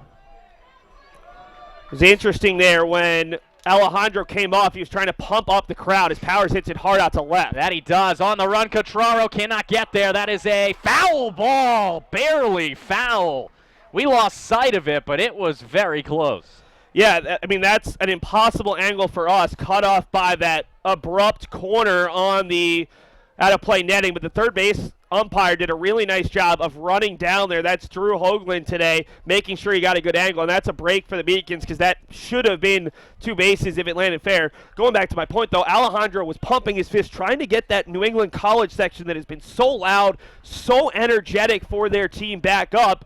This could be big. If they can get a run, I think that fan section will get loud, but if they're unable to score and the Beacons take a lead, that could be catastrophic in terms of keeping the energy as Rogers nearly catches a little bit of the uni there on Powers. And with a curveball, too. That would have been not devastating, but an inauspicious start. Here's the 2-2. Another curveball. This time he gets him swinging. Nice job by Rogers coming right back to it. I'm pretty sure that Powers probably didn't expect him to come back to something he didn't have command of. Rogers came on in the 5th with 2 runners on and 2 outs, walked David Nunez before getting Luis Attiles on a low line drive that stayed up just long enough for Danny Brown. It's his 2nd out. Guy who's not used to coming out of the pen, just his 5th relief appearance, but looking to get the Beacons some quality innings here. For New England College, they already have someone warming up as we'll take a look at that strike 3. Yeah, you almost hit him on the curveball a pitch before. Lefty on lefty, this is a tough pitch to hit. This is Joey Rogers at his best, though. Last year in the LAC tournament against UMass Dartmouth, when he was still a starter full-time, as he blows a fastball by Maestu, he had double-digit strikeouts. A majority of them were because of that out pitch, the curveball. When he's got good control of it, he's nearly unhittable. And right now the Beacons are hoping he can at least get them through 7, 8, 9 in the order before they maybe go to another reliever out of the pen. 1-1 is down low. 2 balls and 1 strike to Maestu, who on the day is 0 for 2 with 2 flyouts to right. One was a beautiful ranging play by Herzog, the other much easier by Nick. Here's the 2-1. That one's launched into left, but it's going to reach the stands as it's going to actually head out of the complex entirely. 2 balls and 2 strikes to Maestu. Yeah, Maestu was way out ahead of that one. Rogers just tries to keep these batters off balance. Doesn't have an overpowering fastball. It's interesting. Yesterday was nerve-wracking, I think, for both sides. Today, it just feels amplified by such a degree, especially going down 4-0 for UMass Boston, able to come back. The energy is just at an all-time high here at Monon Park. Breaking ball, chopped off the plate. Fair ball, played by Kites. Good play by Nico, popping up quickly. And that's the 2nd out of the inning. Really nice job by Kites, and honestly a nice job by Maestu to make sure that ball avoided hitting him, because as soon as he's out of the box, that hits him just like a base runner. He's out, and just a tough break because with the catcher running, gave Kites a ton of time and a really safe throw down to McCormick. Here's Jamison Carey, DHing today. He's 0 for 2 with a pop out and a fly out. When you look at the game as it stands right now in the bottom of the 6th inning. Both teams pretty even, obviously even on the scoreboard. Beacons have one more hit. It's been really the tale of that one bad inning and that one fastball down the middle that Ben Gottesman cruised as there's a swing and a miss by Carey. If we talk about situational decision-making right now for these two coaches, it'll be interesting to see. For the Beacons, they know that it's Dylan Fashionport in Game 3. I wonder for Terry Doyle, if you don't want to keep Alejandro out there for a lot. He's only pitched 7 2/3 innings this year. Whether you go to Dylan Champagne, who started a little bit more than Sean Cormier, who pitched excellently last weekend in 7 1/3 innings of relief against Southern Maine. One of those two guys I would expect would start Game 3, although Joseph Pascucci started Game 3 against Southern Maine and got rocked, 9 earned runs in 2 1/3. I wonder if the next guy is your Game 3 intended starter to get there, or if you save the guy you were planning on using for Game 3 and hope that the rest of your bullpen can get you through it. 3-1 hits the outside corner, 3-2 with 2 down here to Carey. Keith Peterson is killing everyone up here with some of these delayed calls. He had a really delayed strike 3 call in the previous inning, and that one he took a little bit of time to decide. I don't blame Carey for taking a step out of the box. The 3-2, ground ball to the right side. Lopez to his left, and it is a 1-2-3 inning, a shutdown inning for Joey Rogers, who's come in out of the bullpen and has been outstanding. We head to the 7th. It's 4-4, Beacons and the Pilgrims. Beacons on the track! Beacons on the track! My name is Tyler Hart. Beacons on the track! Being on the track and field team here is greatest decisions I've made besides coming to UMass Boston. When you train together in that sort of intensity, you build a sort of a bond with people who are training with you. You know, it's like a higher level of friendship. It's like teammates, it's just a different level. My freshman year, I got a Rookie Athlete of the Year. Outdoor for my sophomore year, I was the first time I went to nationals. When I jump, it's a little difficult considering I have hereditary disorder known as amblyopia. There we go. It's pretty much just a partial blindness in the left eye. The best way to describe it is if you have decent prescriptions for contact lenses, you take one of the lenses out, and then you put your hand over the eye with that lens. That's my vision. I rely more on my steps as opposed to my visual perception of how far away the bar is. And since I can't see out of my left eye, I have to sit on the far left-hand side of the class. Hopefully coach for a few years, coach some high school kids, maybe even coach on a college level as like an assistant coach, and go to PA school, then do a 5-year program and try to get my loans paid back, and then go from there. Welcome back to Monin Park. Beacons and the Pilgrims tied up at 4, and as we take a look at the out-of-town scoreboard, get you an update around the country on how these squads are doing. The Beacons will have the heart of the order up, and I turn it over to the heart of the Beacons Broadcasting Network, Seth Orensky, for the call. Thank you very much, John. You saw it briefly there. 3 teams that punched their ticket: Babson, Washington, Jefferson, and Heidelberg. Johns Hopkins, Webster have a chance. Both teams won yesterday at UMass Boston. The other winner from yesterday in this noon slot trying to win, Concordia, Texas, and Chapman just underway, with Chapman winning game number 1. Kyle Boudreaux, the only guy who did not bat in the 6th, as the Beacons sent 8 batters to the plate against the combination of Gene Castillo and Manny Alejandro. Castillo gave up 2 runs, ended his day on a 2-run double by Charlie Huegi with 2 outs, and then Alejandro came on, gave up the intentional walk, and got Josh Lopez to ground out to third to end the inning. Boudreaux today 0 for, fly out to left, fly out to right, and a ground out to the first baseman. Takes a pitch off the corner. Good at bat here for Kyle, though. He struggled here in this series, but coming back here with a leadoff full count. 3-2 from Alejandro, misses outside. His first non-intentional walk of the season, and that's big. Typically, I would think about pinch running Boudreaux because it does have a hamstring injury, but with this much game left and with the potential for extras, I think they're going to be a little bit more conservative, knowing that he is one of their better base runners, or better hitters, not better base runners. I wonder if you try to bunt here with Catraro just to avoid a potential double play. Well, Nick got the 6th inning started with a single.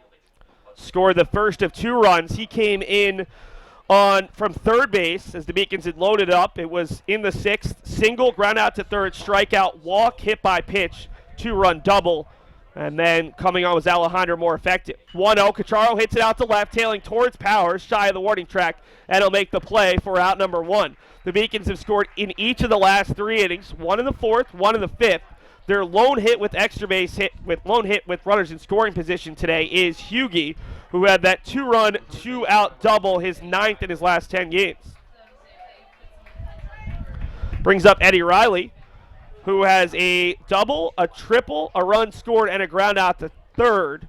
3 extra base hits on the weekend and 3 runs scored as he takes a great breaking ball for strike 1 on the outside corner. Yeah, Eddie's been outstanding in this series. He had the triple to lead off the second yesterday, a double to lead off the second today, and then that triple in the 4th, and eventually came home on a wild pitch. Key cog in the Beacons offense here in the Super Regional. Beacons 1 for 10 with runners in scoring positions. That misses outside. UMass Boston with the leadoff base runner for the 3rd consecutive inning.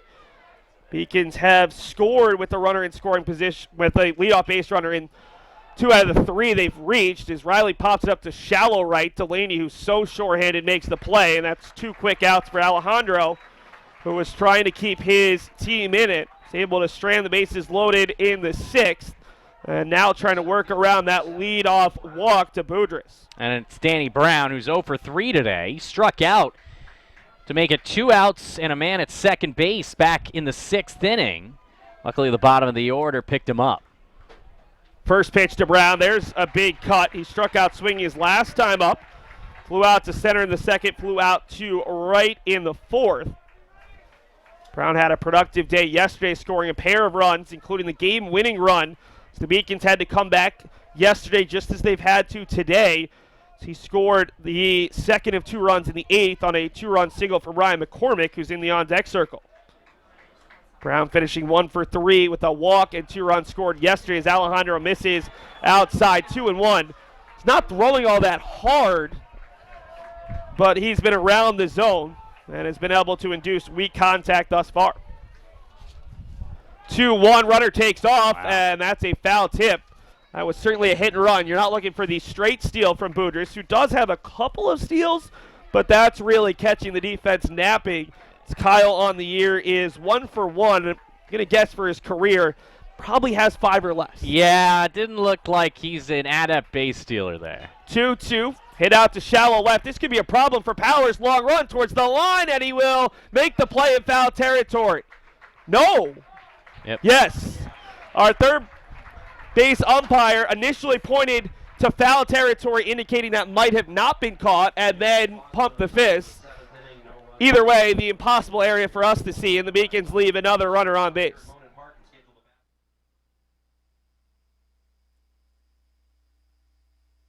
The University of Massachusetts Boston. It's just minutes from downtown, and the Princeton Review calls it one of the best values in the country. A nationally recognized institution of academic excellence and research, UMass Boston offers more than 150 undergraduate and graduate programs, 16 Division III sports, and more than 100 student organizations. To learn more about the opportunities waiting for you at UMass Boston, visit in person or online. UMass Boston, a research university with a teaching soul. Welcome back. We didn't give you a ton of time to look at the out-of-region scoreboard the last time. See it there. Babson, the 7th-ranked team in the D3Baseball.com national poll. Heidelberg is unranked. They head to the College World Series, as is Washington and Jefferson. Johns Hopkins trying to sweep Shenandoah, who was a 3 seed last weekend. Webster ranked 18th in the country, looking to sweep the 2nd-ranked team. Concordia was the only team that was left from the top 5. Concordia and Chapman. Chapman, if Concordia goes down, if Chapman could win that game, would be the highest-ranked team in the national polls to make it likely your number 1 overall seed, as they will reseed. And then Coe and Birmingham Southern, they have not even started today. Half the field could already have punched their ticket before those 2 teams get underway down in Georgia. Here in the bottom of the 7th, it'll be the top of the order for the 4th time around. Christian Abar, 0 for 2 today, a pop-up to the pitcher, a fly out to center.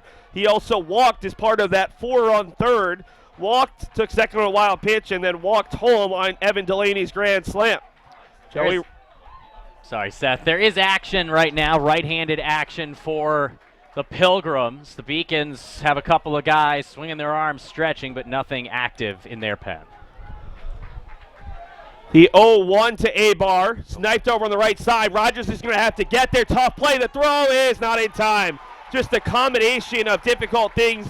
Was tailing away from the first baseman, McCormick. Rogers can run, but A-Bar can fly, and that's a tough break as a leadoff base runner aboard for New England College. The first hit against Rogers, who had retired 4 of the 5 batters he's faced, only allowing a walk to Xavier Nunez to load the bases when he came on in the 5th. Take another look at it. Real tough break for the Beacons. That one a jam shot. Should have been an easy play, but the backspin on it sends it away from the fielder, McCormick. And then McCormick is a nice effort to throw the ball to Rogers, but that would have been a real Herculean play. And now the bunt play should be in order. Anderson Jimenez, the freshman, leads the team with 6 sacrifices on the season. Beacons expecting the bunt. Riley is in at third base. McCormick holding the bag at first base. No bunt shown thus far. And the Beacons will throw over, trying to get Jimenez to show one way or another. Well, they know how we feel about the bunt, and this is definitely the classic situation to use it with the 3 and 4 hitters on deck and a tie game at home, technically. Identical score lines right now. 4 runs on 6 hits and no errors for these two teams in what has been a really fun Super Regional. Everyone thought the Beacons had the edge on paper. You and I thought it was much closer based off of the stats and just what this New England College team did last weekend, and it's been extremely fun to watch. Showing bunt, bunting it towards the first baseman, McCormick. Only play will be to first base, moving the runner up, and Jimenez, the freshman, gets the job done. A runner in scoring position with just 1 out for the 3 and 4 hole hitters. Yeah, great job by Jimenez. A lot of guys at this level, they don't like to bunt, they don't work on it a lot, and therefore they're not very proficient at it. But this freshman out of Lowell, I'm telling you, he's been very impressive. A local kid from just up north and putting together a good team effort on that one. Now Rogers will face off against Morin, and then Delaney. Got lefty, righty, lefty here. If you can get Morin, maybe they intentionally walk Nunez, or intentionally walk Delaney, who knows. First time that Rogers faced off against this part of the lineup. First pitch to Morin, hops up to the plate, but we've seen Cadiz be really effective this weekend. While Maestro has had some issues, a couple pass balls, a couple wild pitches, Cadiz has done a great job keeping the ball in front. Yeah, Cadiz got those quick reflexes like a cat, and he pounces on that ball. Keeps the runner at second base, but ahead in the count now is Morin, a man who is 1 for 2 today with a run scored. Big situation for the Pilgrims. They led 4-0 in this game, but the Beacons have scored 4 in a row. Breaking ball, there's the curveball that ends up just high enough for strike 1 right down the middle. Question was it high enough to get the call from Keith Peterson? So 1-1 now to Morin, who does have a team-leading 7 home runs on the year. Trying to induce some weak contact.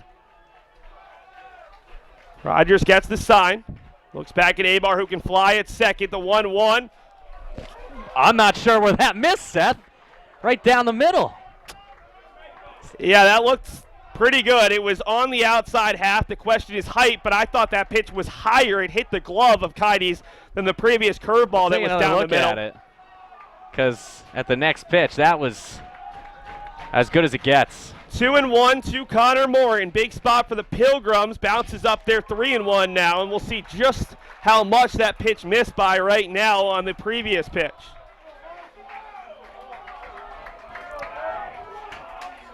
Here it comes.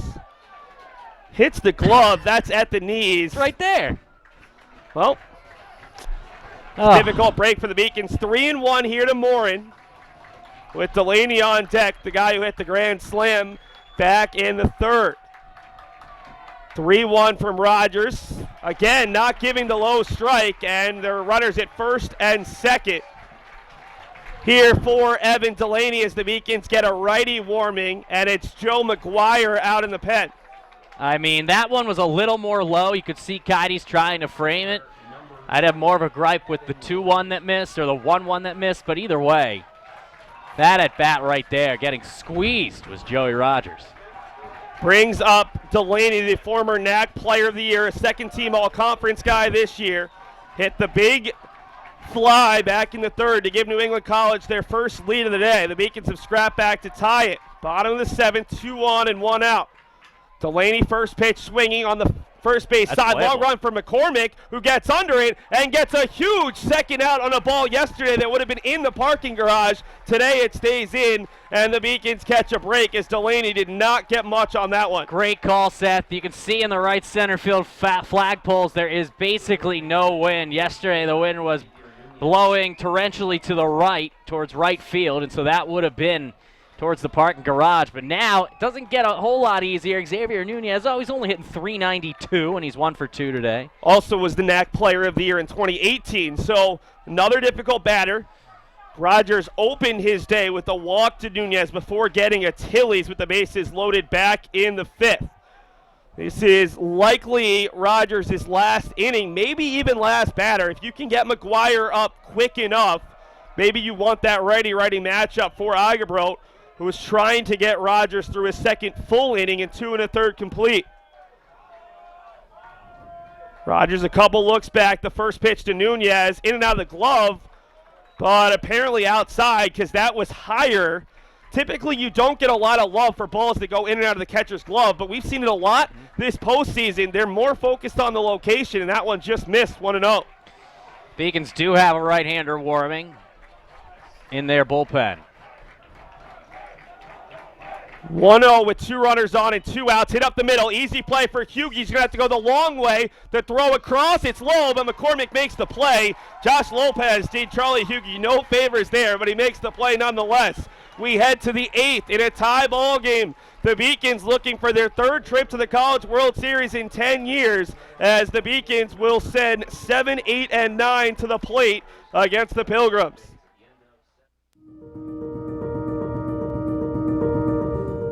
People at UMass Boston, they're here because they know they can have an impact, not just on research, but on people, on their students. This is just a starting point. It only has potential to grow, and it has a big potential to grow up. You're really having a direct impact on people's lives, and you can see that now, and you can see that years from now. So I think it's becoming like the place that people want to go. What UMass Boston is able to offer to its young people certainly stands out to that mission that was set right out in the beginning. It's something UMass Boston should be and can be very proud about. Top of the 8th inning in game number 2. If UMass Boston wins, they win the Super Regional. If UMass Boston loses, this is our schedule. 45 minutes after the conclusion of this game, UMass Boston would be the home team because they won the coin flip for Game 1 and Game 3. New England College would be the road team. Winner of that game would head to Iowa. The Beacons don't want to think about that if necessary game right now, and this is the part of the lineup that was key yesterday. Ryan McCormick had the game-winning hit. It'll be McCormick, Kides, and Huegi. And, oh, by the way, Huegi had the big 2-run hit his last time up. He's had 2 of the biggest hits this entire series with the 2-run double yesterday as well. And Ryan McCormick had probably the biggest hit yesterday with the 2-run single, but he's also been key today. 2 walks, a stolen base. That walk last inning that kept the 2-out inning alive, and eventually got Huegi to come up and drive him home. Yeah, Ryan just likes to walk a lot. That was his 35th and 36th walks of the season. The program record is 42 in a single season by Jamil Moquette. First base coach hit off of Alejandro, uses his left kneecap to knock it down, and then throws across a high strike to get McCormick, who hit it well, but he's retired for the 2nd time today. The first time 3-1, this time 1-3. Yeah, nice play by Alejandro recovering after that. He's a catcher by trade, and so he's certainly used to getting hit by balls. Yeah, those kneecaps probably hurt to begin with. Exactly. I mean, if you're going to be able to go from being a catcher to a pitcher, you're going to be a pretty good fielding pitcher, and he did his best Bailey McBurney impression by kicking that one away. Kick, save, and a butte, 1 down. Nico Kides has had a very nice day at the dish. Takes a great breaking ball for strike 1. Kides struck out looking to end the 2nd, but singled and scored in the 5th, was hit by a pitch and was stranded at 3rd in the 6th. Hits it out to right. Long run for Abar. Coming over is Delaney, and he'll make the play in right center for the 2nd out, as Alejandro has done a great job since coming on. Came on with the score tied and 2 outs, walked the first batter he's faced, but has retired now 5 in a row, 6 out of 8, and the only 2 runners to reach, an intentional walk and a walk. Now he's got to face Huegi, who has been scorching hot down the stretch. Mr. May for the Beacons. Shortstop extended his hitting streak in his last at-bat, extended his double hitting streak, 9 in his last 10 games. It's 1-0 to Huegi, who showed bunt, pulled it back, and was a little inside. Huegi with this immense speed, if you can get him on ahead of Herzog, you can manufacture a run with 2 outs pretty easily as he takes it just off the corner. What an at-bat that last time up against Gene Castillo, working a lot of pitches and ripping a double down the left field line to tie the game back in the 6th.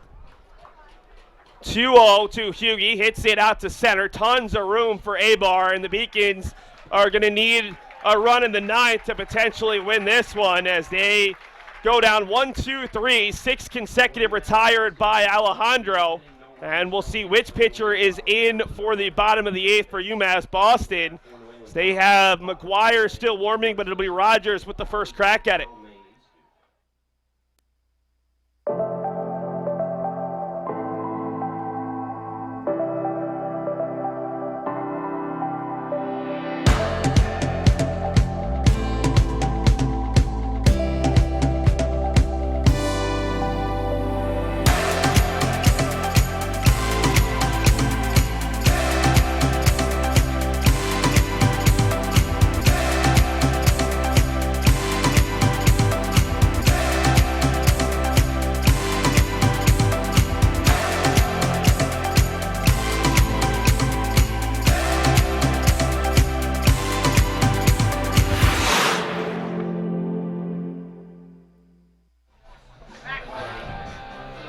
Bottom of the 8th inning at Monin Park. What a finish we have in store for you in game number 2. For New England College, they'll go 6-7-8. We had a back-and-forth game yesterday. New England College led 2-0. The Beacons took a 3-2 lead. New England College led 4-3. The Beacons scored 2 in the bottom of the 8th to take the lead. How about this one? The big 2 momentum shifts. Grand slam by Evan Delaney in the 3rd, and the Beacons worked their way back. A run in the 4th, a run in the 5th, 2 in the 6th. These have been 2 very entertaining games here between 2 very good New England sides. 2 very evenly matched New England teams. 4 runs, 6 hits apiece today. The most impressive thing for me today has been the pitching, because they've had some command issues at times, but they have not let it affect them. They've not given up more than just 1 big hit. Each side has 1 big hit. Other than that, it's been goose eggs, and that's where we stand now, 4-4, bottom of the 8th. Rogers gets a curveball on the inside half for strike 1. Has thrown 2 1/3 innings, 1 hit, 2 walks, and a strikeout. Facing his 11th batter, he got Achilles to fly out to center to end the 5th inning with the bases loaded after coming on with 2 on and 2 outs to replace Gottesman, who lasted just 4 2/3 innings. Neither starter going further than 5 innings in this potential clincher. 0-2 to Achilles, who is 0 for 2 with the sack, but hits it hard, and it's Josh Lopez making the jumping effort and a couple of high steps after it. Looked like it had a chance to get much higher, and then it was coming down right at the right angle for a loud out number 1. Yeah, the spin on that ball led it to nosedive after it hit its peak past the pitcher's mound, and good perseverance, though, by Lopez to stay with it. That can sometimes be a tough ball to judge. Nick Powers comes up, lefty-lefty matchup. Lone batter to strike out against Rogers. Struck him out to start the 6th inning, and he hits the ball down the left field line. He hit a foul ball that was very close to being fair and a double in that at-bat where he ended up striking out. And then Rogers came back with back-to-back curveballs, one that almost hit him, and then very next pitch came back with one that got him to swing over it. 0-1 coming to Powers. Hits it off the end of the bat, down the right field line. This is going to be a long run. McCormick fighting for it. Instead, it's Lopez. And let's show you a play of Lopez making the catch on the previous batter, Achilles. Well, Lopez with a couple of nice plays. This is the Achilles humpback liner, and that's the one where he just basically hardly has to move, just time his jump correctly. Then following that on the Powers fly ball, that's almost a no man's land. He's really the only one who can make the play on that because McCormick is running back with his back towards the plate, has really no chance, and Herzog's way too out in right field. Well, we talk about the Beacons having 2 center fielders. They actually have 3 on the field because Lopez, as a freshman, was a center fielder. So they have 3 not only elite guys, but also elite speed guys in Lopez who can cover so much ground. It really takes away that no man's land in right center. 1-0 to Maestu, the catcher and 8-hole hitter, who's ahead 2-0 now. Maestu has flown out to right, and a weak ball that dribbled off his bat, and an easy play for Kites behind the plate to throw him out his last time up. 2-0 offering from Rogers, popped up over our heads, and it's 2-1, a big hack from the former Division I player. Well, he's used to taking big hacks. He had a couple of big fly balls to right field, one that almost dropped in right center, and then one that was just a dribbler in front of the plate in his last at bat. If Rogers can get either of the next two batters, we'll see the top of the order for both teams in the ninth. For the Beacons, it'll be 1, 2, 3. Right now, it's the 8-hole hitter for New England College, so that would be 9-1-2. So just setting up what will be such a nerve-wracking finish to what has been a great contest. 2-2 now, back-to-back strikes from Rogers, who has been phenomenal out of the pen, just as we've seen Manny Alejandro do on the opposite side. 2-2 offering with 2 strikes, grounded foul. Nice job by Maestu to stay alive, as Rogers is just over the 40 pitch mark. But as a guy who's capable of being a starter, you're not really worried about a pitch count that's well below 50. No, not at all. Right now, you're just focusing on getting the next batter. You're not focused on who's coming in next with 2 outs. 2-2, little bit inside, 3-2. And honestly, with Bobby Tramandozzi only throwing 26 strikes, I think if the Beacons have a lead, they're going back to, or 26 pitches yesterday, they're going back to Tramandozzi if they've got a save situation. 3-2 with 2 outs. Did he go? He did not. Beacons apply the tag, and it's ruled he did not go. So another walk. Rogers has issued 3 free passes across 3 full innings. Has only given up the 1 hit. That was the awkward ball that had a ton of tailspin to lead off the 7th, and it brings up Jamison Carey. The DH today was popped up to second, flown out to center to end the 4th, and grounded out to second to end the 6th. Beacons would love him to end a 3rd inning in 4 at-bats. Rogers looks over at Maestu, not really too worried about the catcher running, but he'll go over anyways, and I know this is one of the things you hate about baseball. It's my ultimate pet peeve. 2 outs, you're facing the 9-hole hitter. You got a catcher at first. I don't care who's at first base with 2 outs. Just focus on the batter. This guy's not going to steal second, third, and home. Carey had the big hit last weekend for New England College. Hits it up the middle underneath Rogers, and Maestu's going to hold at second. So the 8 and 9-hole hitters reach. A comeback single that just missed Rogers. And now maybe a little bit of lack of focus there from Rogers. It brings up Abar, who had the only hit against Rogers previous to that single. A single that went off the bat and took a really weird angle heading over to McCormick. Beacons unable to cover the bag in time as Abar will look to come through with a big hit with runners in scoring position for New England College. They have just the 1 hit with runners in scoring position. It was just a grand slam. That's why they had 4 runs early. The Beacons had to work to get their big hit. 2-run double from Huegi to tie in the 6th. New England College faithful getting loud. Lots of anxious faces on the Beacons side. First pitch from Rogers. There's the curveball in the outside corner, 0-1, and Abar was not a fan of that call. Oh, it was close, a little bit off the outside, but we've seen a lot of ticky-tack calls on both sides of the plate today, and this time the Beacons get the benefit of the doubt. But if you're Abar here, you got to watch for that fastball coming back after the curveball. Jamison Carey got a fastball first pitch that he took right up the middle. I got to think that Abar is sitting on it here. This will be pitch number 50 from Rogers. 3 full innings in relief. Looking to keep his team in it. Has done a tremendous job keeping the Pilgrims off the board. Came on with 2 outs in the 5th, looking to get the Beacons out of a mini jam here in the 8th as the Pilgrims have put 2 on with 2 outs. 0-1 coming from Rogers. There's the curveball fouled back, 0-2. Yeah, now you've shown him your curveball. Nothing in 2. Abar did have a single against Joey his last at bat off of a fastball, so he's definitely trying to avoid it here. But do you throw a 3rd straight curveball?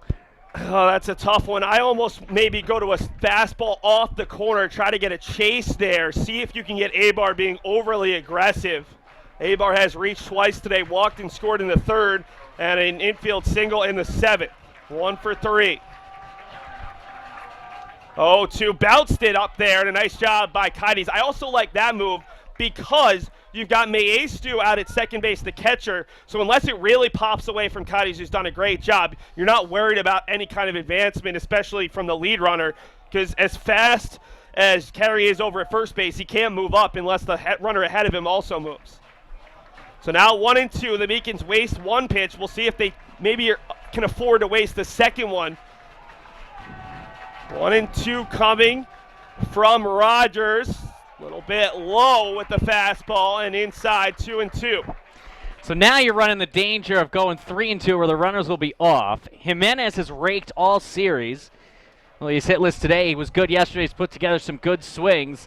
And then you have the 3 and 4 hole hitters. The last thing you want to do is reach them here in the 8th. Beacons have played 3 consecutive close games. 2-2, 2 outs, 2-1, and a curveball that just gets back to the step. A great job by Abar of getting a little bit of aluminum on that curveball. Back-to-back fastballs, then they come back with the curveball, which they threw the first 2 pitches for strikes in this at-bat. He has not thrown the fastball for a strike yet. Abar with a good job staying alive, as you said, but he has not shown fastball command in this at-bat. I think you come back with the heater here, though. 2-2, New England College fans chanting and stomping, and that curveball misses up. 3-2 now. Runners will be in motion. Now what do you do? Because you haven't thrown the fastball for a strike. The last time you threw a fastball for a strike, Carey hit a single back up the middle. You've thrown 4 curveballs in this at-bat, and you haven't gotten a single swing and a miss. Both of these teams have left 7 runners on thus far. New England College looking to avoid 2 more. The 3-2, and the curveball misses out. The bases are loaded, and do the Beacons go to their senior right-handed pitcher, Joe McGuire, here, or do they stay with Rogers? Not an easy decision. Brendan Egerbrodt looking to his right, talking to Daniel Gamble, his former player, his longtime pitching coach, and thus far it looks like the Beacons are going to stick with Rogers. I say thus far, but Egerbrodt turns again, and I think they will go to McGuire here. First, they'll have a conversation at the mound, but my guess is we're going to see McGuire righty versus righty in one of the biggest spots of this series. Yeah, I think so too. I would have liked to have seen them done it last at bat, but I'm not going to argue with a guy as successful as Brendan Egerbrodt's been on Beaconville. And when you look at it here, they still have not singled for McGuire. He's got his hands on his hips. But this is Brendan Egerbrodt's favorite move. Get 1 or 2 more pitches, settle that reliever down, and then point.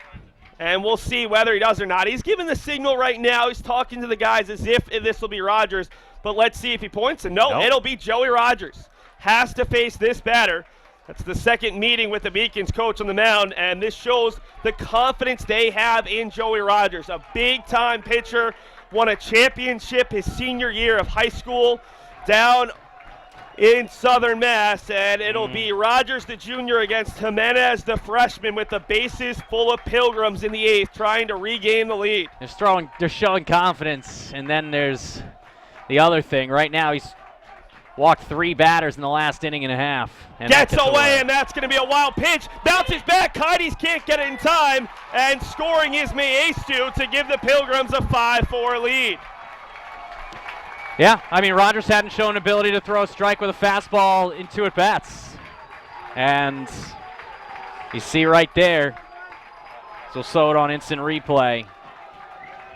The lefty coming back with a faster, I'm not even sure that was a fastball. It was breaking fastball. It was hard, though, and it gets away from Cadiz, and it's 5-4. So the force out is taken out of the way over at first base, and now a little bit tougher of a situation. 1-0 breaking ball misses. 2-0. And Cadiz is going to use another one of those 6 allotted meetings to try to calm down Joey Rogers. It's bad to be down 5-4 going to the 9th. It's much worse to be down 6, 7, 8. He has to stop the bleeding right now.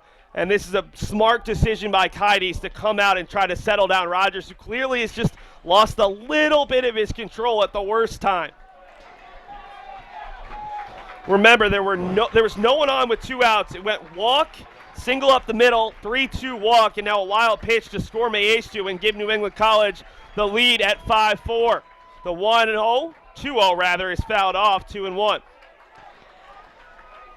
My only concern, if you're not going to bring McGuire in there, why is he even warming up? Because you're going to bring Tramandosi in for the 9th inning no matter what, probably. Well, I think you save Tramandosi if you're in a tie game, because if you do go to a game 3, you don't want to have Tramandosi not available. Throwing 26 pitches yesterday, he can probably give you the 20 to 25, but you can't ask him to throw another 20, 25 today, and then if you go to a game 3, he might not have much left in the tank.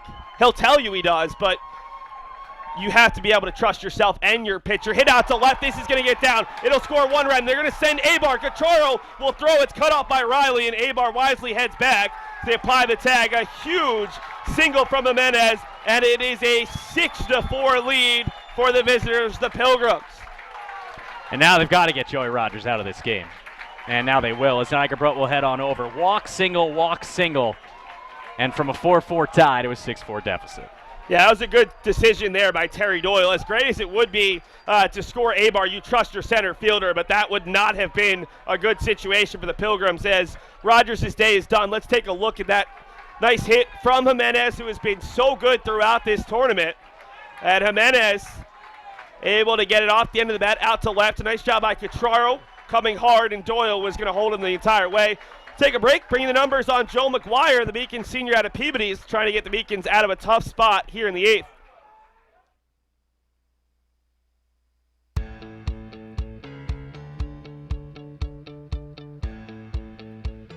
Being a part of the different activities and organizations that I've been a part of, I'm actually able to see myself where I'm like, hey, I actually can make a change. I'm one person that can make a difference. Division III has helped me to develop teamwork skills, critical thinking skills, time management skills. It's not just about basketball, or it's not just about school, it's about developing yourself as a person altogether.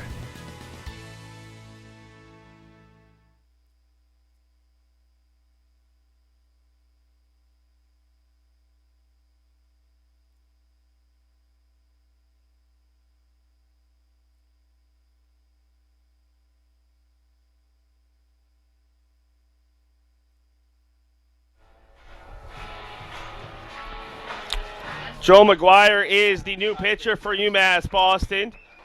Senior who started the year in the rotation, struggled mightily. He'll be the first one to tell you, making his 16th appearance, 1-2 with a 6.04 ERA, which does not give you a lot of confidence, but has pitched a lot better since coming out of the pen. Against Southern Maine in the LSC tournament, came on, got a huge strikeout in a similar situation, and then came out after hitting a batter to start the next inning. This is a high strikeout guy, making his 63rd career appearance, sitting on 99 career innings, and he will look to get an out in any way this year. 26 strikeouts to 15 walks. Big spot as the Beacons find themselves trailing once again. This is what New England College does. They do not go away. Took a 4-0 lead. The Beacons fought back, and New England College scoring 2 runs with 2 outs here in the 8th. A wild pitch and then an RBI single from Jimenez, and now Connor Morin looking to blow this game open and force a game 3. First pitch to Morin, swung on and missed. Morin has reached 3 times, grounded out to third, hit by a pitch and scored. Single in the 5th and a walk in the 7th. McGuire, a guy the Beacons have a ton of confidence in. They've seen him be a little bit more effective with his breaking balls. Hits it softly over to Lopez, has tons of time, throws it over. The Beacons will bring the top of the order to the plate in the 9th, needing 2 to tie, 3 to take the lead as they trail for the second time today, 6-4. UMass is very public service focused, and it piqued my interest, and I started doing more research on it. I'm very focused on what can I do to make the world around me a better place. My name is Lydia Grasso. I'm a junior at UMass Boston studying sociology and minoring in human rights.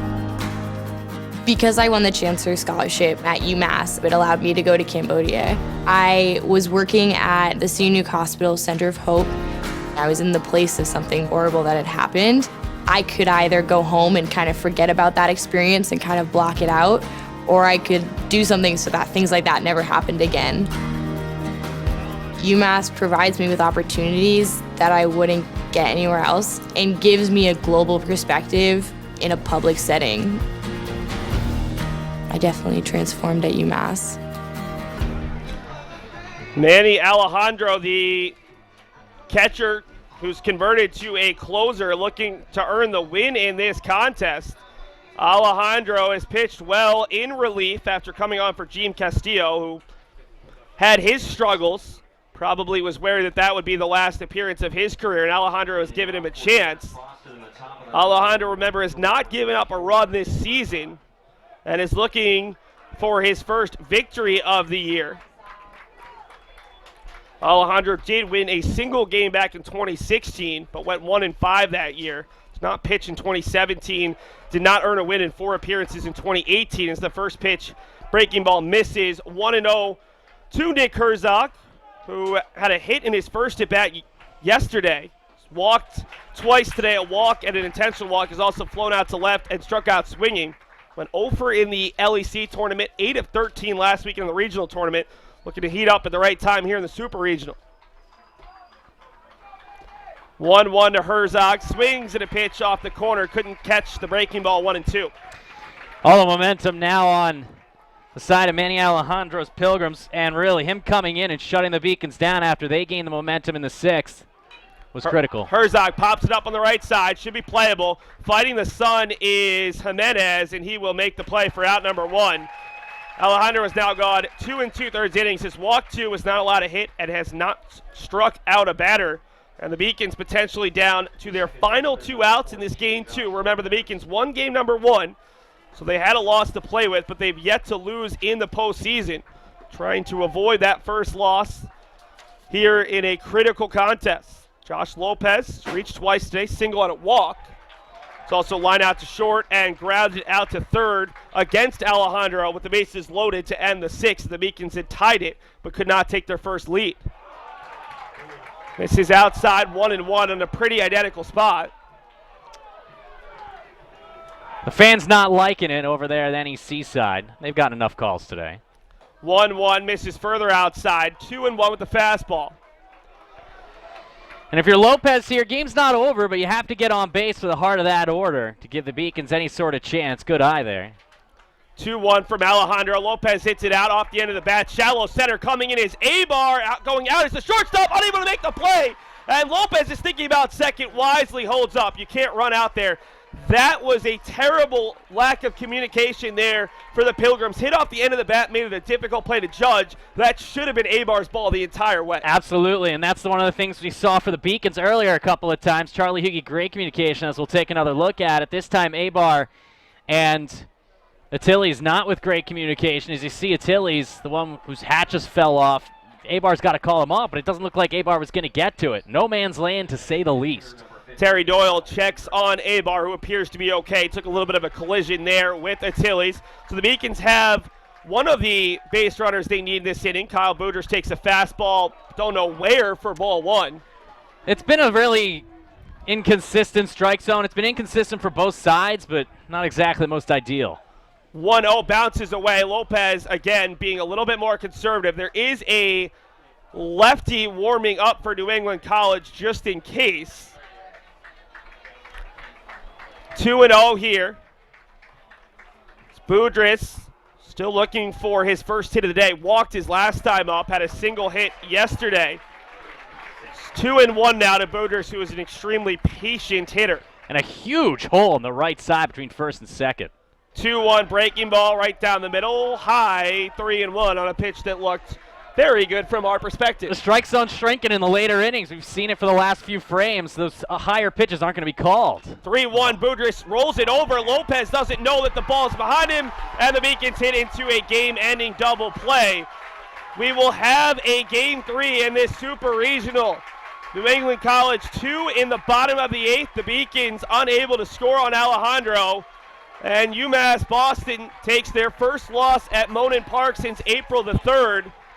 The Beacons will need to bounce back and avoid their first doubleheader sweep at the hands of opponent. Otherwise, it will be New England College making their first run to the College World Series.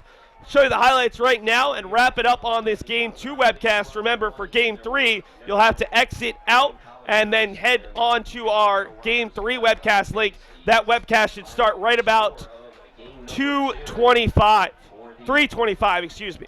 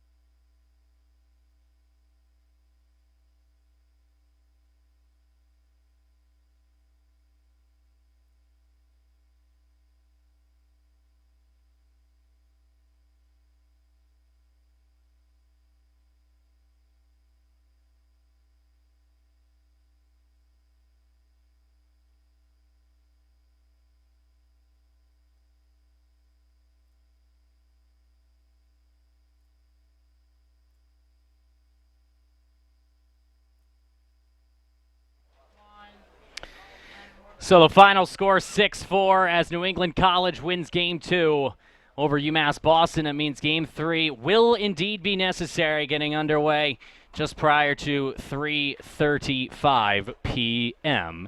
Eastern Time. 6 runs on 8 hits, no errors for NEC. 4 runs on 7 hits, no errors for UMass Boston. Before I do sign off, I do want to say this will be my final broadcast in Beacons Blue after 6 years here on Beaconville.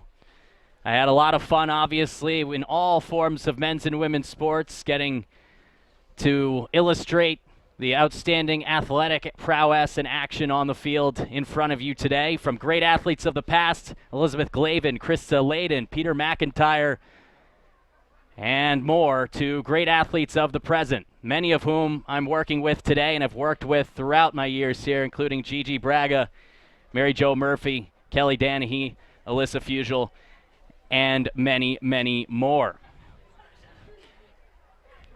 Nonetheless, for everybody involved, I do want to thank our production team. You all have been great to work with, and great people as well. Can't forget Allie Crawford. Sorry, Allie.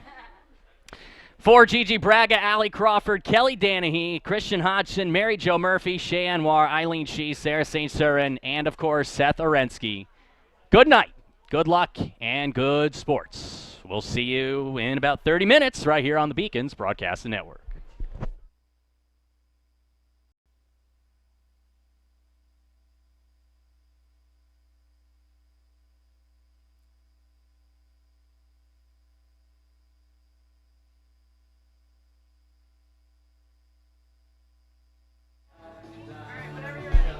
Hello and welcome back to Monin Park for game number 3, the if necessary contest, forced because of another bottom of the 8th in which the home team in the scorebook scored 2 runs. This time it was New England College, the visitors playing in the home side.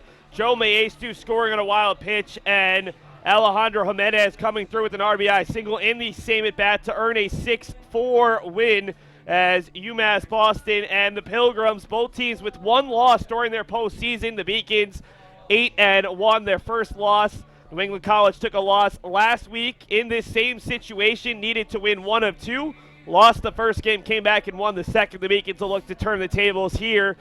My name is Seth Orensky, joined by Gigi Braga, who moves over 2 seats from the directing role to the color commentary role. Gigi, these 2 teams are about as evenly matched as we've seen all season long. 2 extremely close contests, and realistically, this game could come down to the pitching matchup and who can hit better with runners in scoring position. Well, Seth, let's turn this up a little bit. There we go. Well, I think this is what you want out of, a super regional. You want 2 teams that are going to be super competitive. We saw it in the Babson Regional, and they won 2-1 against SUNY Cortland. And that's what you want. You want to put teams in the College World Series that are going to produce runs, and that's what these 2 teams have done here today. And when it comes, to the mound, it's going to be a battle of the Dylans. You got Dylan Champagne on the mound for the Pilgrims, and then Dylan Fashionpour, who's been tremendous here for the Beacons this entire season. And this is the game where you got to really dig deep. There's not a lot of room for mistakes and for errors. We saw the Beacons commit 2 errors in Game 1. Didn't see any errors from both teams in Game 2, and that's going to be crucial. But again, the wild pitches, the pass balls have really hurt both teams here in Game 2, and that's something that you're really going to want to limit come Game 3. 3 runs scoring on wild pitches, 2 for the Beacons, and then that go-ahead run in the bottom of the 8th inning. The Beacons might have a slight advantage in the battle of the Dylans. Champagne making just his 4th start at 3.74 ERA in 33 2/3 innings. You can bet that if he struggles, Terry Doyle will turn it over to Sean Cormier, who pitched incredibly well in the regional final last week. 7+ innings of relief. Did not allow a run against the Huskies to get them to this Super Regional. For the Beacons, Dylan Fashionpour, a shutout last week of Southern Maine, 2 weeks ago of Southern Maine. He came on and won the regional final for the Beacons, allowing just 3 hits, although 2 of those were solo home runs. Without further ado, let's show you the highlights of the game that got us here. The New England College went up 4-0 on an Evan Delaney grand slam. The Beacons fought back to tie it 4-4 in the 6th, but in the end, it was that 2-run 8th that forced the if necessary contest.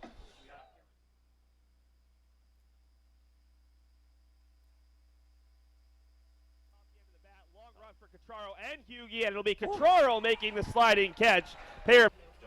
And the 2-1 is hit hard over the head of Achilles. That's got a chance for extra bases. Abar quickly over to left center. He will make the throw in. It's wide of the bag, and Riley has an extra base hit for the second straight day. And a 9 contests. 2-1 showing bunt and unable to get down throw to third, and that one is in time.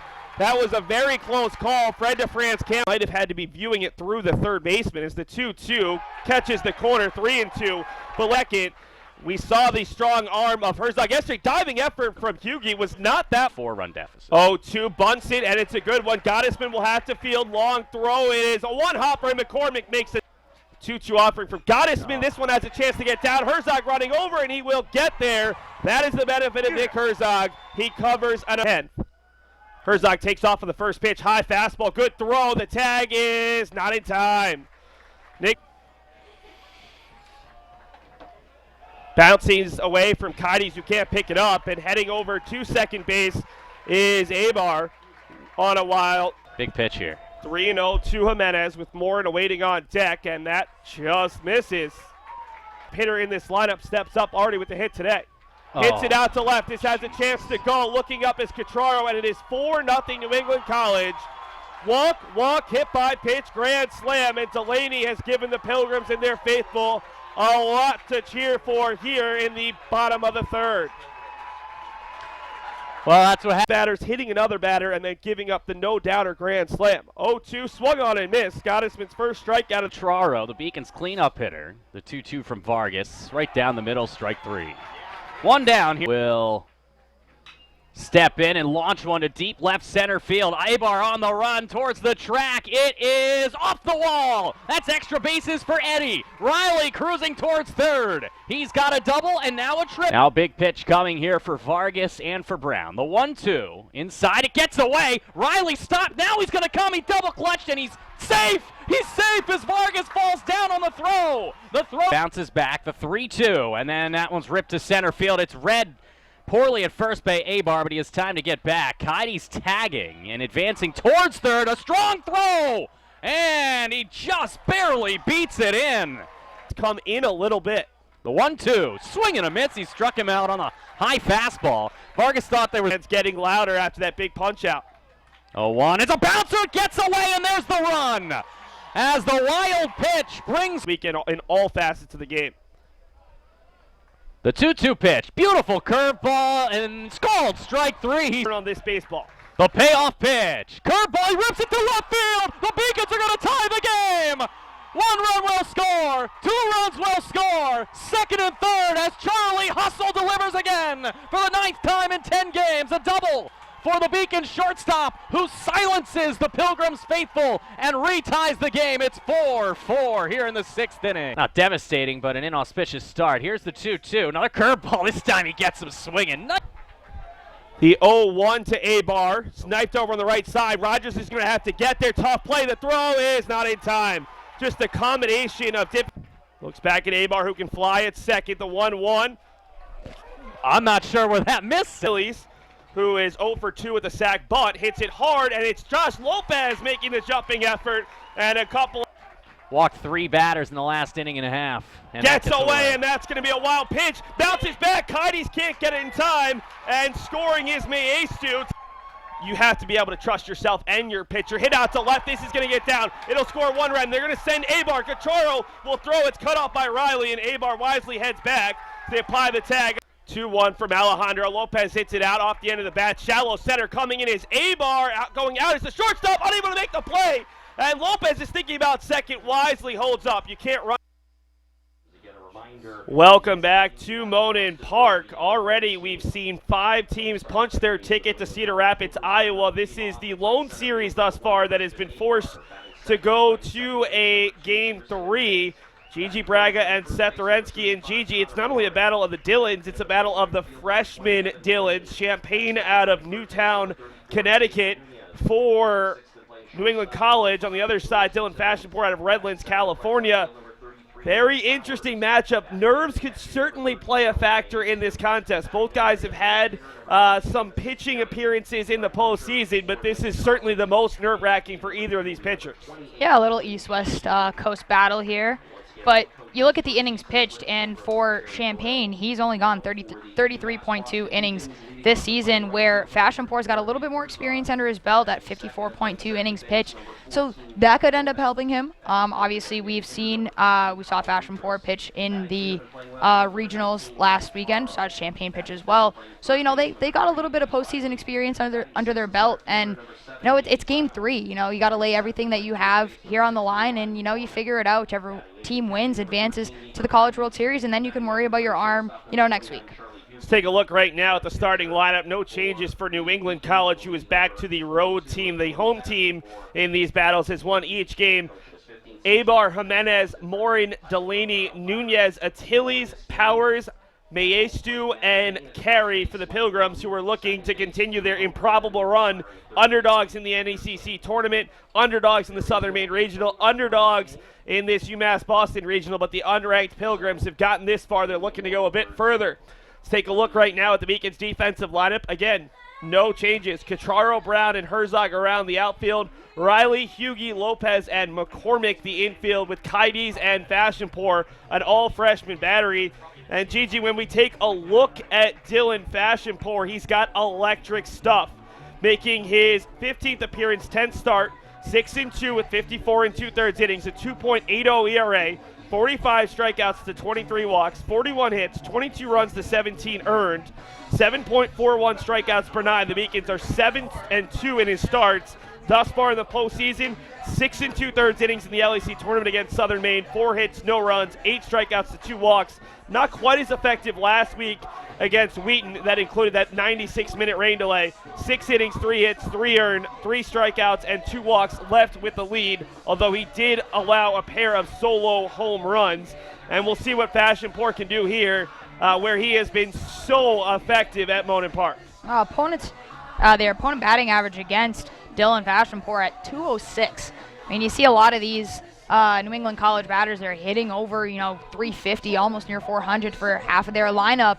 He's going to face a couple of really good hitters and really good situational hitters. A big key for him is limiting. You see there 23 walks in the season to 45 strikeouts. It's a great ratio to have, but he's going to have to keep those walks to a minimum. He can't allow any free passes to the Pilgrims, because they have a couple of, we saw it in game 2, they got a couple of people that can really make it hurt. Evan Delaney gets up with a couple of runners on base. He hit a grand slam in game 2. Who says he won't do it again? The story of that game for New England College was their patience. In the third, when they scored 4 runs, walk, hit by pitch, grand slam. In the 8th, walk, single, walk, wild pitch, RBI single.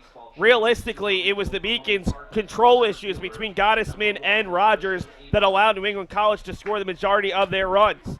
Teams keep the same uniforms, the Beacons in their blacks, New England College in their whites. We are underway in game number 3 of this Super Regional as the first pitch from Fashionpour, a fastball that misses outside to Christian Abar, the leadoff hitter for this Pilgrims team.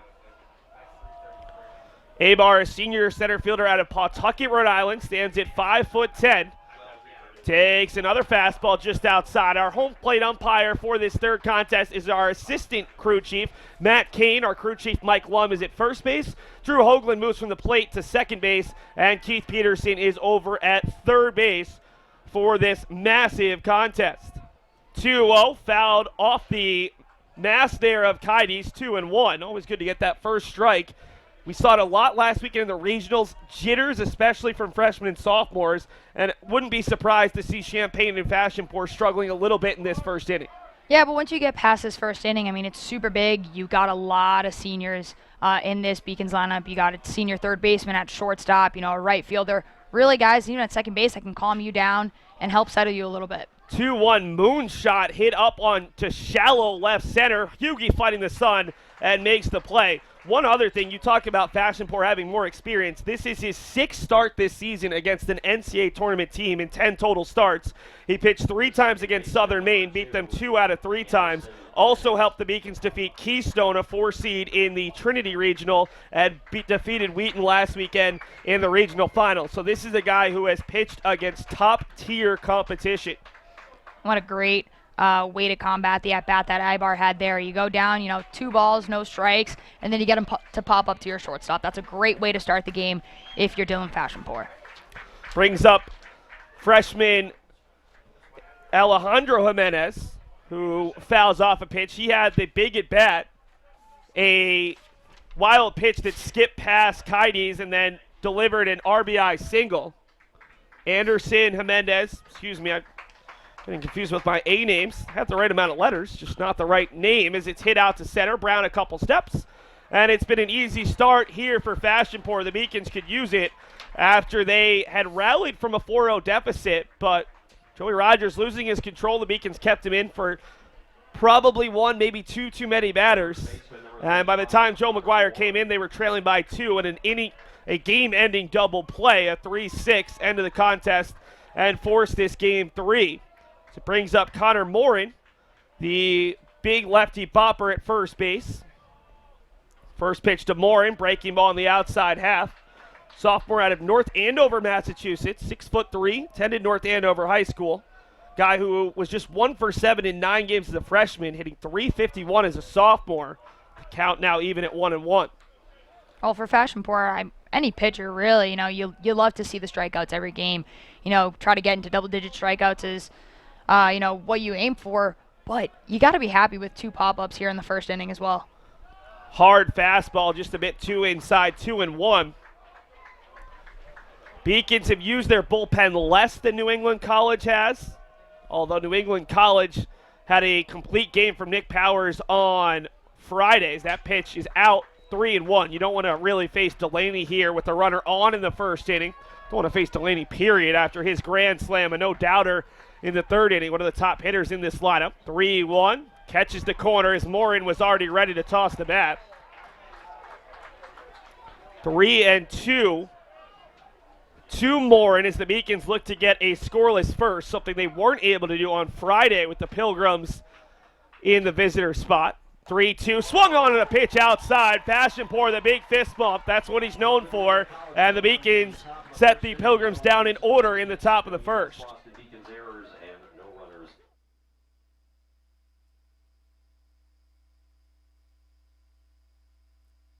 The University of Massachusetts Boston. It's just minutes from downtown, and the Princeton Review calls it one of the best values in the country. A nationally recognized institution of academic excellence and research, UMass Boston offers more than 150 undergraduate and graduate programs, 16 Division III sports, and more than 100 student organizations. To learn more about the opportunities waiting for you at UMass Boston, visit in person or online.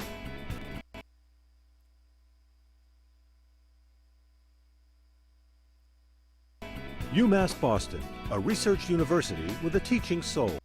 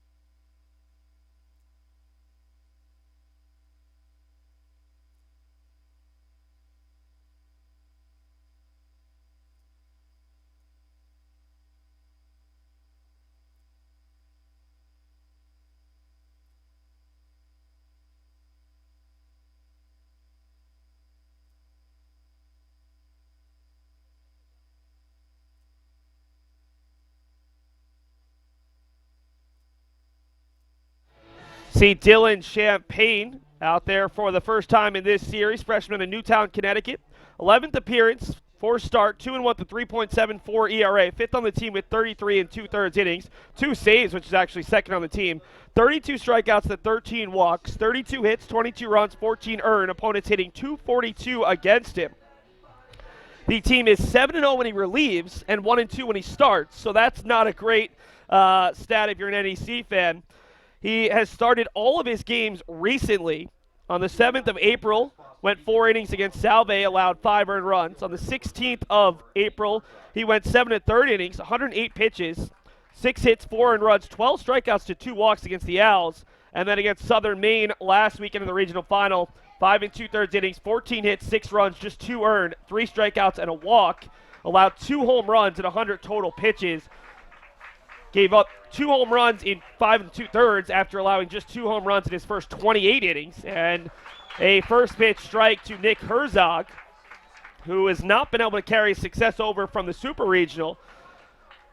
Had 1 hit yesterday, went 0 in the previous game as Herzog takes one off the corner. And Gigi, the scout on Champaign, is he's a strike thrower. 75 to 80% of his pitches will be on the zone, so the Beacons are going to have to be proactive against Champaign. Well, I'm actually surprised that, Nick Herzog loves to go for the first pitch swinging. You saw him do it in Game 1 and Game 2 as well. You like to see him take a couple more pitches here, but again, these Beacons hitter have to be really aware that Champaign is going to be a strike thrower. He's going to be around the zone all day. Herzog swings through the fastball, has it powered past him, and he goes down. Big first out there for Champaign, and Gigi, for a Beacons lineup that has as many lefties in it, 3 and 4 and 6 and 7. This is a good matchup with yet another lefty pitcher. We saw Powers on Friday, and then Gene Castillo, not effective, but he came out of the pen in Game 2. Well, Terry Doyle, as that ball's popped up over to right field, I think Delaney's pretty much got a beat on it. But you see Terry, for the Beacons, Coach Igebro pretty much knew that Fashionport was going to start Game 3 if it was necessary. On the other side, head coach Terry Doyle for the Pilgrims, you knew who was starting Game 1 and Game 2, and without your best pitcher, so to speak, statistically, you kind of have to say, how are we going to piece together a Game 3 here? That one a little bit low, but it catches the corner. Boudris is not a fan of the call. Talk about the best pitcher, maybe not their number 1, but certainly one of their top 3. Shane Audette, an incredible 76 strikeouts in 40 innings, unavailable for the postseason with a broken hand. He would have started one of these 3 games against the Beacons. Instead, they go with Champaign. And Sean Cormier, who on the season has started just 2 games, will likely be the second pitcher today for New England College, whether it's the 3rd inning or whether it's the 7th. That's how much confidence they have in Cormier, who pitched so well last weekend against Southern Maine. 0-2 fouled off. Champaign looks to match Fashionport in this battle of the Dillons with the 1-2-3 first.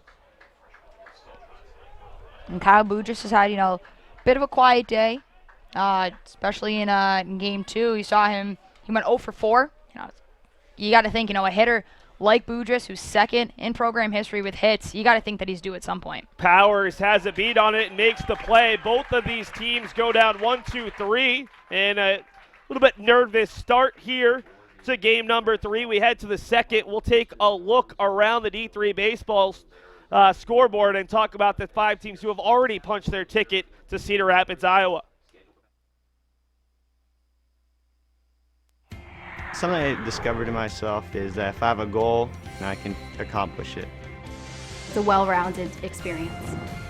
At a Division III school, you primarily a student athlete, so the school is really shaped around you developing yourself as a complete individual. It helps a lot that you have a family with your team that can guide you.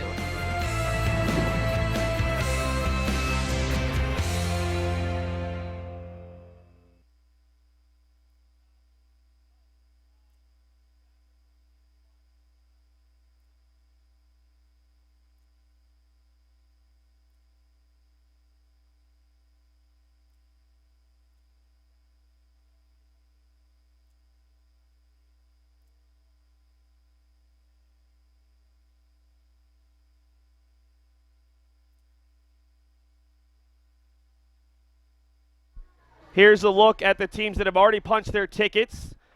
Johns Hopkins, Babson, Heidelberg, Washington and Jefferson, and Webster. Chapman and Birmingham Southern both won yesterday, lead in at least the 5th inning or later. This is the only series right now that looks as if it will go to the if necessary game, which is just something that everyone who's not wearing NEC Navy here in the press box loves, because means more of their Memorial Day weekend is spent in this crowded press box. The first pitch is taken for ball 1 to Evan Delaney, who had the biggest hit of this series thus far, the grand slam with the bases loaded and 1 out in the 3rd inning off of Ben Gottesman as the 1-0 is popped up over our heads out of play 1-1. Delaney, a senior out of Hadley, Mass, stands at 6 foot. Attended Hopkins Academy. UMass Amherst transfer who did not play there as a freshman. 2017 NAC Player of the Year, 2018 First Team All-Conference as a senior, despite putting up eye-popping numbers, only earned Second Team All-Conference honors in the New England Collegiate Conference, making his 128th appearance and start as a Pilgrim. Breaking ball fouled off 2-2. Now you talk about Dylan Champagne being a strike thrower, and you're going to see the same thing here from Fashionpour. I think that he's going to utilize his curveball maybe a little bit more, try to get hitters to chase a little bit, but don't doubt that he could just blow it right past you. 2-2 to the cleanup hitter. And it's another foul ball as Delaney, who did have that big home run. Delaney in game number 2 of this regional finished with 2 singles, a grand slam, and popped up foul to first base. A nice 3-for-4 day after having 2 hits on day 1, so already 5 hits on the weekend. Guy who came in to this tournament with a batting average over 400 and on-base percentage over 500. Swings and misses. Tag applied by Kides. And another strikeout for Fashionpour, who has 2 in a row. And that's got to feel really good there for Fashionpour. You end the first inning on a strikeout. You start the second inning right where you left off. You get another K for your team, and now you got 1 out in the top of the second. And he's one of these guys that he'll let you hit the ball and let his defense and trust his defense that they can make the plays. And that's super important for a pitcher to have that much confidence in his defense. Brings up Xavier Nunez. Third baseman takes the breaking ball a little bit low for ball 1. Xavier out of Lawrence, Mass. Attended Lowell High School. Northern Essex Community College transfer. Pretty much about half, maybe even more of this New England College team is a collection of transfers. He was the North Atlantic Conference Player of the Year a year ago. First team all-conference player this season in the NECC. So he teased one down the right field line, tailing foul, and it will go foul. Saw a couple of those yesterday that were blown towards the fence because of the wind. That one was just well out in front from Nunez, who hit 400 as a junior. And this season he came in hitting 391. So he fouls it off the other way, 1-2. Well, this Pilgrims lineup here, Seth, I mean, you're talking 3, 4, 5, and more in Delaney and Nunez, and these are guys that got so much pop in their bat. You know, you can't really, as a pitcher, you can't make a mistake and just throw it right down the middle because they'll attack it and send it right over the wall. 1-2 bounces through the wickets of Kides. Nunez in that game number 2, 1 for 3 with a walk as he singled his first time up, lined out to second, walked and grounded out to short. Did not get a chance to bat in that 8th inning when they scored 2 runs and set 7 runners to the plate. 2-2, did he go? It sure looked like it, and we will get the official call. 3 consecutive strikeouts, all by way of the swinging strike. And you see Nunez having a brief conversation with Louis Attiles. This New England College team tries to figure out the freshman phenom from California. Well, you also got to think about it, Seth. The Pilgrims ended game 2 facing, you know, lefty and Joey Rogers. Only 3 batters got to see Joe McGuire. And you're going from seeing a lefty to a righty, you know, having not played baseball for about 45 minutes. And Fashionpour comes in a different way than, you know, Rogers and McGuire did as well. Fashionpour, in my eyes, and obviously I'm not going to say that I know as much about baseball as some of the Beacon's former alumni who have watched the program this year, even the coaches and the players, has some of the most electric stuff on this staff. When his stuff is there, the fastball can be overpowering. The cutter, the curveball, he can be near unhittable if he's on, and he's been pretty good to start. Quickly ahead, 0-2 to Attiles, who hits it out to center, and there goes the no-no. Not that we thought that was a real possibility, but a nice job by Attiles taking it, going with the pitch, and getting a sharply hit single out to center. And that's what you get from Nunez coming back from his at-bat, relaying the information that he got to Attiles, and, you know, pretty much just saying, you know, put your barrel on the ball. He's giving you all the speed that you need.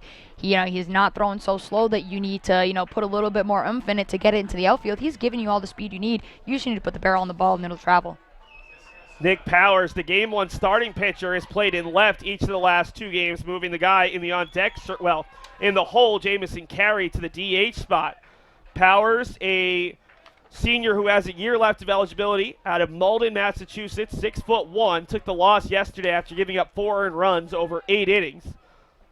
Final 2 runs coming in the 8th as the Beacons erased a 4-3 deficit. Beacons are certainly the higher-ranked team in New England, the higher-ranked team nationally, ranked 23rd in the D3Baseball.com poll, 22nd in the ABCA poll, but it's been the Pilgrims who have led for more of this series.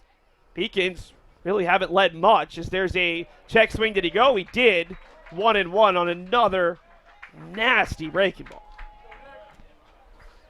1-1 to Powers, who has not hit nearly as much as he did a year ago when he went 18 of 60. He came in, rather 18 of 60 this year, hit more the previous year, but still named an honorable mention all-region player from D3Baseball.com, because when he does hit, came into the weekend hitting .364 with good pop, a .705 slugging percentage. And you don't see that very often, at least in, Division III baseball, where a pitcher can also hit for himself. And I was actually pretty shocked when in Game 1 you see him on the hill, and then later that inning you see him up to the plate. Of course, Dan Mantoni, one of the Beacons greats that we've seen the last couple of years, did it, but he was a rare breed for UMass Boston, two-way player. 2-3-1, misses low, and after retiring the first 5, the old broadcaster's curse, single with 2 strikes, a walk, and it'll bring up Maestu, who scored the game-winning run, coming in on a wild pitch after he had a difficult day behind the plate in game number 2. 2 pass balls and a couple wild pitches skipping past him to score runs. Now if you're Fashion Port and Coyotes, you really got to watch the speed that you have there on second. And you haven't seen New England College try to do a lot of double steals. Probably won't see it here again. But any pass ball, anything like that, you let runners advance those 90 feet, that could really change it, even here with 2 outs. Attili's the shortstop out at second base. Powers at first base after single and walk brings up Maestu. Sophomore out of Naples, Florida. The catcher stands at 6'2". Takes a pitch that looked low from up here, but he's given the benefit of the doubt. 1-1. We are trying to be as objective as possible, and to be honest, it's been a little bit interesting looking at some of these strike zones. A little bit difficult for these batters and even these pitchers to know exactly what is going to be called a ball and what's going to be called a strike, although we're very early in this contest. Not trying to call out Nat King, because that was the first call I wasn't quite sure about. That misses out with the fastball. 2-1. That's something that the first time through the lineup, and you, as a batter, you have to watch, the previous batters, their at-bats, and you kind of figure out what this umpire is calling. Maybe they're calling low or they're calling high. And, as an athlete, you got to adjust to it. You have to adjust. If he's going to keep calling it low every single time, then you got to start swinging at it. Even if you personally don't think it's a strike, but it's going to get called a strike, at certain points in the game, it becomes more on you rather than on the umpire. Mays to a big cut, swings through it, making his 15th consecutive start and his 17th appearance in the last 18 games, just his 25th start of the season. 2-2, chopped over to third baseman Riley. Instead, it's Terry Doyle, who we were informed won a gold glove in the Mexican League when he was still playing. Doyle, the first-year head coach, the D3Baseball.com Regional Coach of the Year, had quite the extensive resume after Boston College, played throughout a lot of different minor league systems, and also played in the Dominican Republic, Japan, Mexico, and Venezuela. 2-2, 2 on, 2 out, swung on and missed. Fashionport strikes out the side, albeit with 2 runners on. We head to the bottom of the second. Can the Beacons get their first base runner against Dylan Champagne? I did receive a non-athletic scholarship upon entering school. I got the presidential scholarship, which was huge for me. I think there's more opportunities for academic scholarships in Division III. I did receive academic scholarships. Just being involved on campus, being a leader, all those things combined kind of get me recognized. It's a great experience for me.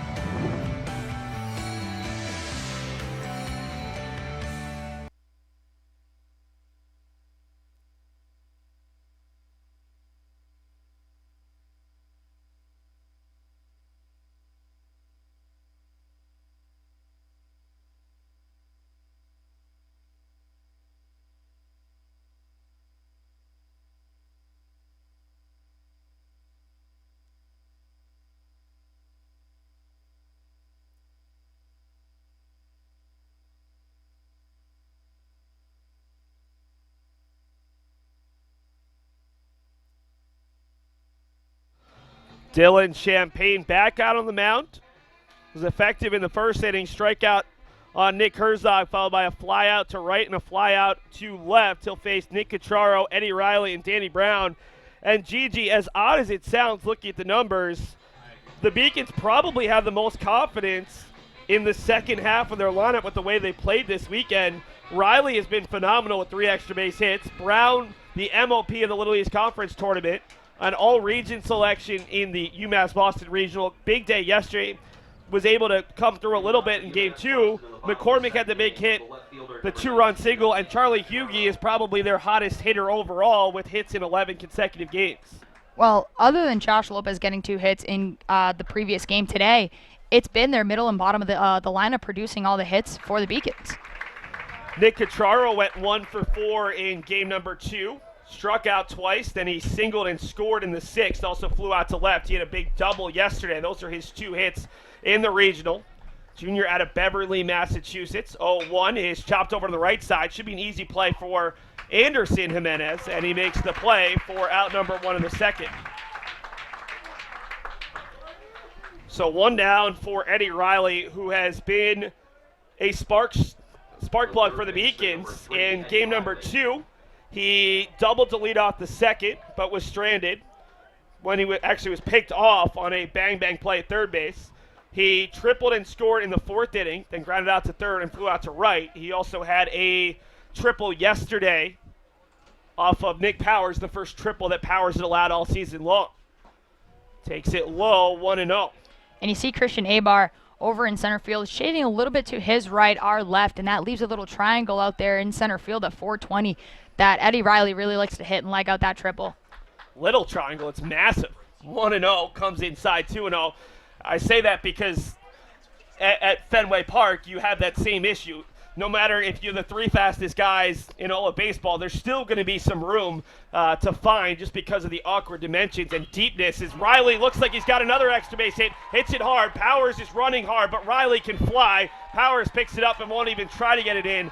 And for the 4th time this weekend, Eddie Riley has a big inning opening extra base hit. He has been starting a lot of rallies for this UMass Boston team. And starting off an inning, even though you got 1 out with Cacciaro grounding out, but still starting off getting that extra base hit really puts the pressure on the defense because now, even if Danny Brown grounds out, you advance the runner 90 feet and you put McCormick in a great position to get an RBI.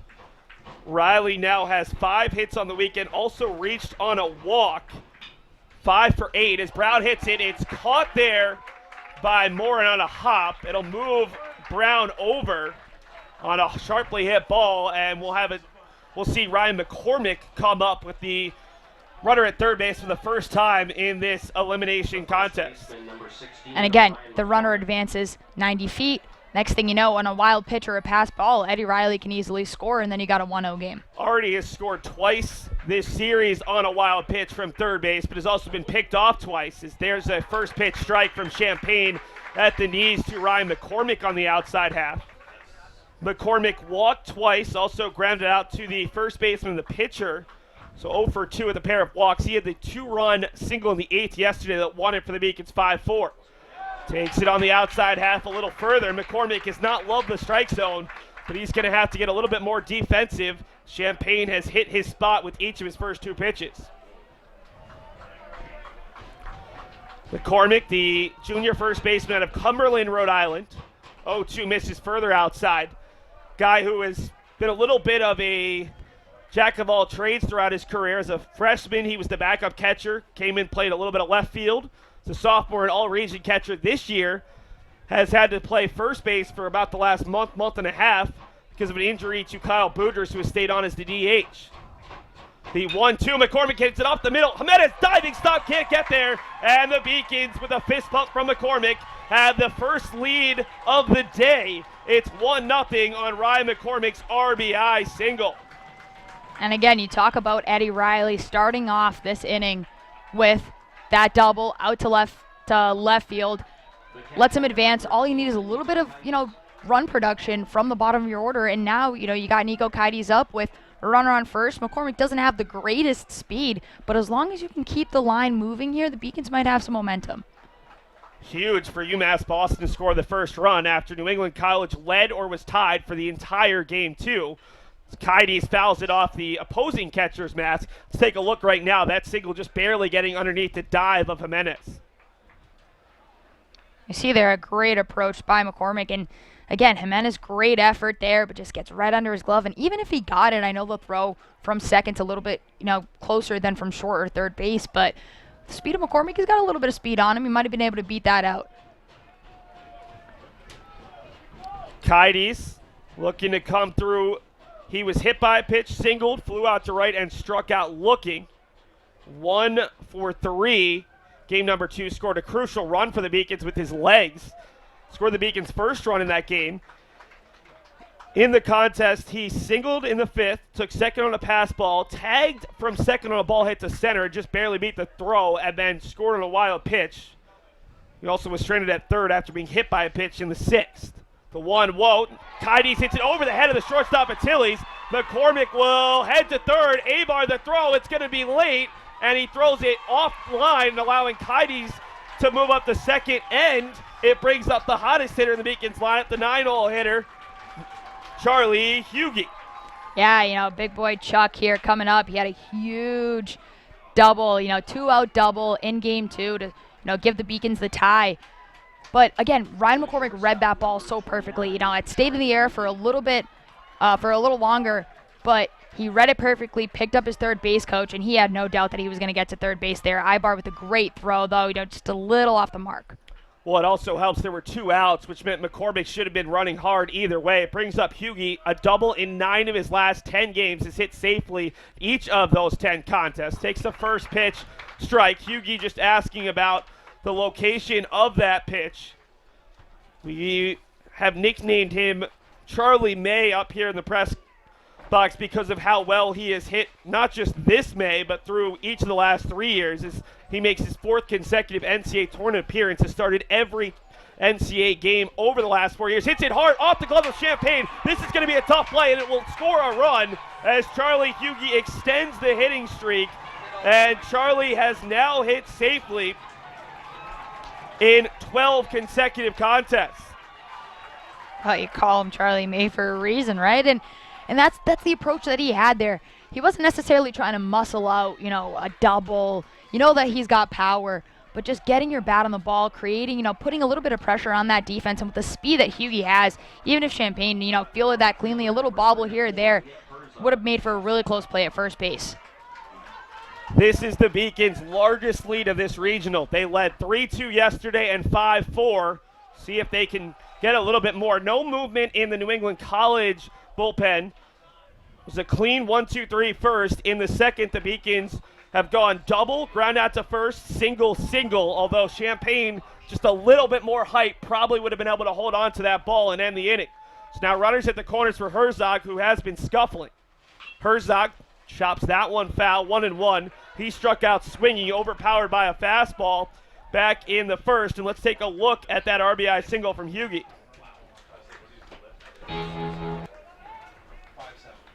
You see here on your screen, he just finds a way to put it. That's a beautiful play there. I mean, Champagne really almost had it. He had a beat on it, and you see him a little bit frustrated there that he didn't hold on to it.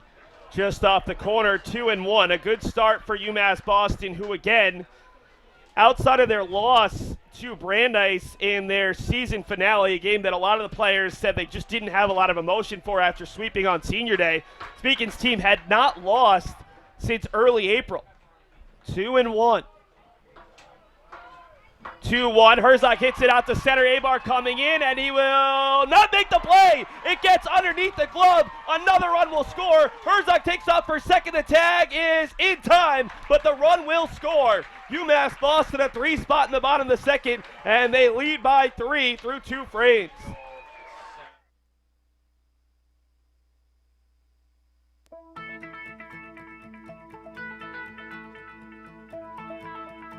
College has given me the flexibility to pursue my passions and my interests, and I've recreated my identity for myself aside from just being an athlete. My greatest personal discovery has been that I am capable of doing things that I didn't know I was capable of doing. To be able to study what I wanted to and continue to play the sport I love, all of those things came together very nicely in one package in Division III.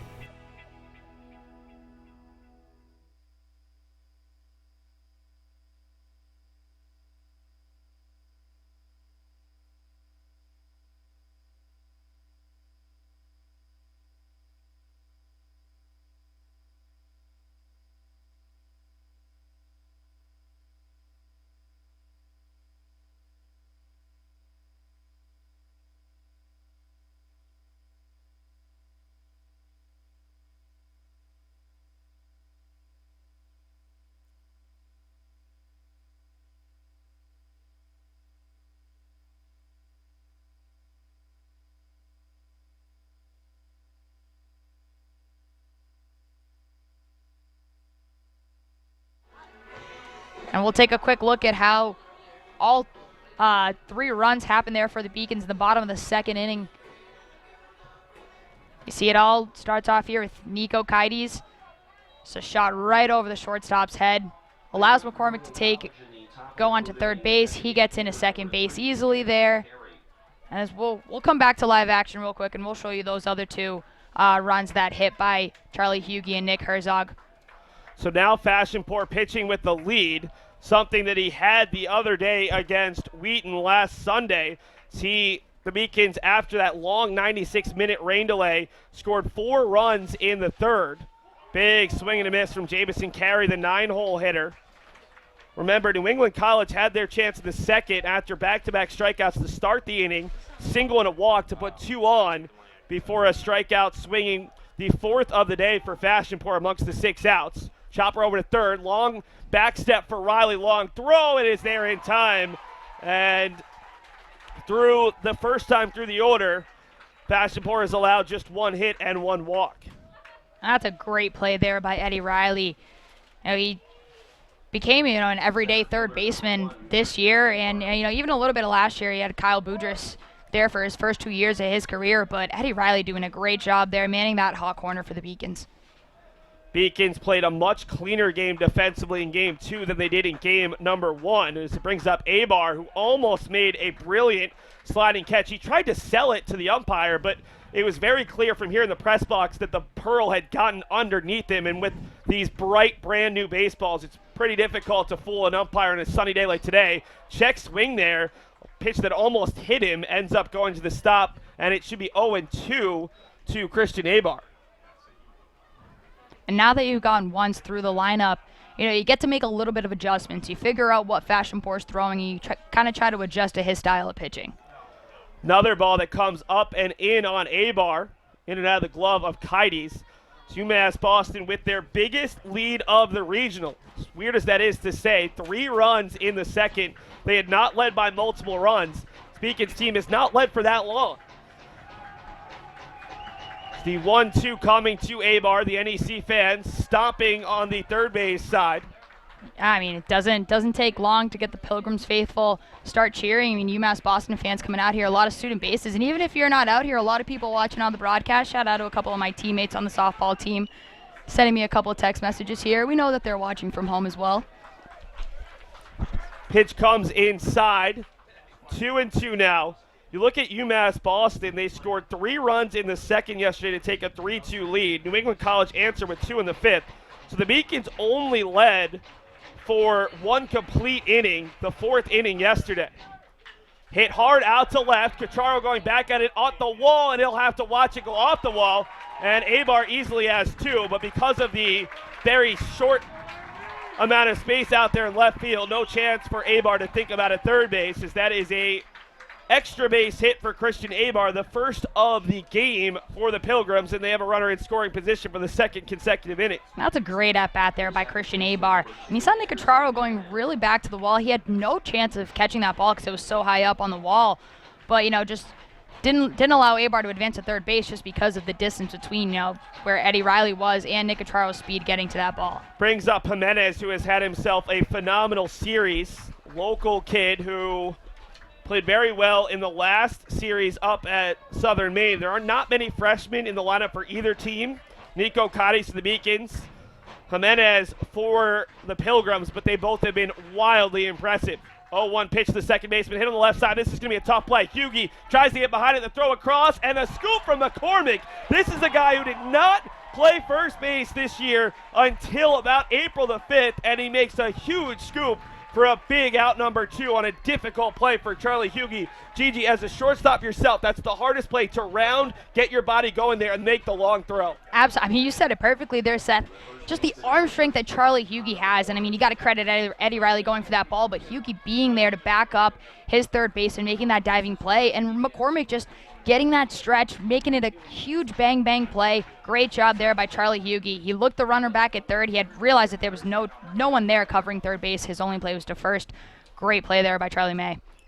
Connor Morin takes the first pitch breaking ball for a strike. He struck out swinging, started a streak of 3 consecutive strikeouts for Fashionpour, who has 4 overall. Gets away from Cotties. It'll be ruled a strike, and it didn't get far enough to send Abar. So a pair of good fortunate things for the Beacons going there. So 0-2 now as Fashionpour looks to work around the 1-out double from Abar, who's over there at third base.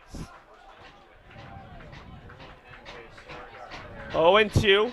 2 outs, runner at third. Another ball that bounces up there, and Kaidi is able to keep it in front. Nico Kaidi's had a huge task here behind the plate today. When you got a runner at third base 90 feet away in a fairly close game, 3-0, you know, the Beacons aren't that comfortable with their lead, and New England College is right on their tails. Any pass ball, any wild pitch, that run is scoring from third base. 1-2 coming to Moore, and the 3-0 hitter in first baseman chops over the top of it. This will go foul. McCormick playing behind it. If he had charged that, I think he would have been able to get that ball in fair territory and make the easy play.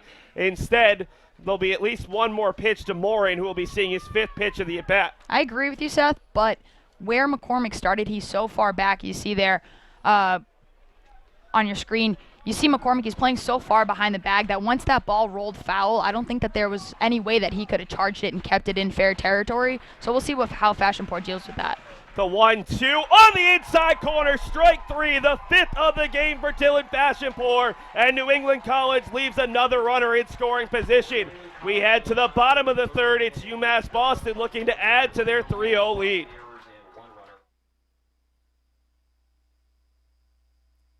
I did receive a non-athletic scholarship upon entering school. I got the presidential scholarship, which was huge for me. I think there's more opportunities for academic scholarships in Division III. I did receive academic scholarships. Just being involved on campus, being a leader, all those things combined kind of get me recognized. It's a great experience for me.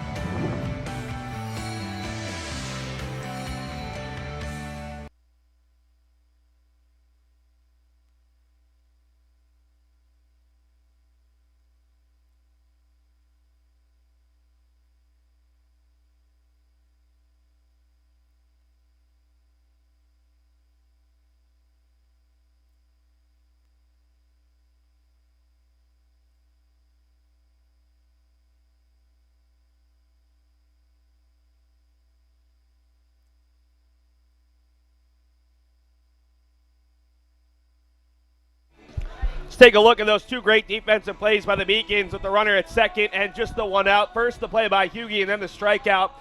2 really big defensive plays by a Beacons team known for their defense. You see Huegi, the long throw. The scoop is really good there from McCormick, and then a called strike 3 looking. Great location, and apparently we're getting that low strike again after not getting it in game number 2. Well, you change the umpire. You know, every umpire has their own different strike zone. But just going back to that Huegi playing at first, it is so tough for a first baseman to not only have to stretch and scoop, but also keep your foot on the base to maintain that out. And that was a great play there by Ryan McCormick as well. McCormick, a guy who at some points it looks like he's still learning the position, but he is an athlete, and he showed it there. A really nice play. Update for you from one of the other 3 games that are still going. Birmingham Southern, a team that has been very close quite a few times, is dominating the team that would have been the local team if they had gotten back to Iowa. They lead 11-1, needing 1 win today to get to the Super Regionals. In the other game out west, it's a much closer game, but Chapman, who won yesterday, leads 2-0 over Concordia, Texas, needing 1 win today. This literally could be the only game 3 needed between all 8 of the Super Regionals in this, the first year of the regional, Super Regional format at the Division III level. 2-1 to Josh Lopez. Takes it a little high. 3-1. Oh, I'm not. Mays, to 2 pitches prior to this, had no idea where that pitch missed. And honestly, I agree with him. You saw a little emotion out of him there.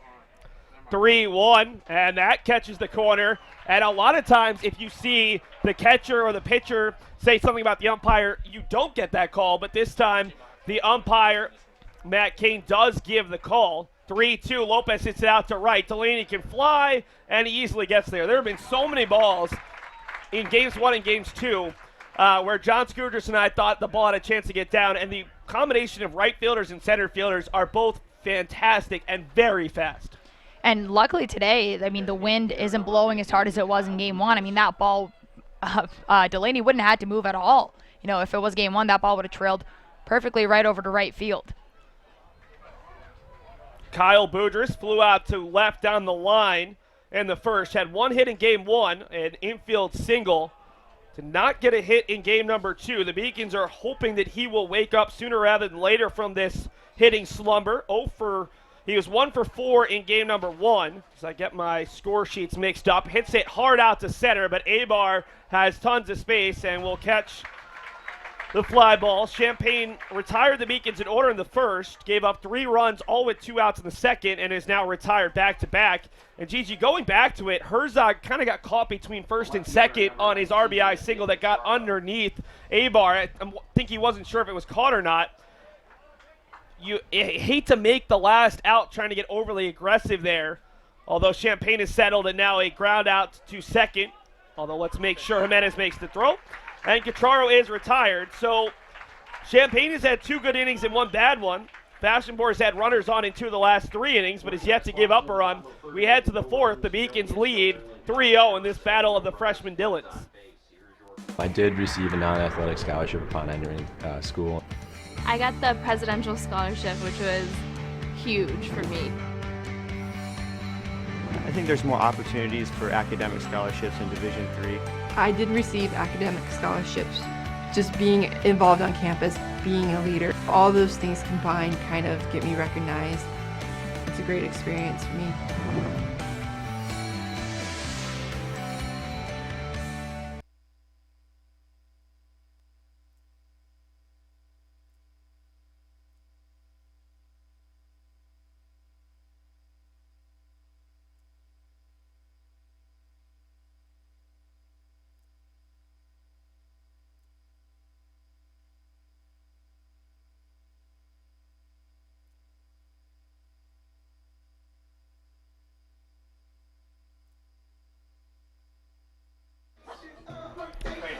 Top of the 4th inning, 4-5-6 for the Pilgrims, who find themselves in their biggest hole of this Super Regional. I can't say this postseason because they dropped a 16-4 contest to Southern Maine in last week's game number 6 of the Southern Maine Regional, game number 1 of Championship Sunday. Beacons dropping their first postseason game earlier today after winning each of their first 8. Trailed by 2 for the first time this postseason. The first pitch to Delaney. Breaking ball misses down and away. Delaney had the biggest hit of game number 2. A grand slam after Gottesman uncharacteristically lost the strike zone in a big way. 1-0. A lot closer, but no salami there. And this time it's the Beacons fans who are unhappy with our umpire. Well, you talk about Ben Gottesman losing the strike zone a little bit, but Dylan Fashpor has been all around that strike zone. He struck out 5 of the 12 batters that he's faced, and we're only here in the 4th inning. He's already thrown 55 pitches, which is not a great sign because that's probably going to cut down on his innings, but 34 strikes to 21 balls.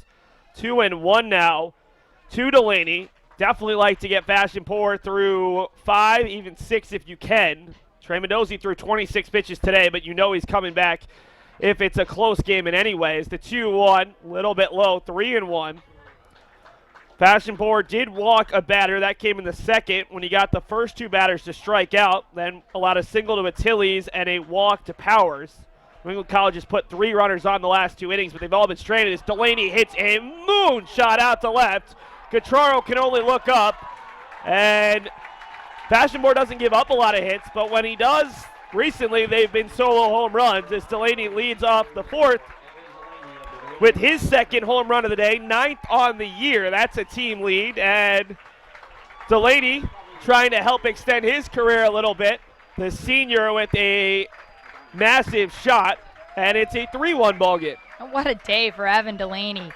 You hit 2 home runs in 2 back-to-back games. I mean, super regional games. That's ginormous, and both of them over the monster. I mean, Monin Park is a replica of Fenway Park, and just to hit 2 absolute moonshots over the ball, I mean, this guy, you know, he's on one today. Yeah, and remember, the Monin Park mini monster is 27 feet. The one over at Fenway Park is 37 feet. I think that would have been over at 47 feet with how high that got. Didn't go all that far because it was just a higher hit ball than a deeper ball, but certainly would get out of most fields. So that is home run number 9 for Delaney and his second and third home runs of the postseason. 1-1 to Nunez, misses, 2-1.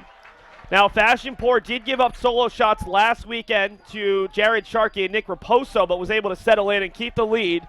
It's been pitted to a 3-0 lead here after the Beacon scored 3 with 2 outs in the second. Catches the corner, 2-2. And every single home run that Dylan Fashport has given up has been a solo shot. He's only given up 3 on the season, and they've all come within the last week. And they've all been to right-handed hitters. 2-2 to Nunez, who hits it softly over to McCormick. That's a nice way to bounce back. McCormick thought about giving it over, and in the end tags it. And we talk about McCormick making the good plays at first, but that's one of those nerve-wracking plays. Not a great amount of communication there, and in the end, they do get the out. At that point, you just gotta, you gotta trust your speed there, and you gotta read the speed of the runner as well. You don't want to put any more pressure on your pitcher than you have to, or confuse a little bobble here or there. Just step on the bag, and we got 1 out here already in the inning. Lewis Attiles, the Roxbury, Mass native, singled with 2 strikes and 2 outs in the second, hits it hard to the same spot. Brown coming in, and he makes another diving catch. Downtown Danny Brown has been impressive in the outfield all postseason long, and he robs Lewis Attiles of what could have been his second hit of the game. Danny Brown is such a great defensive player. You talk about his offense all the time, comes up in clutch situations, but he's also one of the fastest outfielders that this Beacons roster has. And not even that, he loves to dive for balls. You saw it yesterday in Game 1 as well. Nick Powers worked to walk his first time up.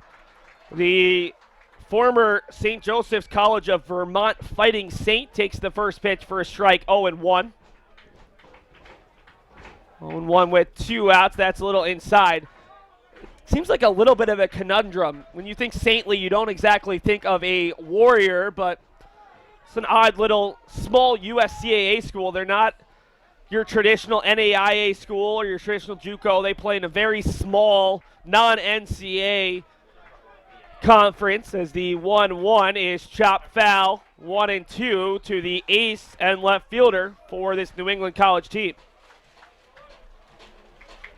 Fashionport looking to get out of the inning with just the 1 run. It was a moonshot from Delaney, but trying to keep it at 1. Dylan was recruited by UMass Boston former assistant coach James Cordes, who was Dylan's freshman high school coach out in California. Nice little connection that helped the Beacons end up with Fashionport, who loves Boston, Red Sox fan. He's heavily recruited, including by Stevens Institute of Technology. Their head coach, Christoph Aldens, was the NCAA rep last weekend, and there's another strikeout for Dylan Fashionport. His 6th strikeout, second in a row, an inning-ending strikeout looking, and it's just the 1 run for the Pilgrims in the 4th. We'll take a look at a number of highlights from this inning and then take a commercial break. We've got the homer and the diving effort from Brown as UMass Boston leads it 3-1 through 3.5.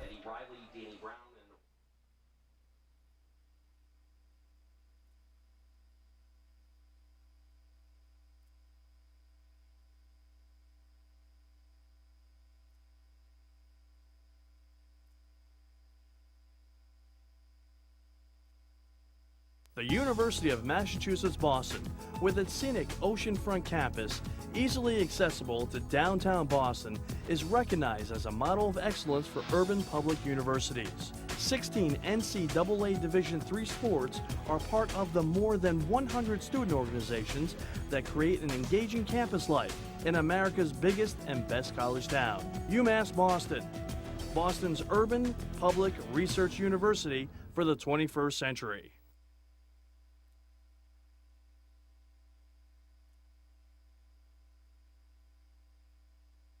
Division III allows you to give yourself to other things. Having that free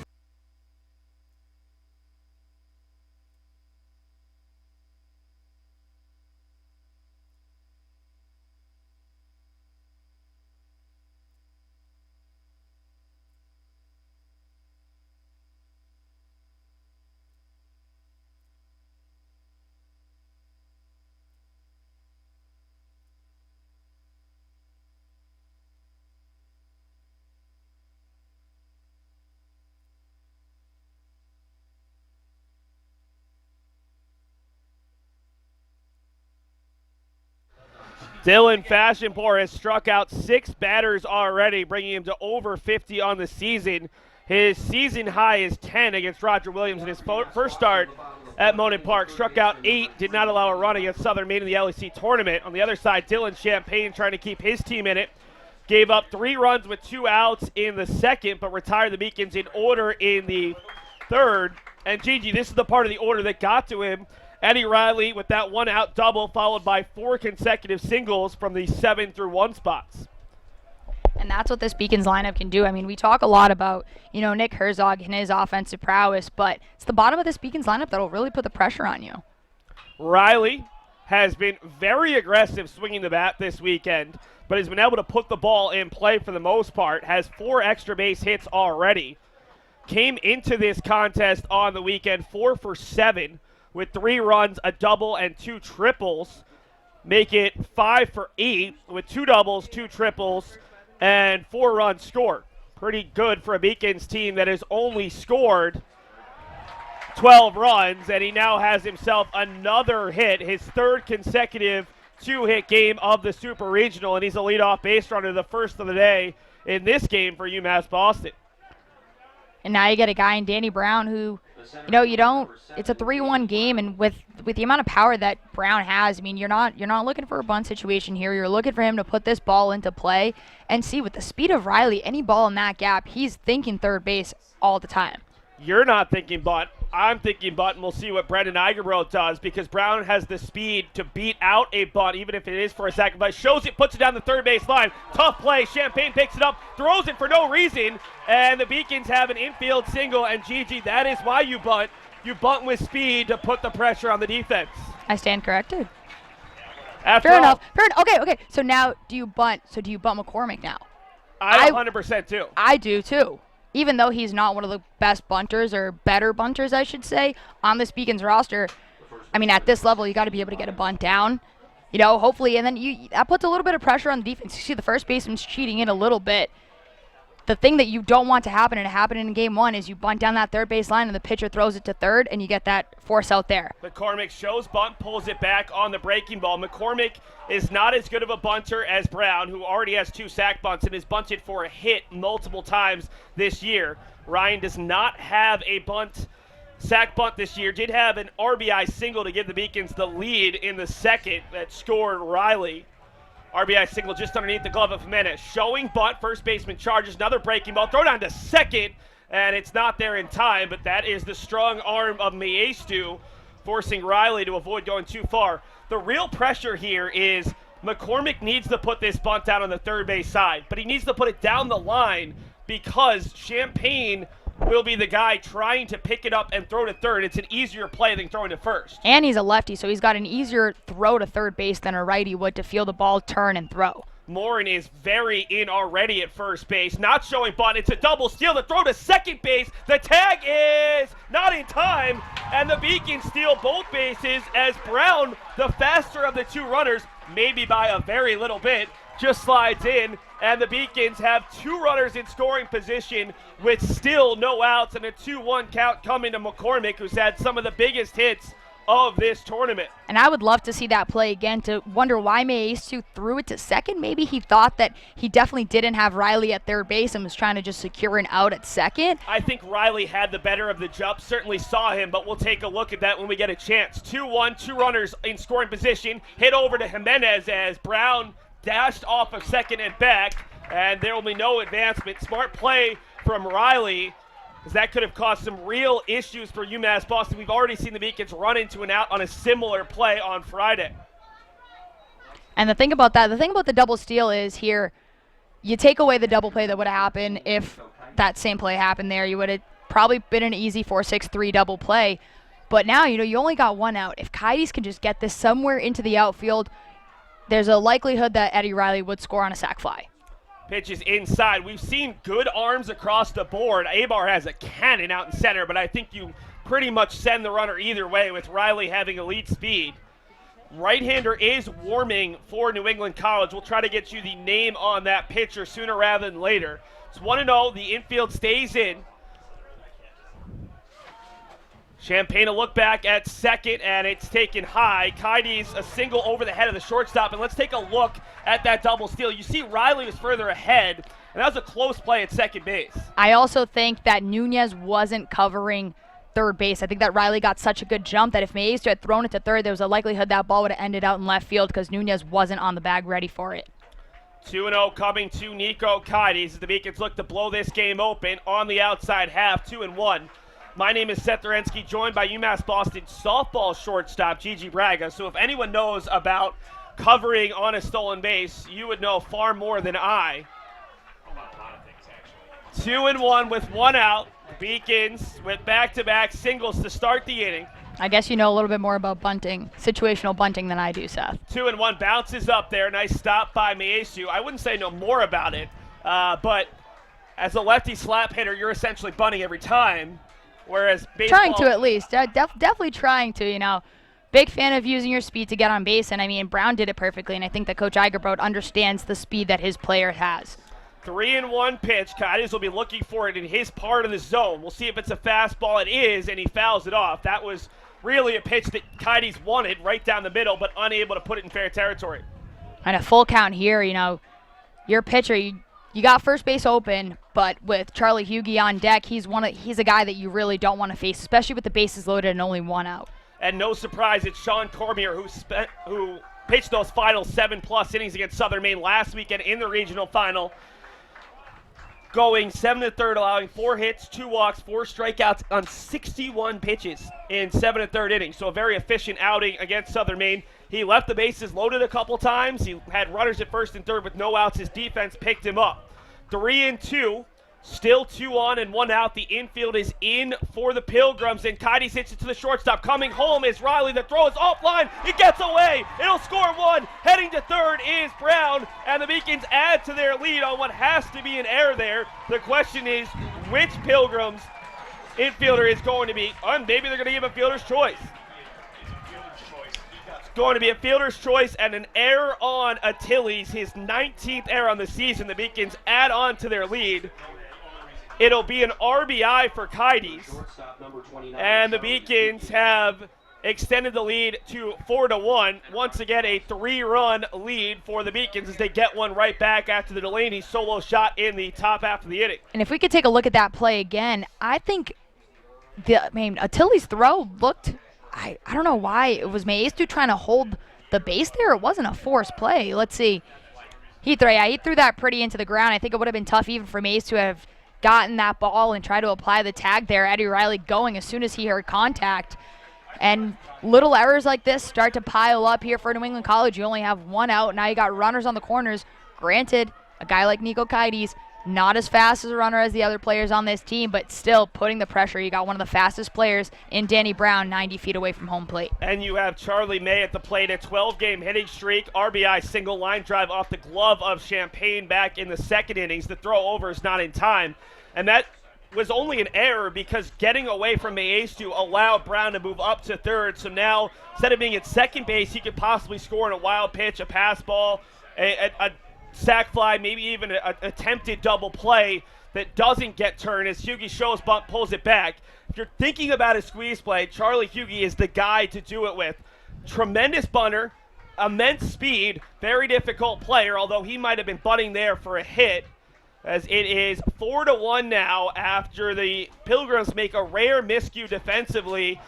The throw was there in time. It should have gotten Riley, who was going on contact, but a throw towards the first base side that Maestu couldn't hold on to. Hit out to center. Abar heads back.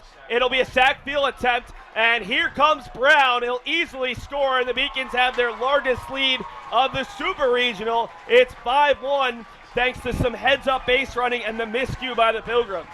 That's a great at-bat there by Charlie Huegi. Realizing there's 1 out, doesn't have to do too much. Do you want to get a base hit? Absolutely, but what's more important? It's scoring the run. Puts that ball in the air. Abar's got a cannon, but he knows at the speed that Danny Brown has, anywhere into the outfield, there's a likelihood he's scoring. The Beacons have scored 2 runs in the inning on just 2 hits. Leadoff single, bunt single, the double steal, and then a fielder's choice where the ball got away in the sac fly, and now Herzog tees one foul.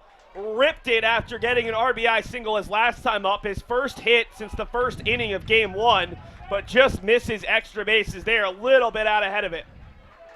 And going back to that Achilles play, you saw it in game 1. He made that same play and got Danny Brown dead out at home plate. So you see it again. It was a great idea. You know, you want to save that run. It's a super close game. They were only down by 3 runs at that point, trying to help your pitcher out a little bit. That ball nearly catches. Turns out Kaides is taking off. There was no one covering. The tag is there in time. And Gigi, before we go to break, I'd like to take a look at that play and you analyze the footwork of Achilles. Maybe did that throw go wide because his feet weren't quite set on the throw home that allowed the Beacons to score the run? We'll take a look here real quick as soon as we can cue that replay up for you. If we can get it in a little bit of a slower motion so that we can really take a look at his footwork. It's a routine ground ball. He picks his head up.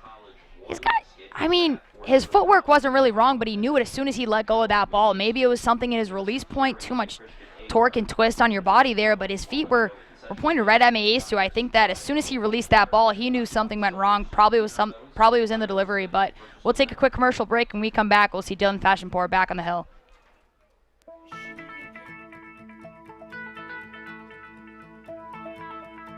College has given me the flexibility to pursue my passions and my interests, and I've recreated my identity for myself aside from just being an athlete. My greatest personal discovery has been that I am capable of doing things that I didn't know I was capable of doing. To be able to study what I wanted to and continue to play the sport I love, all of those things came together very nicely in one package in Division III.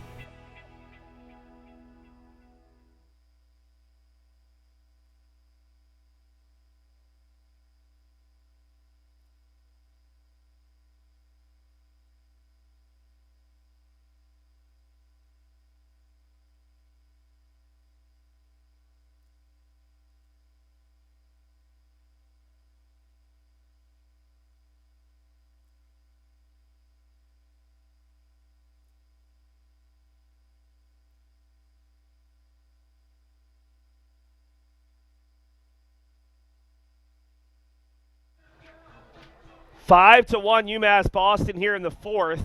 The 22nd/23rd ranked team has bounced back in a big way from their first postseason loss of the year. Had started 8-1, and Gigi, it helps when you look at this Beacon senior class that makes up most of the position players playing in their 39th career postseason game between the Little East Conference Tournament and the NCAA Tournament.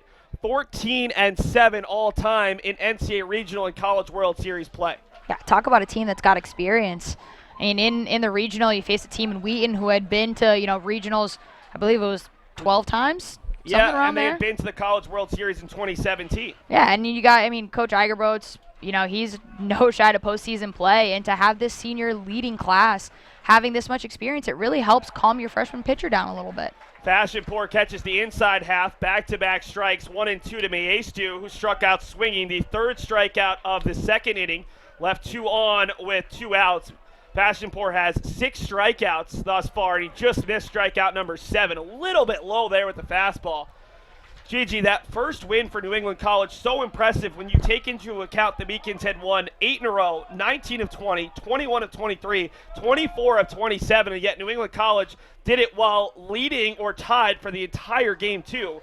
This Pilgrims team, they might be out of a conference that everyone outside of New England may have never heard of, but they have been so impressive, not just this weekend, but in Southern Maine last weekend, beating the Huskies 2 out of 3 times, beating the NEWMAC champion. This team is one of the most impressive teams we've seen come to Monon Park in the 4-year history of the stadium. Well, that and being the underdogs, you take a look at their record as Dylan Fashionpour gets his 7th strikeout of the day, his second on Maestu. But again, you take a look at this Pilgrims team, and they're the underdogs. You get, they got a couple more losses than they would have liked, but that takes a little bit of the pressure off your back. No one really expects you to win, against the number 1 team in the nation in Southern Maine, and you come out of that regional into this Boston Super Regional. It's amazing. It takes the pressure off their back. Jamison Carey takes a sweeping breaking ball on the outside half, 0-1. Now, Gigi, I've got to correct you. They're the 3rd ranked team in the country, the Huskies. But one of everybody but the 2nd seed amongst the top 5 teams in the country lost last weekend in the regionals.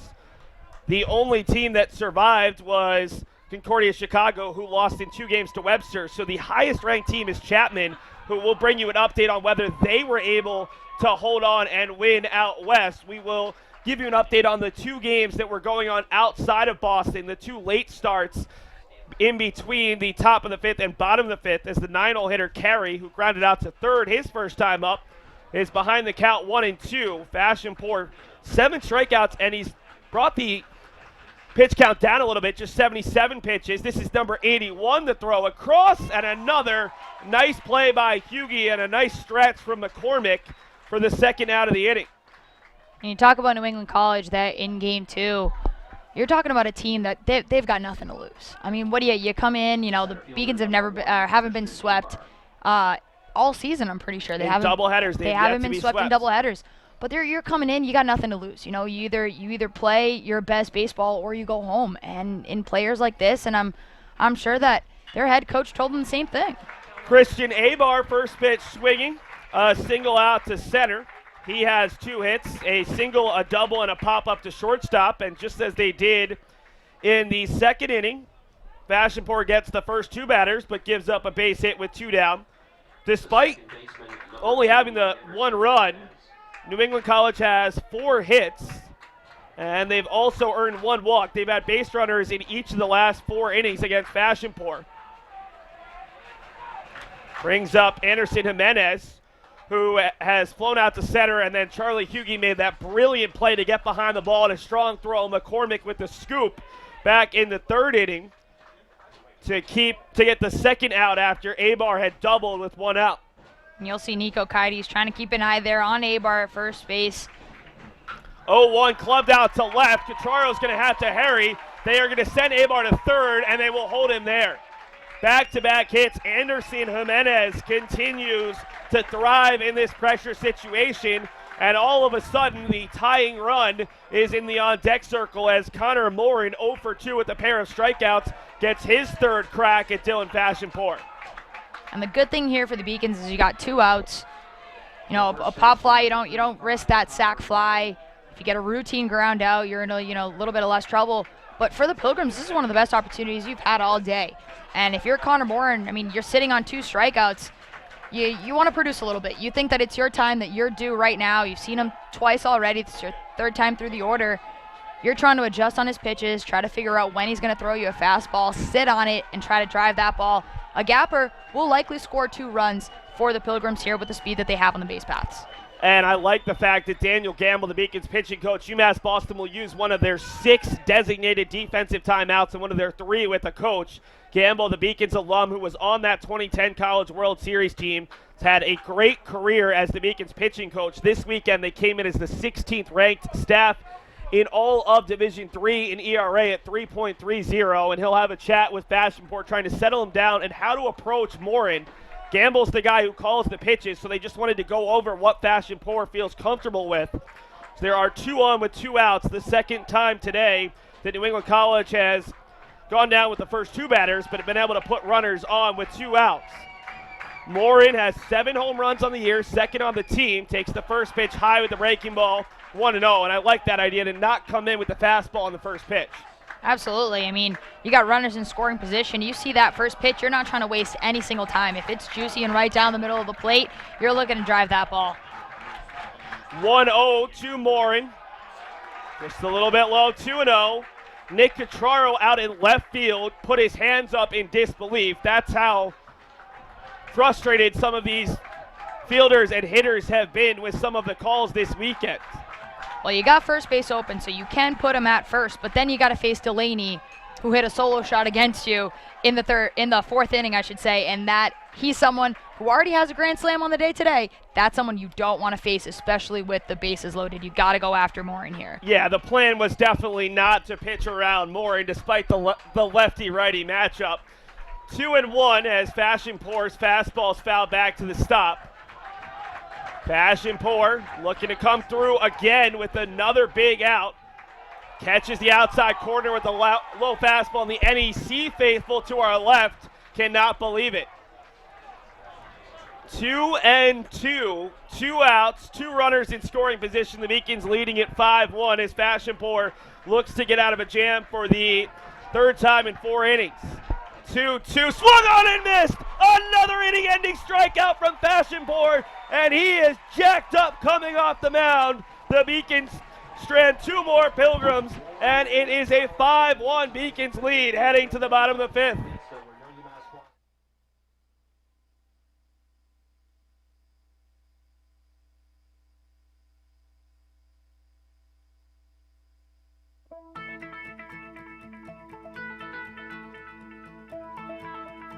College has given me the flexibility to pursue my passions and my interests, and I've recreated my identity for myself aside from just being an athlete. My greatest personal discovery has been that I am capable of doing things that I didn't know I was capable of doing. To be able to study what I wanted to and continue to play the sport I love, all of those things came together very nicely in one package in Division III.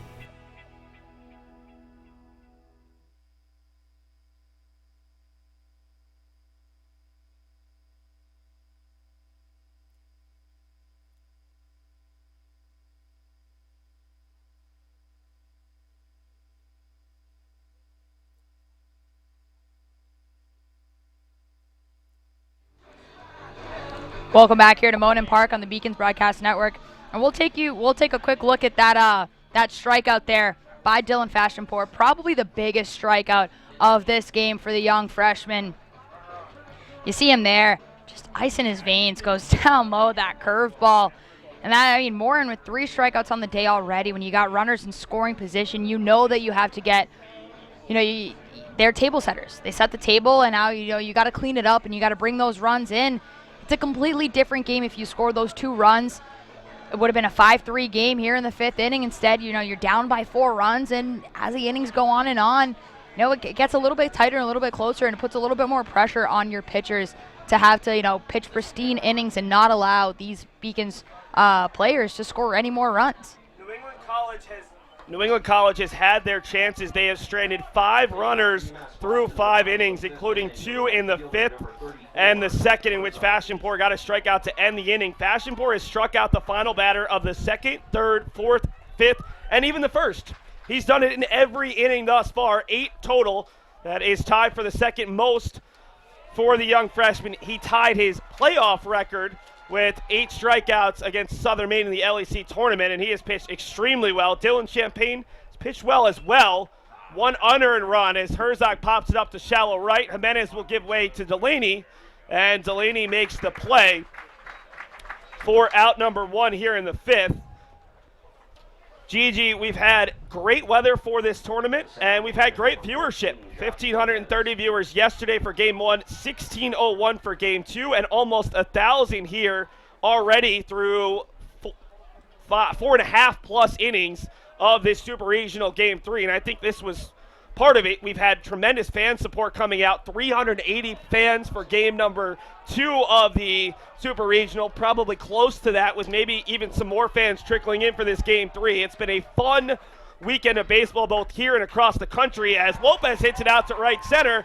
Delaney will get there quickly and keep Lopez to a single base as he has his first hit of Game 3 and his 3rd hit of the day. And I know a lot of UMass Boston fans, especially student athletes who, it's pretty late in May. We just finished finals yesterday, but, a lot of them went home, caught a flight home, and if this was a week earlier, I'm sure you would have seen a lot more fans here at Monin Park. Kyle Boudris, looking for his first hit of the day, has flown out to left down the left field line to end the first, flown out to center his last time up, hit it hard, but just so much space out there. How about some drama out in California? Concordia, Texas tied the game at 2-2 in the 8th. Chapman, the home team who won Game 1 yesterday, has a runner at second with 1 out with a chance to head to the College World Series and punch their ticket. 0-1 coming to Boudris with a runner on first. Boudris hits it the opposite way, foul.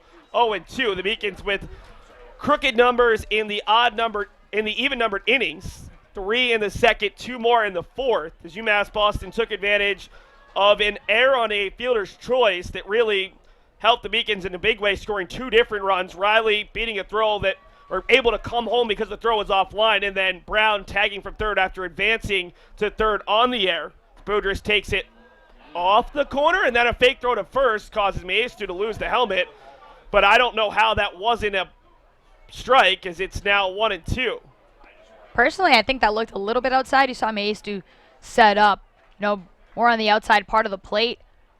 At the same time, that pitch has been called prior in this game, so I understand the upset, little upset there from the Pilgrims fan. You as well, Seth.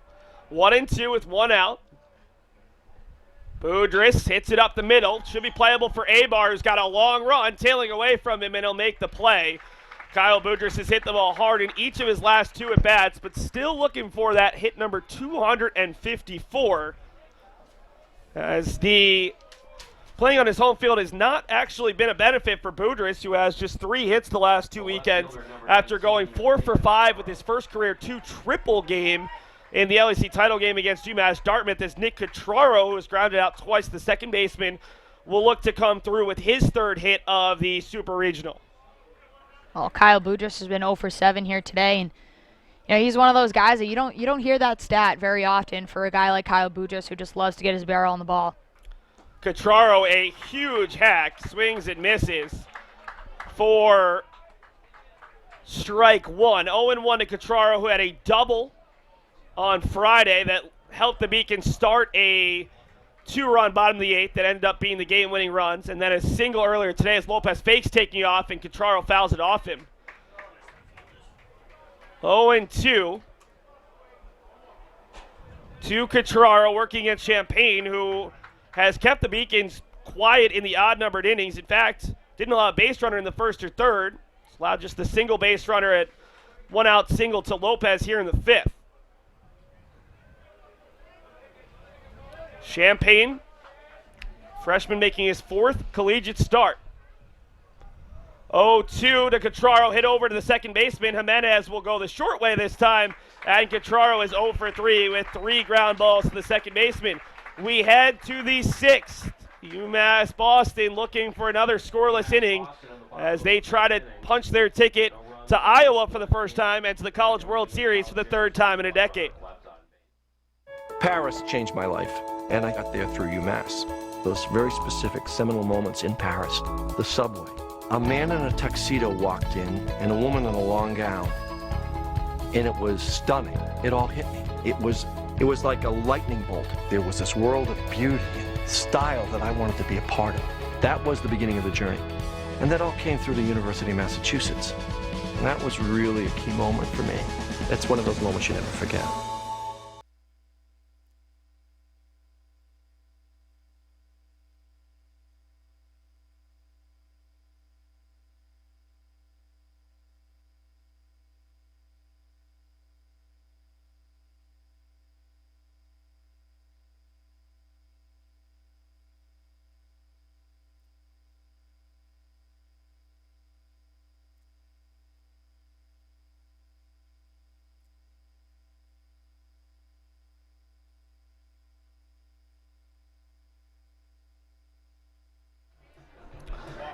The new pitcher for UMass Boston is the sophomore righty out of New Bedford, Massachusetts, Tyler Arruda, 6'2", 10, attended Greater New Bedford Regional Vocational Tech.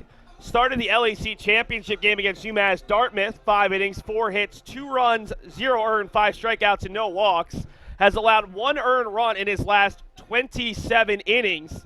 Pitched on Friday against New England College, coming on for Fernando Burgos after 5 innings. Same exact situation today. 2 innings, 2 hits, did not allow a base runner before being lifted in the 8th. I think that he allowed maybe a hit by a walk and an error cost him, so he came out in the 8th. For Arruda, threw just 27 pitches, had a chance to catch up with him in between games, and he said, you know what? Feel great right now. Not a guy who typically would pitch twice in 3 days, but the second team all-conference guy is doing whatever his team needs out of him in this Super Regional. And if you're head coach of the Beacons, Brendan Igerbrow, you're trying to see if you can ride Arruda for 3 innings. And at that point, you bring in your closer, your ace, Bobby Tramandozzi, and see if he can close out this game for the Beacons if they're still in the lead by then. Big swing and a miss by Evan Delaney, who struck out swinging and hit a solo home run thus far today. Arruda looking a little bit deeper at his numbers. 15th appearance. This is his 7th out of the pen, 7-1. Second on the team with 1 save, a 2.10 ERA. Tops amongst second best amongst the Beacon starters, 55 and 2/3 innings, 40 strikeouts to 24 walks, 43 hits, 16 runs, 13 earned, a strikeout per 9 rate of 6.47 as it's hit hard over to Huegi. Has plenty of time and throws a strike across as Delaney is retired for out number 1. That's a huge out there for Arruda to get, the home run hitter in the 4th inning. You see the power that Delaney has in his bat, and to get that out there for your first time coming out of the pen here in this game, that's huge, and that's huge for your defense as well to settle yourself down a bit. You're halfway through this game, and you just got to buckle down at this point.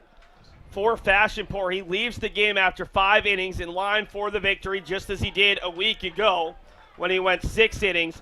5 innings pitched, 5 hits, 1 run, 1 earned, 8 strikeouts, tied for second most in his collegiate career versus 1 walk, 89 total pitches. Hit hard out to right center, long run for Herzog, but again, he covers so much ground, it makes it look easy, and Nunez is retired. 2 quick outs to start this appearance for Tyler Arruda. Pretty sure that one step of Nick Herzog's would probably be about 3 or 4 of mine. I'm pretty sure that if you put me in the same spot as Nick Herzog and gave me a 5-second head start, I still don't get to about half the balls that he does. I concur. I definitely agree with that statement. So it'll bring up Louis Attiles as the Beacons look for their first 1-2-3 inning since the first. Big swing and a miss. The Beacons pitcher, Dylan Fashionpour, struck out the final batter of each of the first 5 innings. Arruda has a lot of strikeouts on the year, but not quite the strikeout pitcher that Fashionpour is. As the 0-1 is fouled back. Arruda started his day against 9-1-2 back on Friday. Tired the Pilgrims in order in the 6th. Allowed a 1-out walk in the 7th to Delaney before getting Nunez to line into a double play. And then walked Attiles. So he faced every batter in the Pilgrims lineup once and allowed 3 base runners, a pair of walks, and then that error on Lopez that should have been a double play ball in the 8th, as that nearly catches Attiles, and he'll stay down for a moment. Not where Arruda was looking to go. There's been a little bit of trash talk going back and forth, but really no chippiness between either team. I don't think we've had more than just the 1 hit by pitch, which came early in game number 1.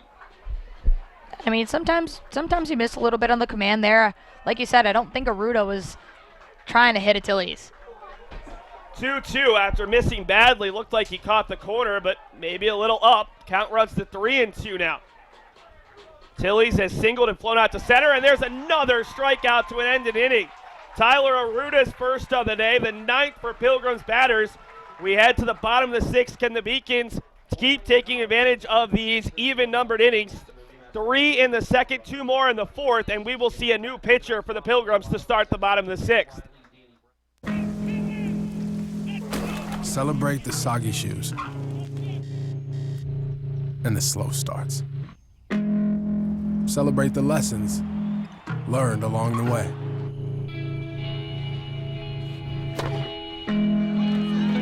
These are the wins. Not the shiny nail-biting kind. These are the last a lifetime kind.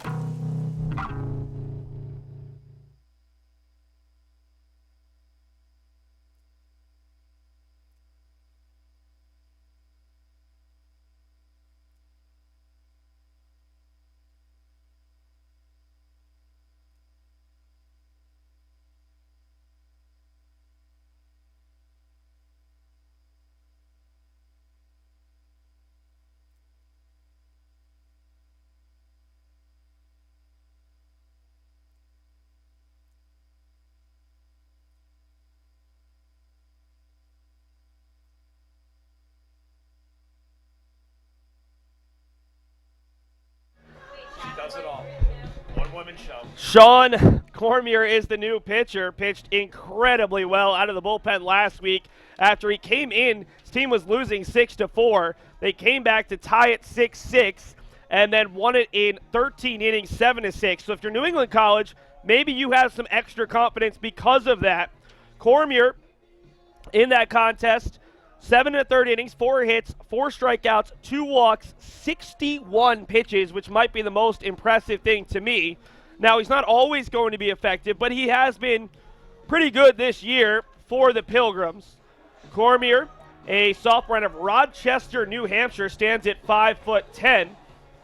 And Gigi, to give you a little bit more on Cormier, attended Spalding High School as a freshman, a 5.23 ERA, but as a sophomore, making his 10th appearance, 8th out of the pen, 2-1 with a 3.41 ERA, 31 2/3 innings, 21 strikeouts to 10 walks, 32 hits, 21 runs, 12 earned. Opponents hitting .244 against him, and he's a guy who can give you some innings, has gone at least 2 innings in 7 of his 9 previous appearances. Faces Eddie Riley, the man who has been particularly good this weekend. 3 2-hit games. Today he has doubled and scored, singled, stole a base, and scored in the 2nd and 4th innings. Misses a little outside, and this time it's the New England College fans who have a little bit of a protest. You can just hear it from the fans grunting on the broadcast. It's just, if we had a live look at the two fan bases, that would just tell you all you need to know about whether it was a strike or not.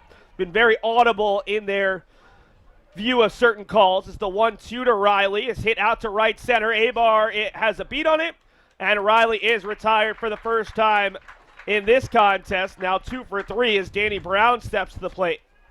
And you see both coaches here going to their pen.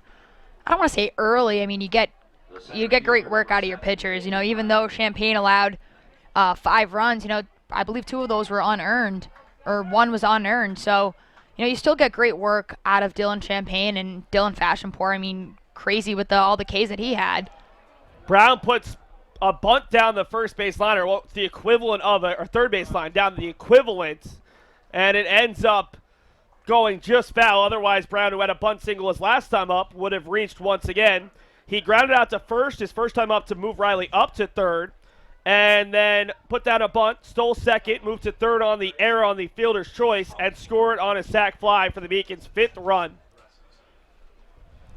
Brown hits it out to left.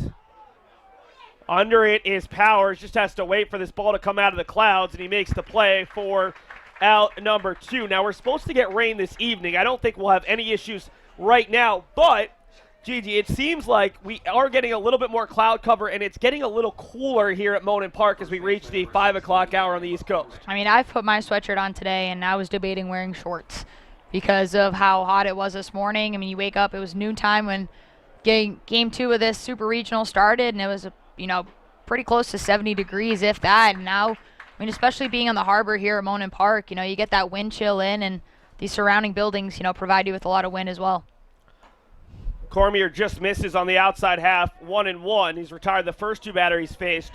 For Champaign, a final line of 5 innings, 8 hits, 5 runs, 4 earned. Did not walk a batter and struck out 1 through just 63 pitches. But I think at this point, you turn to Cormier hoping that he can get you zeros, because Champaign, while he pitched well, did give up 4 of the 5 runs earned. The 1-2 as McCormick takes it down low, 2-2. Gigi, it's official. 7 of the 8 Super Regionals have gone final. We're the last game going. We'll bring you an update on those last 2 Super Regionals and all the teams who have made it in between the 6th and the top of the 7th. 2-2 to McCormick. Swings. It goes in and out of the glove, and they're going to say McCormick caught a piece. McCormick had an RBI single to score the first run of the game for UMass Boston, the second, and then grounded out to second to not move up either runner, as there was a runner at second and third with no outs. Fouls it down the first base side, and Jamil Moquette picks up the E3 first base coach as he couldn't quite keep it in front. Moquette, a former Little East Conference Player of the Year, who was drafted late in the MLB draft by the Baltimore Orioles, suffered a career-ending injury, came back, has been an assistant coach, and is finishing off his degree this spring. He will graduate next week as Jimenez picks it up and throws across. So a 1-2-3 inning for Cormier, who continues to be almost unhittable in postseason play. See what the Beacons pitcher Tyler Aruda can do in the 7th. We'll also have an update for you on those final 2 games that just went final.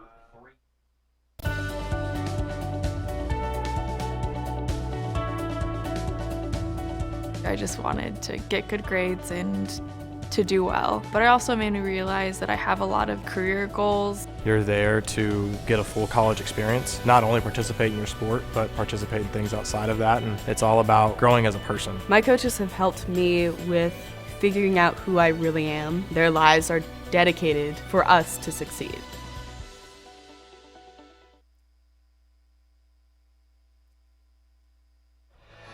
A pair of 1, 2, 3 innings in the sixth to match the first. A lot of base runners in between. Let's take a look at all of the other Super Regionals that have gone final.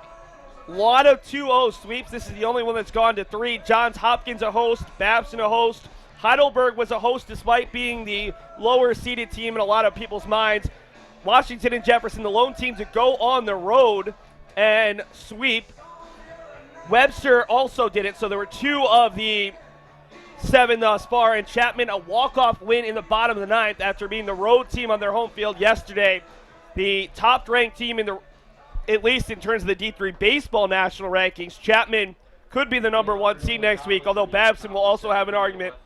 They came into the postseason as the 7th-ranked team, and both of those teams have had phenomenal postseasons.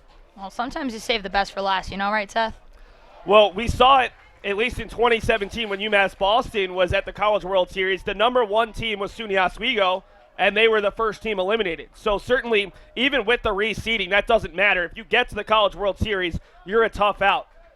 The Beacons were the 3rd seed at that 2017 College World Series, and they went 1-2, losing to 6-seeded North Central out of Illinois twice, including a heartbreaking walk-off loss on an error in the final game. And in between that, they defeated Wheaton, team out of Massachusetts, who was the 7th seed.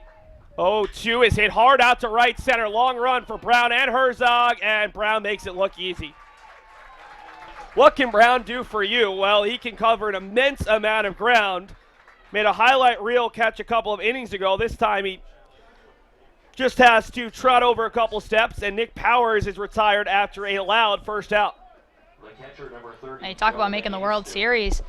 You know, the baseball aspect, trying to get another Little East team into the World Series as on the women's side, Eastern Connecticut State going for an amazing run and actually beating the number 1 seed in the College World Series. I believe it was 3-2, if I'm not mistaken. It was 2-1 the other day against St. Thomas of Minnesota, who's been in the news for some interesting reasons. The Minnesota Intercollegiate Athletic Conference booting them from the conference, although they said it was an involuntary leaving, whatever the PR take on it was. Either way, they said, we don't want you in the conference because you're too good. Well, it's not just their football team, their softball team, very impressive, the number 1 overall seed, but they went 0-2 at the softball College World Series out at Trinity Tyler, Texas Tyler's. That just misses 2-2 from Aruda. And both by New England teams. Eastern Connecticut State beat them, and then Williams went and beat them in an elimination game as well. New England trying to send 2 teams to both the softball and baseball College World Series. In fact, they will do so as Lopez goes up the ladder to make that catch at second. After all, doesn't matter if it's UMass Boston or New England College, it's a New England team that will join Babson, who won earlier today in 2-1 fashion. How about Babson winning in a walk-off fashion yesterday against SUNY Cortland? Today it was Chapman on a walk-off single by a player in the live stats. They don't give the first name, but it's A. Wong. What a feeling that must be. A walk-off hit to send you to the College World Series at home.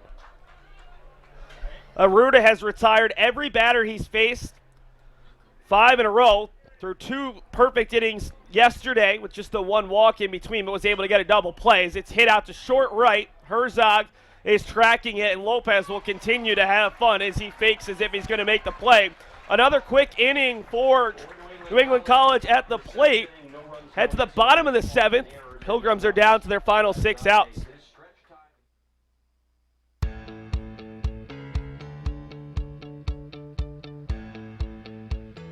Being a part of the different activities and organizations that I've been a part of, I'm actually able to see myself where I'm like, hey, I actually can make a change. I'm one person that can make a difference. Division III has helped me to develop teamwork skills, critical thinking skills, time management skills. It's not just about basketball, or it's not just about school, it's about developing yourself as a person altogether.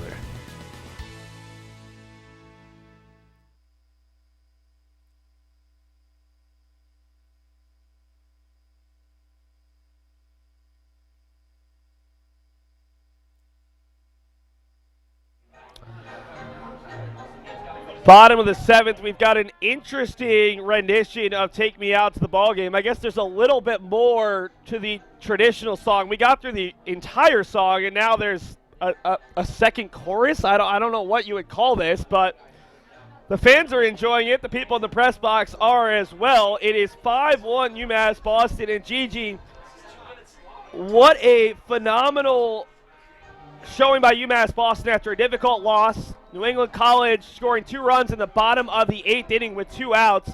This is the kind of resiliency you wanted to see after the Beacons after losing their first postseason game, to get those 3 runs in the 2nd, 2 more in the 4th, but also the pitching performance from Dylan Fashionport, just a 1 earned run and 8 strikeouts in 5 innings. This is the bounce back that you, like you said, you want to see from this Beacons team.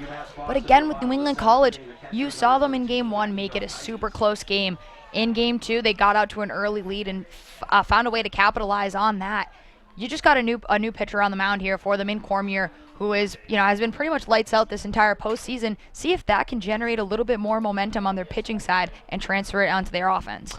Nico Cadiz takes the first pitch off the corner, 1-0. Cadiz had a hard-hit single over the head of Achilles, the shortstop, in the 2nd inning as he rips one over the head of Fred DeFrance, the Beacons' third base coach. Cadiz came in to score on an RBI single from Nick Herzog, and then reached on a fielder's choice as Achilles elected to go home as Riley was breaking for home. The throw was off the line, and not only was Cadiz able to reach, but the run came in an RBI for Cadiz as he takes a big swing and a miss, 1-2.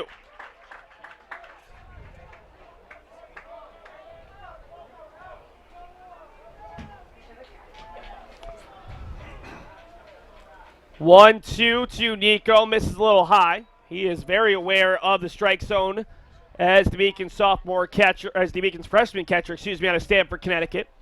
2-sport player, was a football player as well at Stanford High, and he takes strike 3, a curveball that caught the inside corner. First strikeout for Cormier, and in fact, the first strikeout for a Beacons hitter since the first batter of the bottom of the 1st. That was Nick Herzog, who struck out on a fastball by Champaign. Beacons have done a much better job of putting the ball in play in game number 3. And you'll have to see that from, obviously you don't want to see Kaidi strike out, but to have a strikeout the first batter of the game. The bunt is put down. This is going to be a tough play from Mace, who picks it up, throws, and it gets away. Charlie Hugi's going to move up to second. Coming forward and keeping him at second is Delaney. It's going to be an infield single and an error to allow Huegi to move up, and he has another hit in this tournament.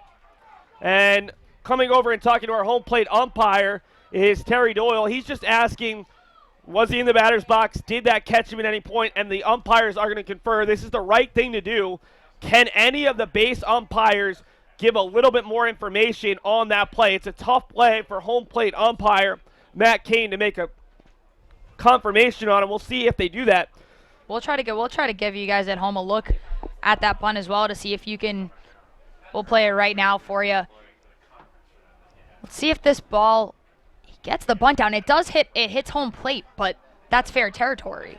And then it goes right into fair. That's a good bunt. Let's play it again and really slow it down for you. The question is, did it catch any part of the body? That was the question that Terry Doyle was asking of the umpires. It's difficult to tell, especially from this center field angle.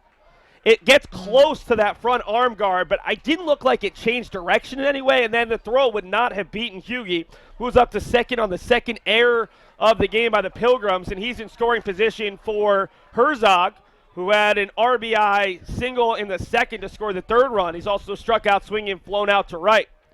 Beacons' top guy in terms of RBI this season and extra base hits. Hits it over to the first baseman, Q shot. Morin will make the backhand stab, but it moves Huegi up 90 feet, and he's over at third base for Josh Lopez, who has a hit and 3 at-bats.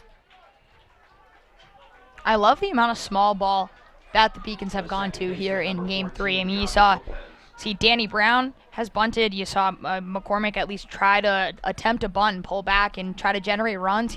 It's this use of small ball that you don't see quite often in baseball. You see it a lot more in softball. But again, just use of the speed that you have on your roster to try to generate base runners and push runs across the board.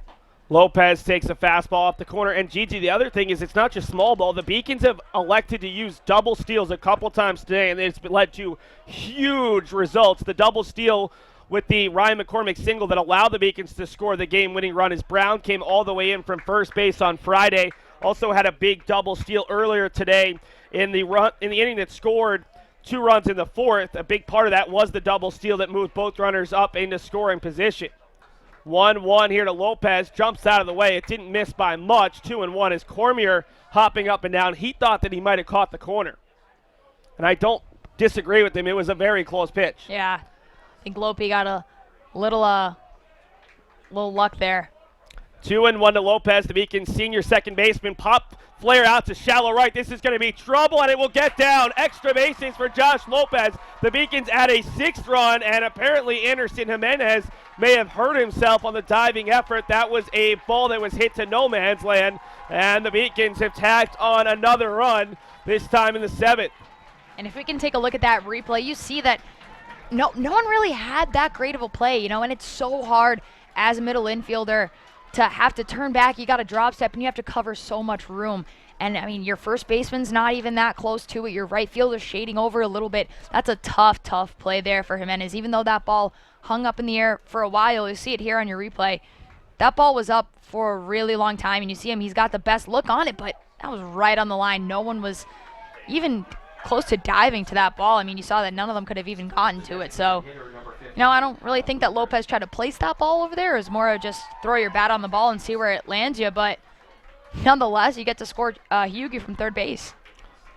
Yeah, that's about as tough a spot as possible for a defense to cover with so much territory in the outfield, and it's big because it's a ground ball over to the second baseman Jimenez. Boudreaux continues to be in a little bit of a funk. The Beacons add another insurance run. They have their largest lead of the Super Regional at 6-1, and now New England College will see what they can do. I believe it'll be Arruda to start the inning, but Bobby Tramandozzi, the all-time leader in saves in program history, begins to warm out there in right field. I did receive a non-athletic scholarship upon entering school. I got the presidential scholarship, which was huge for me. I think there's more opportunities for academic scholarships in Division III. I did receive academic scholarships. Just being involved on campus, being a leader, all those things combined kind of get me recognized. It's a great experience for me.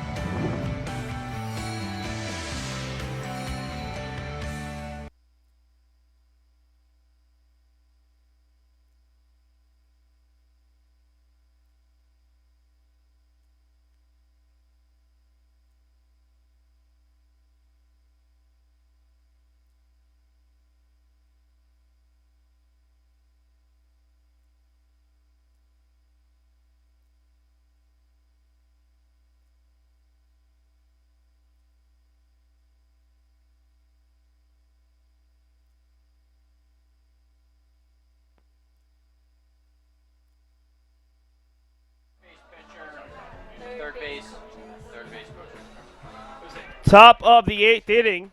New England College has gone 6 up, 6 down against Tyler Arruda. And he will face off against the top of the order here in the 8th. First pitch strike to Christian Abar, who's had himself a good game number 3. Popped up to short to start the game, but has doubled and singled. Stranded at third in the third, and third in the 5th. Fouled off quickly 0-2 now to Abar, one of a number of upperclassmen in this lineup. And Abar's one of the 4 senior starters who will not be back next year. Powers is the 5th senior, but he does have a year of eligibility left as the 0-2 misses up and out. And Gigi, at this point, this will be your senior year upcoming, but this is the point where seniors really recognize this could be the last at bat. It's tough to stay totally checked in as Abar pops it up into shallow right. McCormick is under it, and he'll make the play. I mean, at this point, depending on how the game's going, that could possibly be his last at bat. And at this point, you're kind of turning to your team and you're saying, hey, help me keep my season alive. Help these seniors keep their season alive. I mean, they can't do it themselves.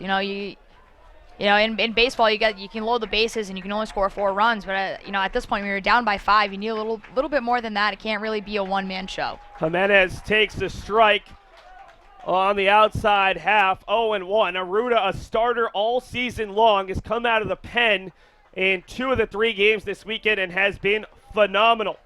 Has now gone 4 1/3, has not allowed a hit, has allowed 2 walks in helping his team trying to get that all-important second win of the weekend. So he gets a little bit of a break there, 1-2. The New England College fans not liking it. I'm just going to stop judging the zone and try to see how loud and audible the fans' reaction is, because that was another pitch that was a 50-50 call at best, and I could understand it being ball number 2 as the 1-2 is popped foul. No, you still see, I mean, the Pilgrims are down by 5, but you can still hear their fans, you know, rallying for their team. You still have 5 more outs in this game. You know, you can't count any team out, especially at this point. Jimenez is 1 for 3 with a double. He strikes out for the first time.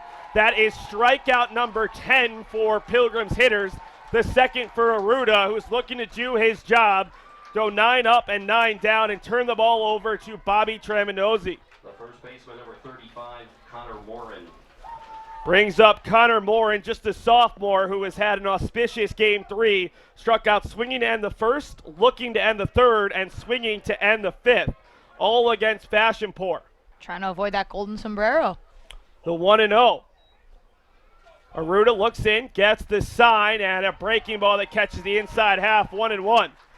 Both teams' coaches have their significant others here.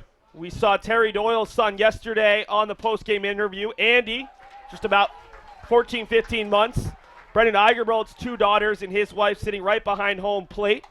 It's been a phenomenal atmosphere for this Super Regional. It's the 1-2 coming to Morin. Chops it foul to stay alive.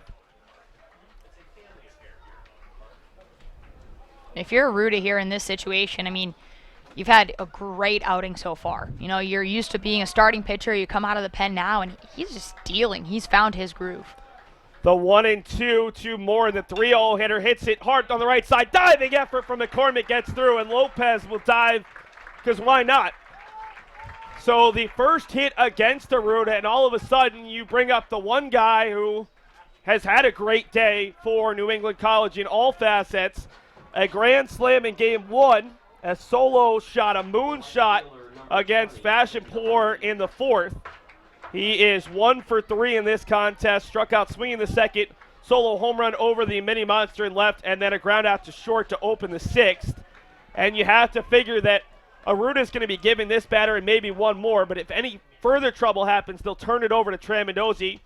It's fouled off down the right side. And also, Gigi, how about Aruda, who was a weekend starter for this Beacons team because of the injury to JT Morin, not moping, not pouting about not being the Game 3 starter last weekend in the regional final, not starting this weekend, but coming out and being extremely effective. This is a guy who has really played a big role for a Beacons team that he's not used to, but he's done it well. That's a big team first guy there. That's maturity out of a pitcher. Honestly, I mean, you trust your coach, and that's probably why Brendan Eigerbold loves him so much, is that he says, hey, we're going to put the ball in Dylan Fashionpur's hands. And he's like, all right, cool, I'm here whenever you need me. And now here he is, you know, pitching in very important innings and getting the job done. I mean, you love to see that if you're a coach. 2-1 after the 0-1 just missed. That one a little bit further outside. Working against Delaney here is one of the most dangerous hitters in this Super Regional. Misses low, 3-1. Aruda, big breath there. Well, he's not giving Delaney anything right down the plate to hit either, because you know that he'll send that ball yard. So he's kind of working his way around the zone, and I don't think it's that big of a deal if you end up walking Delaney to face Nunez. The 3-1 to Delaney, hit hard up the middle, back-to-back hits with 2 outs, and the Pilgrims, after going down 8 in a row against Aruda, have a little something brewing here. They left 2 in the second, 1 in the third, 2 more in the 5th, trying to avoid 2 more runners in scoring position, 2 more runners on in the 8th, as it brings up Nunez, who has struck out swinging, grounded out to first, and flown out to right. That run in the 7th, so pivotal, because even if you hit a 3-run homer here, the Beacons would still have a nice cushion. Nunez thought about swinging, decided not to, and nearly lost his balance on ball 1. I think the other thing, Gigi, is with Trey Mendoza throwing 26 pitches yesterday, you don't want him to have to throw too many pitches today. The 1-0, breaking ball bounces up there, 2-0. Beacons do have 2 of their mound visits left with the coach. Wonder if they would use it if Aruda is unable to get Nunez, or if they would go directly to Trey Mendoza to get Achilles. NEC fans getting loud as they've done all weekend long. The 2-0 nearly catches him, and it does. Single hit by pitch. And up comes Luis Achilles with a chance to make this a 1-run ball game. On the bright side here, if you're the Beacons, you have 2 outs. Your infield can play a little bit farther back. You know, you're trying to get an out at any base. And you see Brendan Eigerbrod here. I wonder if he'll go straight. Yep, and he's going to the pen, and we'll see Bobby Tramandosi coming out here to close out this game. And what a position it'd be if you're Tram, as Coach Eigerbrod calls him, to come in here with the bases loaded. I mean, hypothetically, you could give up a grand slam and you're still all right in this game, but to come into this pressure situation, I mean, as a senior, I'm sure that he's not, I don't want to say used to it, but it's not as big of a pressure situation as it would have been, a couple years ago for Bobby. Bobby Tramandosi, the program record holder in career saves, pitching in his 90th career game, will come on with the bases loaded and 2 outs. A save situation as he looks to get this final out of the 8th, and then the 3 outs in the 9th. Tramandosi went 2 innings yesterday to earn the win. He'll have a chance for the save today. We'll take a commercial break. The University of Massachusetts Boston. It's just minutes from downtown, and the Princeton Review calls it one of the best values in the country. A nationally recognized institution of academic excellence and research, UMass Boston offers more than 150 undergraduate and graduate programs, 16 Division III sports, and more than 100 student organizations. To learn more about the opportunities waiting for you at UMass Boston, visit in person or online. UMass Boston, a research university with a teaching soul.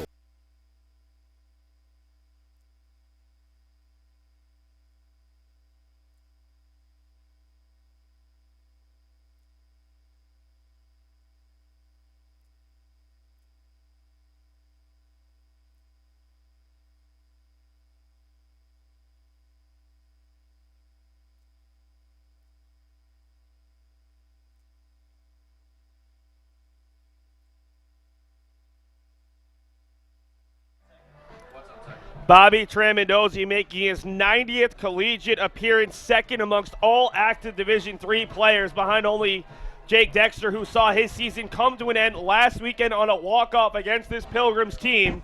Tramandosi out of Peabody, Mass. You see the ERA at 1.27 has allowed an earned run in just 3 appearances this season.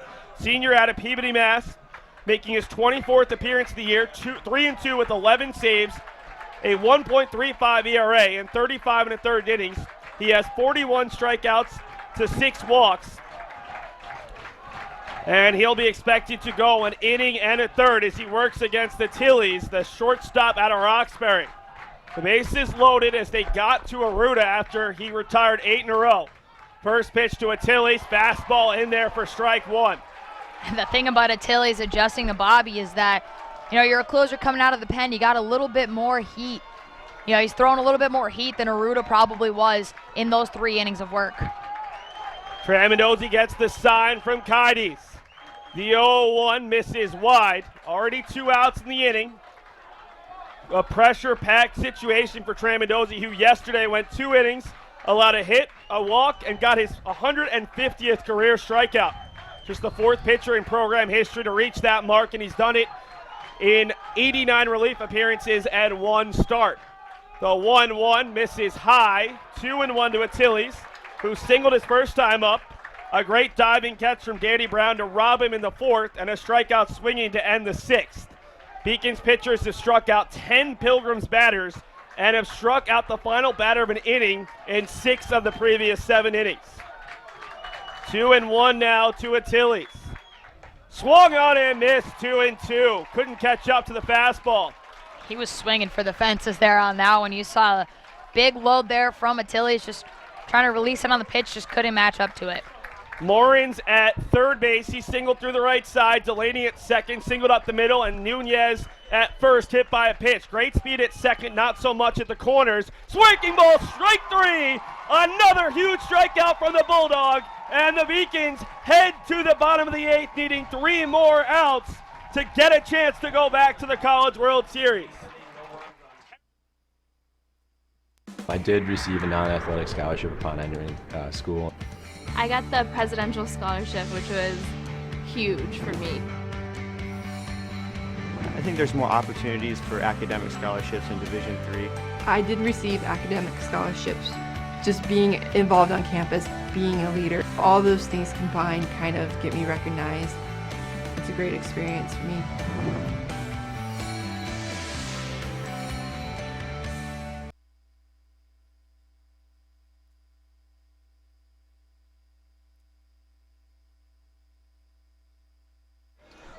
We're going to show you that final strikeout. And JG, you had a comment. It looked like Achilles was swinging a pitch that really had no chance to get to with where it was when he swung. Yeah, I mean, we'll take a look at this in a little bit of a slower motion, but you see there, that it was way past him. I mean, not only was it very outside, I mean, way outside the plate, it was a great breaking ball there by Bobby Tremendozzi. But if we can show it to you one more time, get it at about 50% here, you can see I don't even know if he saw where that ball was, but he was so late on his swing. Yeah, I mean, the ball was very close to being already in Kaidi's glove by the time that Luis Achilles tried to swing on that pitch.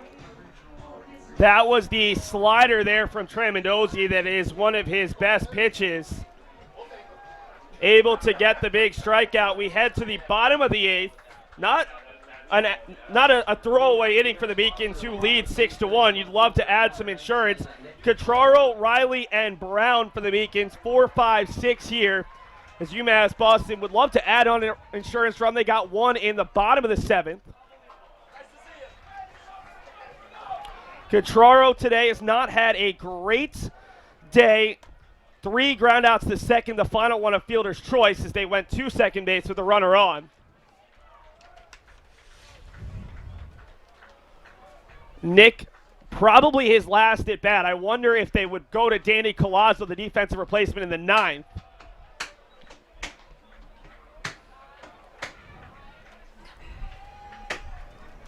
Two and one now to Catraro, who's had a couple of big hits in this regional. Has potentially another, but it's right at Powers on a line, and he makes the catch.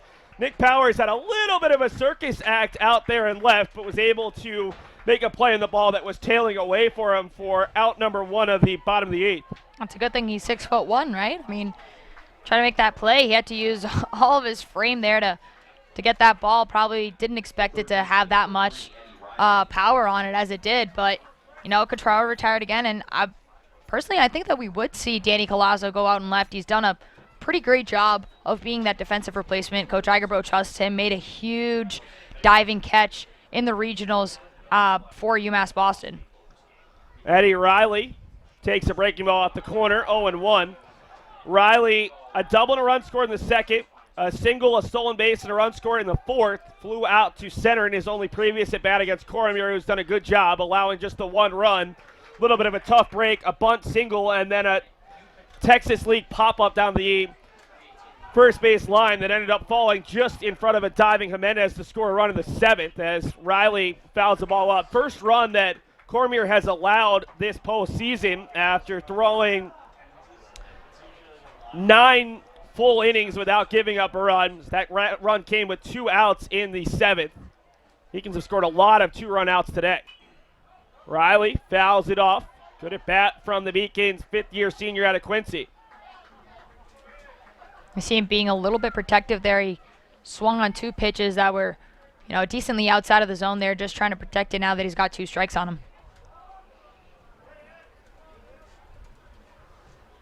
Riley swings and misses, but it gets away from Maestu. Maestu a long run. He's got a cannon to throw in. Flores, not in time. They say the first baseman came off the bag, and we're going to see Terry Doyle come out again and have to see a replay. Felt like a soccer commentator there waiting for our call from the first base umpire, Mike Lum, and eventually ruled that Riley was in there on the strikeout wild pitch. I think the throw beat him. I really think that the throw beat him.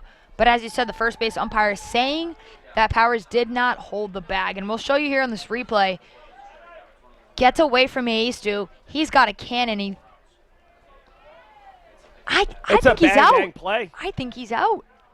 I would agree. But it was such a close play. That's A, the speed of Riley and the hustle, and B, the excellent arm of Maestu, who got to that ball quickly. So now even more pressure on Cormier, who's gotten 2 outs in the inning, but only 1 on the scoreboard because the wild pitch got away. Brown, a single and 3 at-bats today, along with a stolen base and a run scored. He's had an excellent postseason across all 3 tournaments. Hit and run, and the throw is there in time as Riley slid very short of the bag, making it easier to throw for Maestu, who one-bounced it over to his shortstop, Tillies, for out number 2. That's a great play there, both by the catcher and the shortstop. I mean, Maestu with the cannon also helped that Cormier's pitch was kind of a little bit out of the zone. Maybe it was a pitch out there to pick off Riley stealing second. So Brown now ahead 2-1 in the count. You can say that's a little bit of ball don't lie. Riley might have been out at first base, and now he's out on the attempted steal. 2-6. The 2-1 swung on and missed 2-2. Second runner that's been caught stealing today by Maestu, who also threw out Nico Kaides to end the 4th. And Brown hits it out to left center. Long run for Abar, and he will make a running play on the warning track. We head to the 9th. The Beacons lead it by 5. Bobby Tramandozzi looks to get the final 3 outs of the Super Regional. I did receive a non-athletic scholarship upon entering school. I got the presidential scholarship, which was huge for me. I think there's more opportunities for academic scholarships in Division III. I did receive academic scholarships. Just being involved on campus, being a leader, all those things combined kind of get me recognized. It's a great experience for me.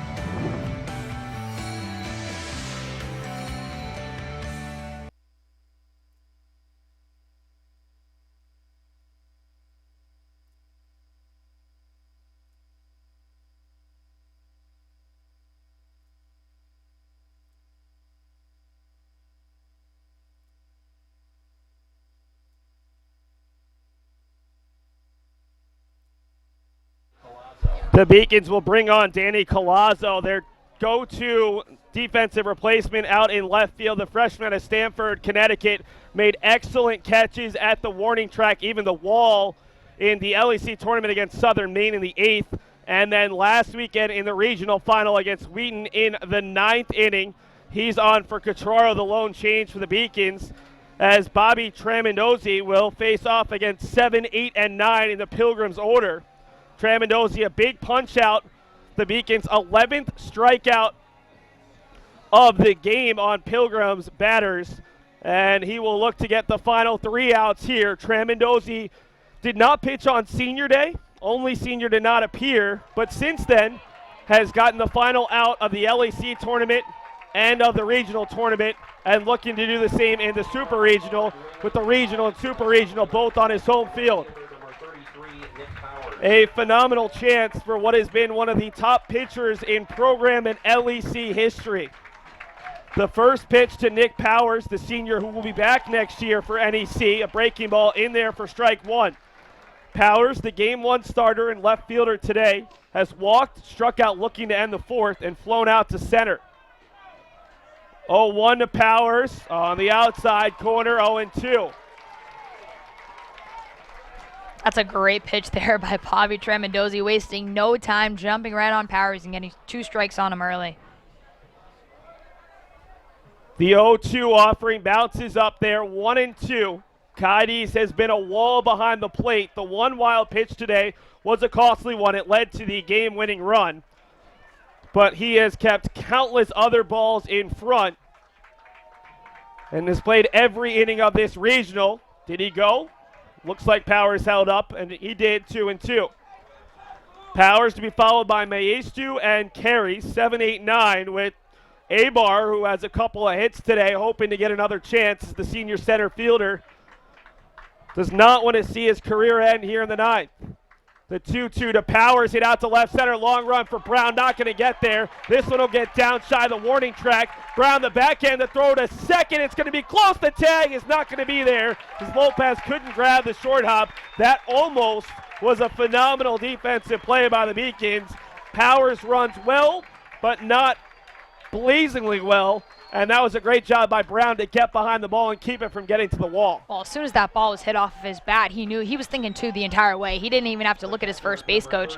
He was wheeling in a second base, and that's a great throw there by Danny Brown to recognize, not being lazy about it and just saying, hey, this is probably a long single, but throwing that ball into second base. And if Lopez has gotten a really good beat on that ball, he might have had a really close play there at second.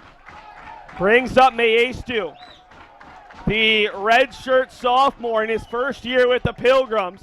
Takes the first pitch, a breaking ball on the outside half. Maestu has struck out swinging in each of his first two at-bats, lined out to second in the seventh.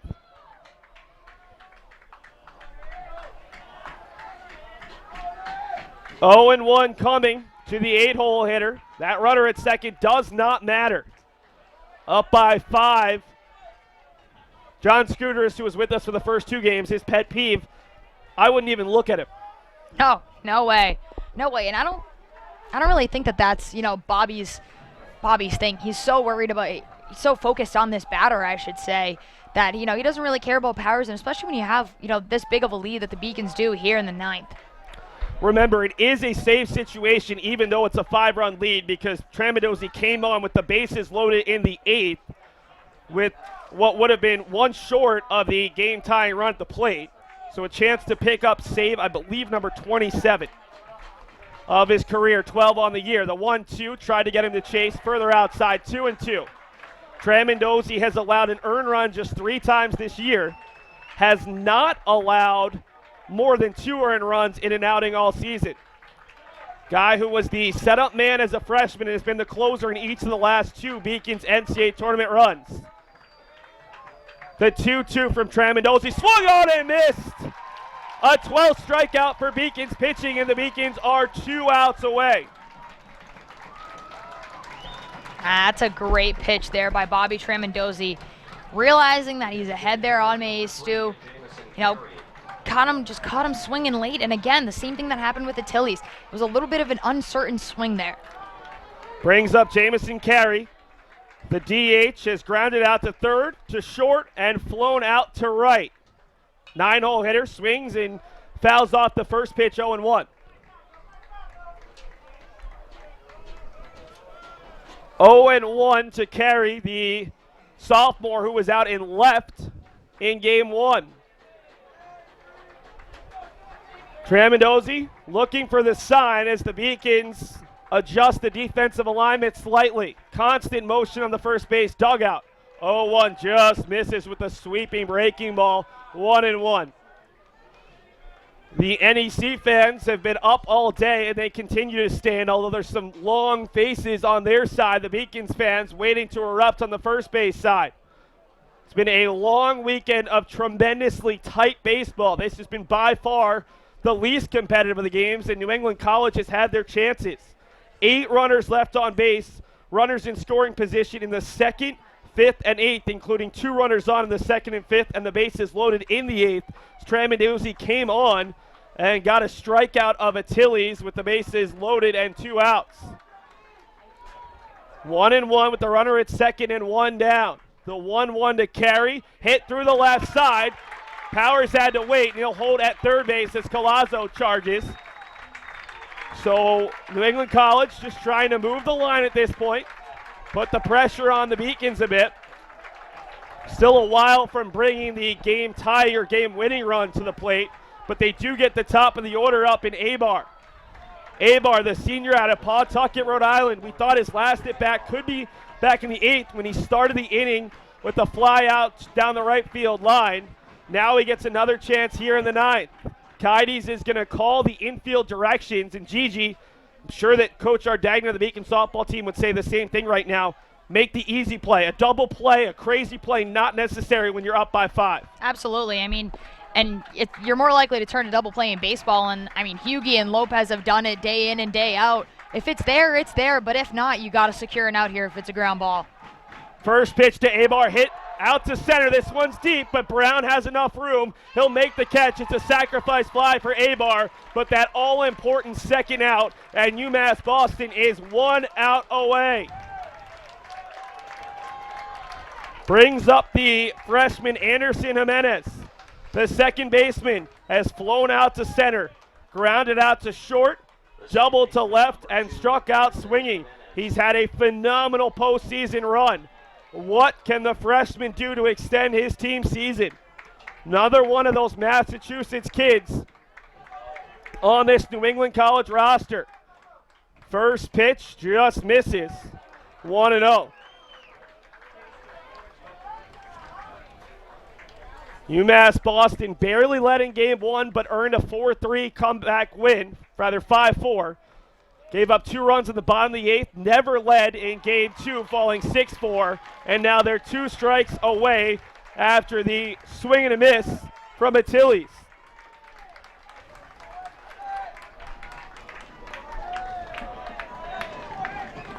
One and one to Jimenez. Tramandosi winds, throws, breaking ball hit out to shallow left center. Coming in is Brown, and he'll wisely hold off. No reason to make a diving effort where the ball gets away. A third hit in the inning. And there are runners at first and second with 2 outs, and the deficit still at 4. So right now the game tying run is in the on-deck circle in the form of the guy you don't want to see, Evan Delaney. The first baseman, number 35, Connor Morin. Brings up Connor Morin. Morin struck out swinging, looking, and swinging to end the first, third, and fifth before singling with 2 down through the right side in the 8th. Hits it over on the right side. The Beacons should have a play. Tramandosi will cover. McCormick's throw is there in time. The Beacons are going back to the College World Series for the 3rd time in a decade. It's Tramandosi punching the Beacons' ticket, and UMass Boston has done it once again.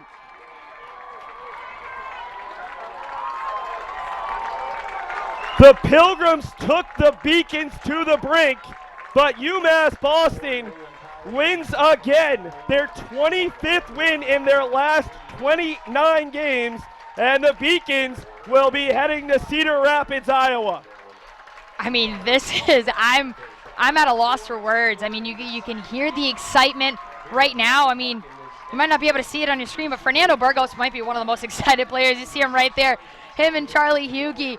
I mean, just the feeling, this is what you play for. You know, this is what you play for the entire season. You put in the work in preseason, in the off season, you're in the weight room, you know, you're getting your cuts, your reps in at practice. This is what you play for. You play for a chance to play through May, and I mean, for baseball, play through June. I mean, a chance to go to Iowa and Cedar Rapids, and Coach Eigerbrodt, right before the team leaves for winter break, has his, what was the Appleton Challenge, when the World Series was in Appleton, Wisconsin. Now change it to the Cedar Rapids Challenge, and you see these boys give everything that they got, and then they transform it right over onto the field, and this is what they play for. So you see the excitement in all of their faces. I mean, you're competing for a chance to play for a national championship, and you couldn't have asked more out of this team. And I mean, a great congrats to the Pilgrims. They fought so hard, and throughout this entire postseason, I mean, going up to Southern Maine, playing in that what was such a tough regional in Southern Maine, MIT, SUNY Oswego, who had a trip to the College World Series last year, beating the Beacons in their Super Regional. And, you know, they got out of that regional, had to come down here to Boston and play against, you know, a great Beacons team. You know, this was a well-fought season for the Pilgrims. UMass Boston had not lost in the postseason until earlier today. A great Super Regional all around. Gigi, everything we've said about New England College, we couldn't say enough.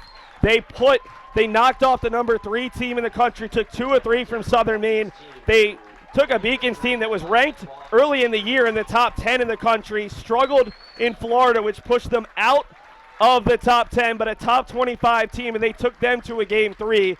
This Pilgrims team under D3Baseball.com Region Coach of the Year, Terry Doyle, cannot get enough accolades. They have tremendous talent and tremendous perseverance. This team has dealt with not playing that many home games, not having the facilities that UMass Boston has, and they put the Beacons really to the brink in this contest. But the Beacons seniors and Dylan Fashionpour coming up huge as they jumped out to the early lead and rode their strong pitching. And Burgos is probably the most excited guy after struggling in yesterday's contest, only making it through 5 innings. I mean, you look at the face of every single one of these players, and I mean, look at Charlie Huegi on your screen there. The kid couldn't be more excited to be where he is right now. And you see Coach Brendan Eigerbrodt there giving a hug to a bunch of his players. And again, you work so hard for this time in the season, and this is what you play for. You know, you get a trip to go to Iowa and play, you know, some of the 8 best teams in the country thus far. UMass Boston going back for the 3rd time in a decade and 2nd time in 3 years.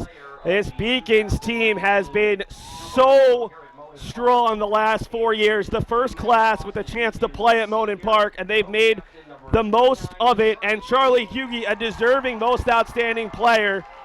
Gigi, a guy who makes, we talked about Brown and his defense, Huegi even more so his defense, but his offense was there as well. One of a handful of senior candidates who were up for consideration with how well they played. Absolutely. I mean, you saw Huegi make a couple of great defensive plays, but not only that, you flip him on the offensive side of the field, and he's coming in clutch in game 1, game 2, game 3, getting those bunts down, scoring that 2-out double to score 2 runs. I mean, he's done it all here for the Beacons, and he's led this infield, he's led this team to where they are right now, and well deserving of that senior class right there. Just hoisting up their Super Regional trophy. That's their 2nd in the 4 years that they've been here, and you know, it's a great moment for these guys. A tremendous senior class. Some of them have been here for 5 years, some of them for 4 years, but they have bonded and they have been leaders. Gigi, in early April, this group had some difficult losses here at Monin Park, some long talks as a group with the coaching staff about what needed to be done. They turned this season around in a huge way, and in large part, it was because of the team's pitching staff that carried them when the hitting wasn't there at points this season. Well, the Beacons found a way to, you know, if your pitching wasn't exactly there, if you weren't, you know, you saw Burgos struggle a little bit yesterday, but you bring in a couple of relief pitchers that get the job done, and then your offense, you know, starts sparking. And at the same time, you know, if your offense isn't there, your pitching and your defense are making sure that the other team aren't scoring that many runs. And, you know, they found a way to piece together good baseball for 3 games. And, you know, that's as much as you could have asked out of Coach Eigerbrodt and his team. I'm sure that they would have liked to seen this get done in 2 games rather than 3, maybe save a couple arms here or there. But you know what? That's a problem you worry about next week. You know, that's a problem you worry about when you're in Iowa and you try to figure out, you know, who's going to pitch what game and figure out that. But for now, I'm pretty sure that these guys just want to enjoy the moment. A phenomenal showing from this Beacons team. The festivities have mostly died down. Right now, let's take a moment to play the highlights from this very exciting contest, and then let's give a shout out to our production staff that has done a great job throughout this weekend and all year long here on the Beacons Broadcast Network. Something they weren't able to do on Friday with the Pilgrims in the visitor spot. 3-2, swung on a pitch outside. Fashionpour, the big fist bump. That's what he's known for. Have to be really aware that Champagne is going to be a strike thrower. He's going to be around the zone all day. Herzog swings through the fastball, has it powered past Mexico and Venezuela. 2-2, 2 on, 2 out, swung on and missed. Fashionpour strikes out the side, who stayed on as the DH. The 1-2, McCormick hits it up the middle. Jimenez diving stop, can't get there. And the Beacons with a fist pump from McCormick had the first lead of the day. Tournament appearance has started every NCAA game over the last 4 years. Hits it hard off the glove of Champagne. This is going to be a tough play, and it will score a run as Charlie Huegi extends the hitting streak. 2-1. 2-1. Herzog hits it out to center. Abar coming in, and he will not make the play. It gets underneath the glove. Another run will score. Herzog takes off for second. The tag is in time, but the run will score. UMass Boston, a 3 spot in the bottom of the second. Have been wildly impressive. 0-1 pitch to the second baseman, hit on the left side. This is going to be a tough play. Huegi tries to get behind it, the throw across, and a scoop from McCormick. This is a guy who did. So we'll see how Fashionport deals with that. The 1-2 on the inside corner, strike 3, the 5th of the, and a walk to Powers.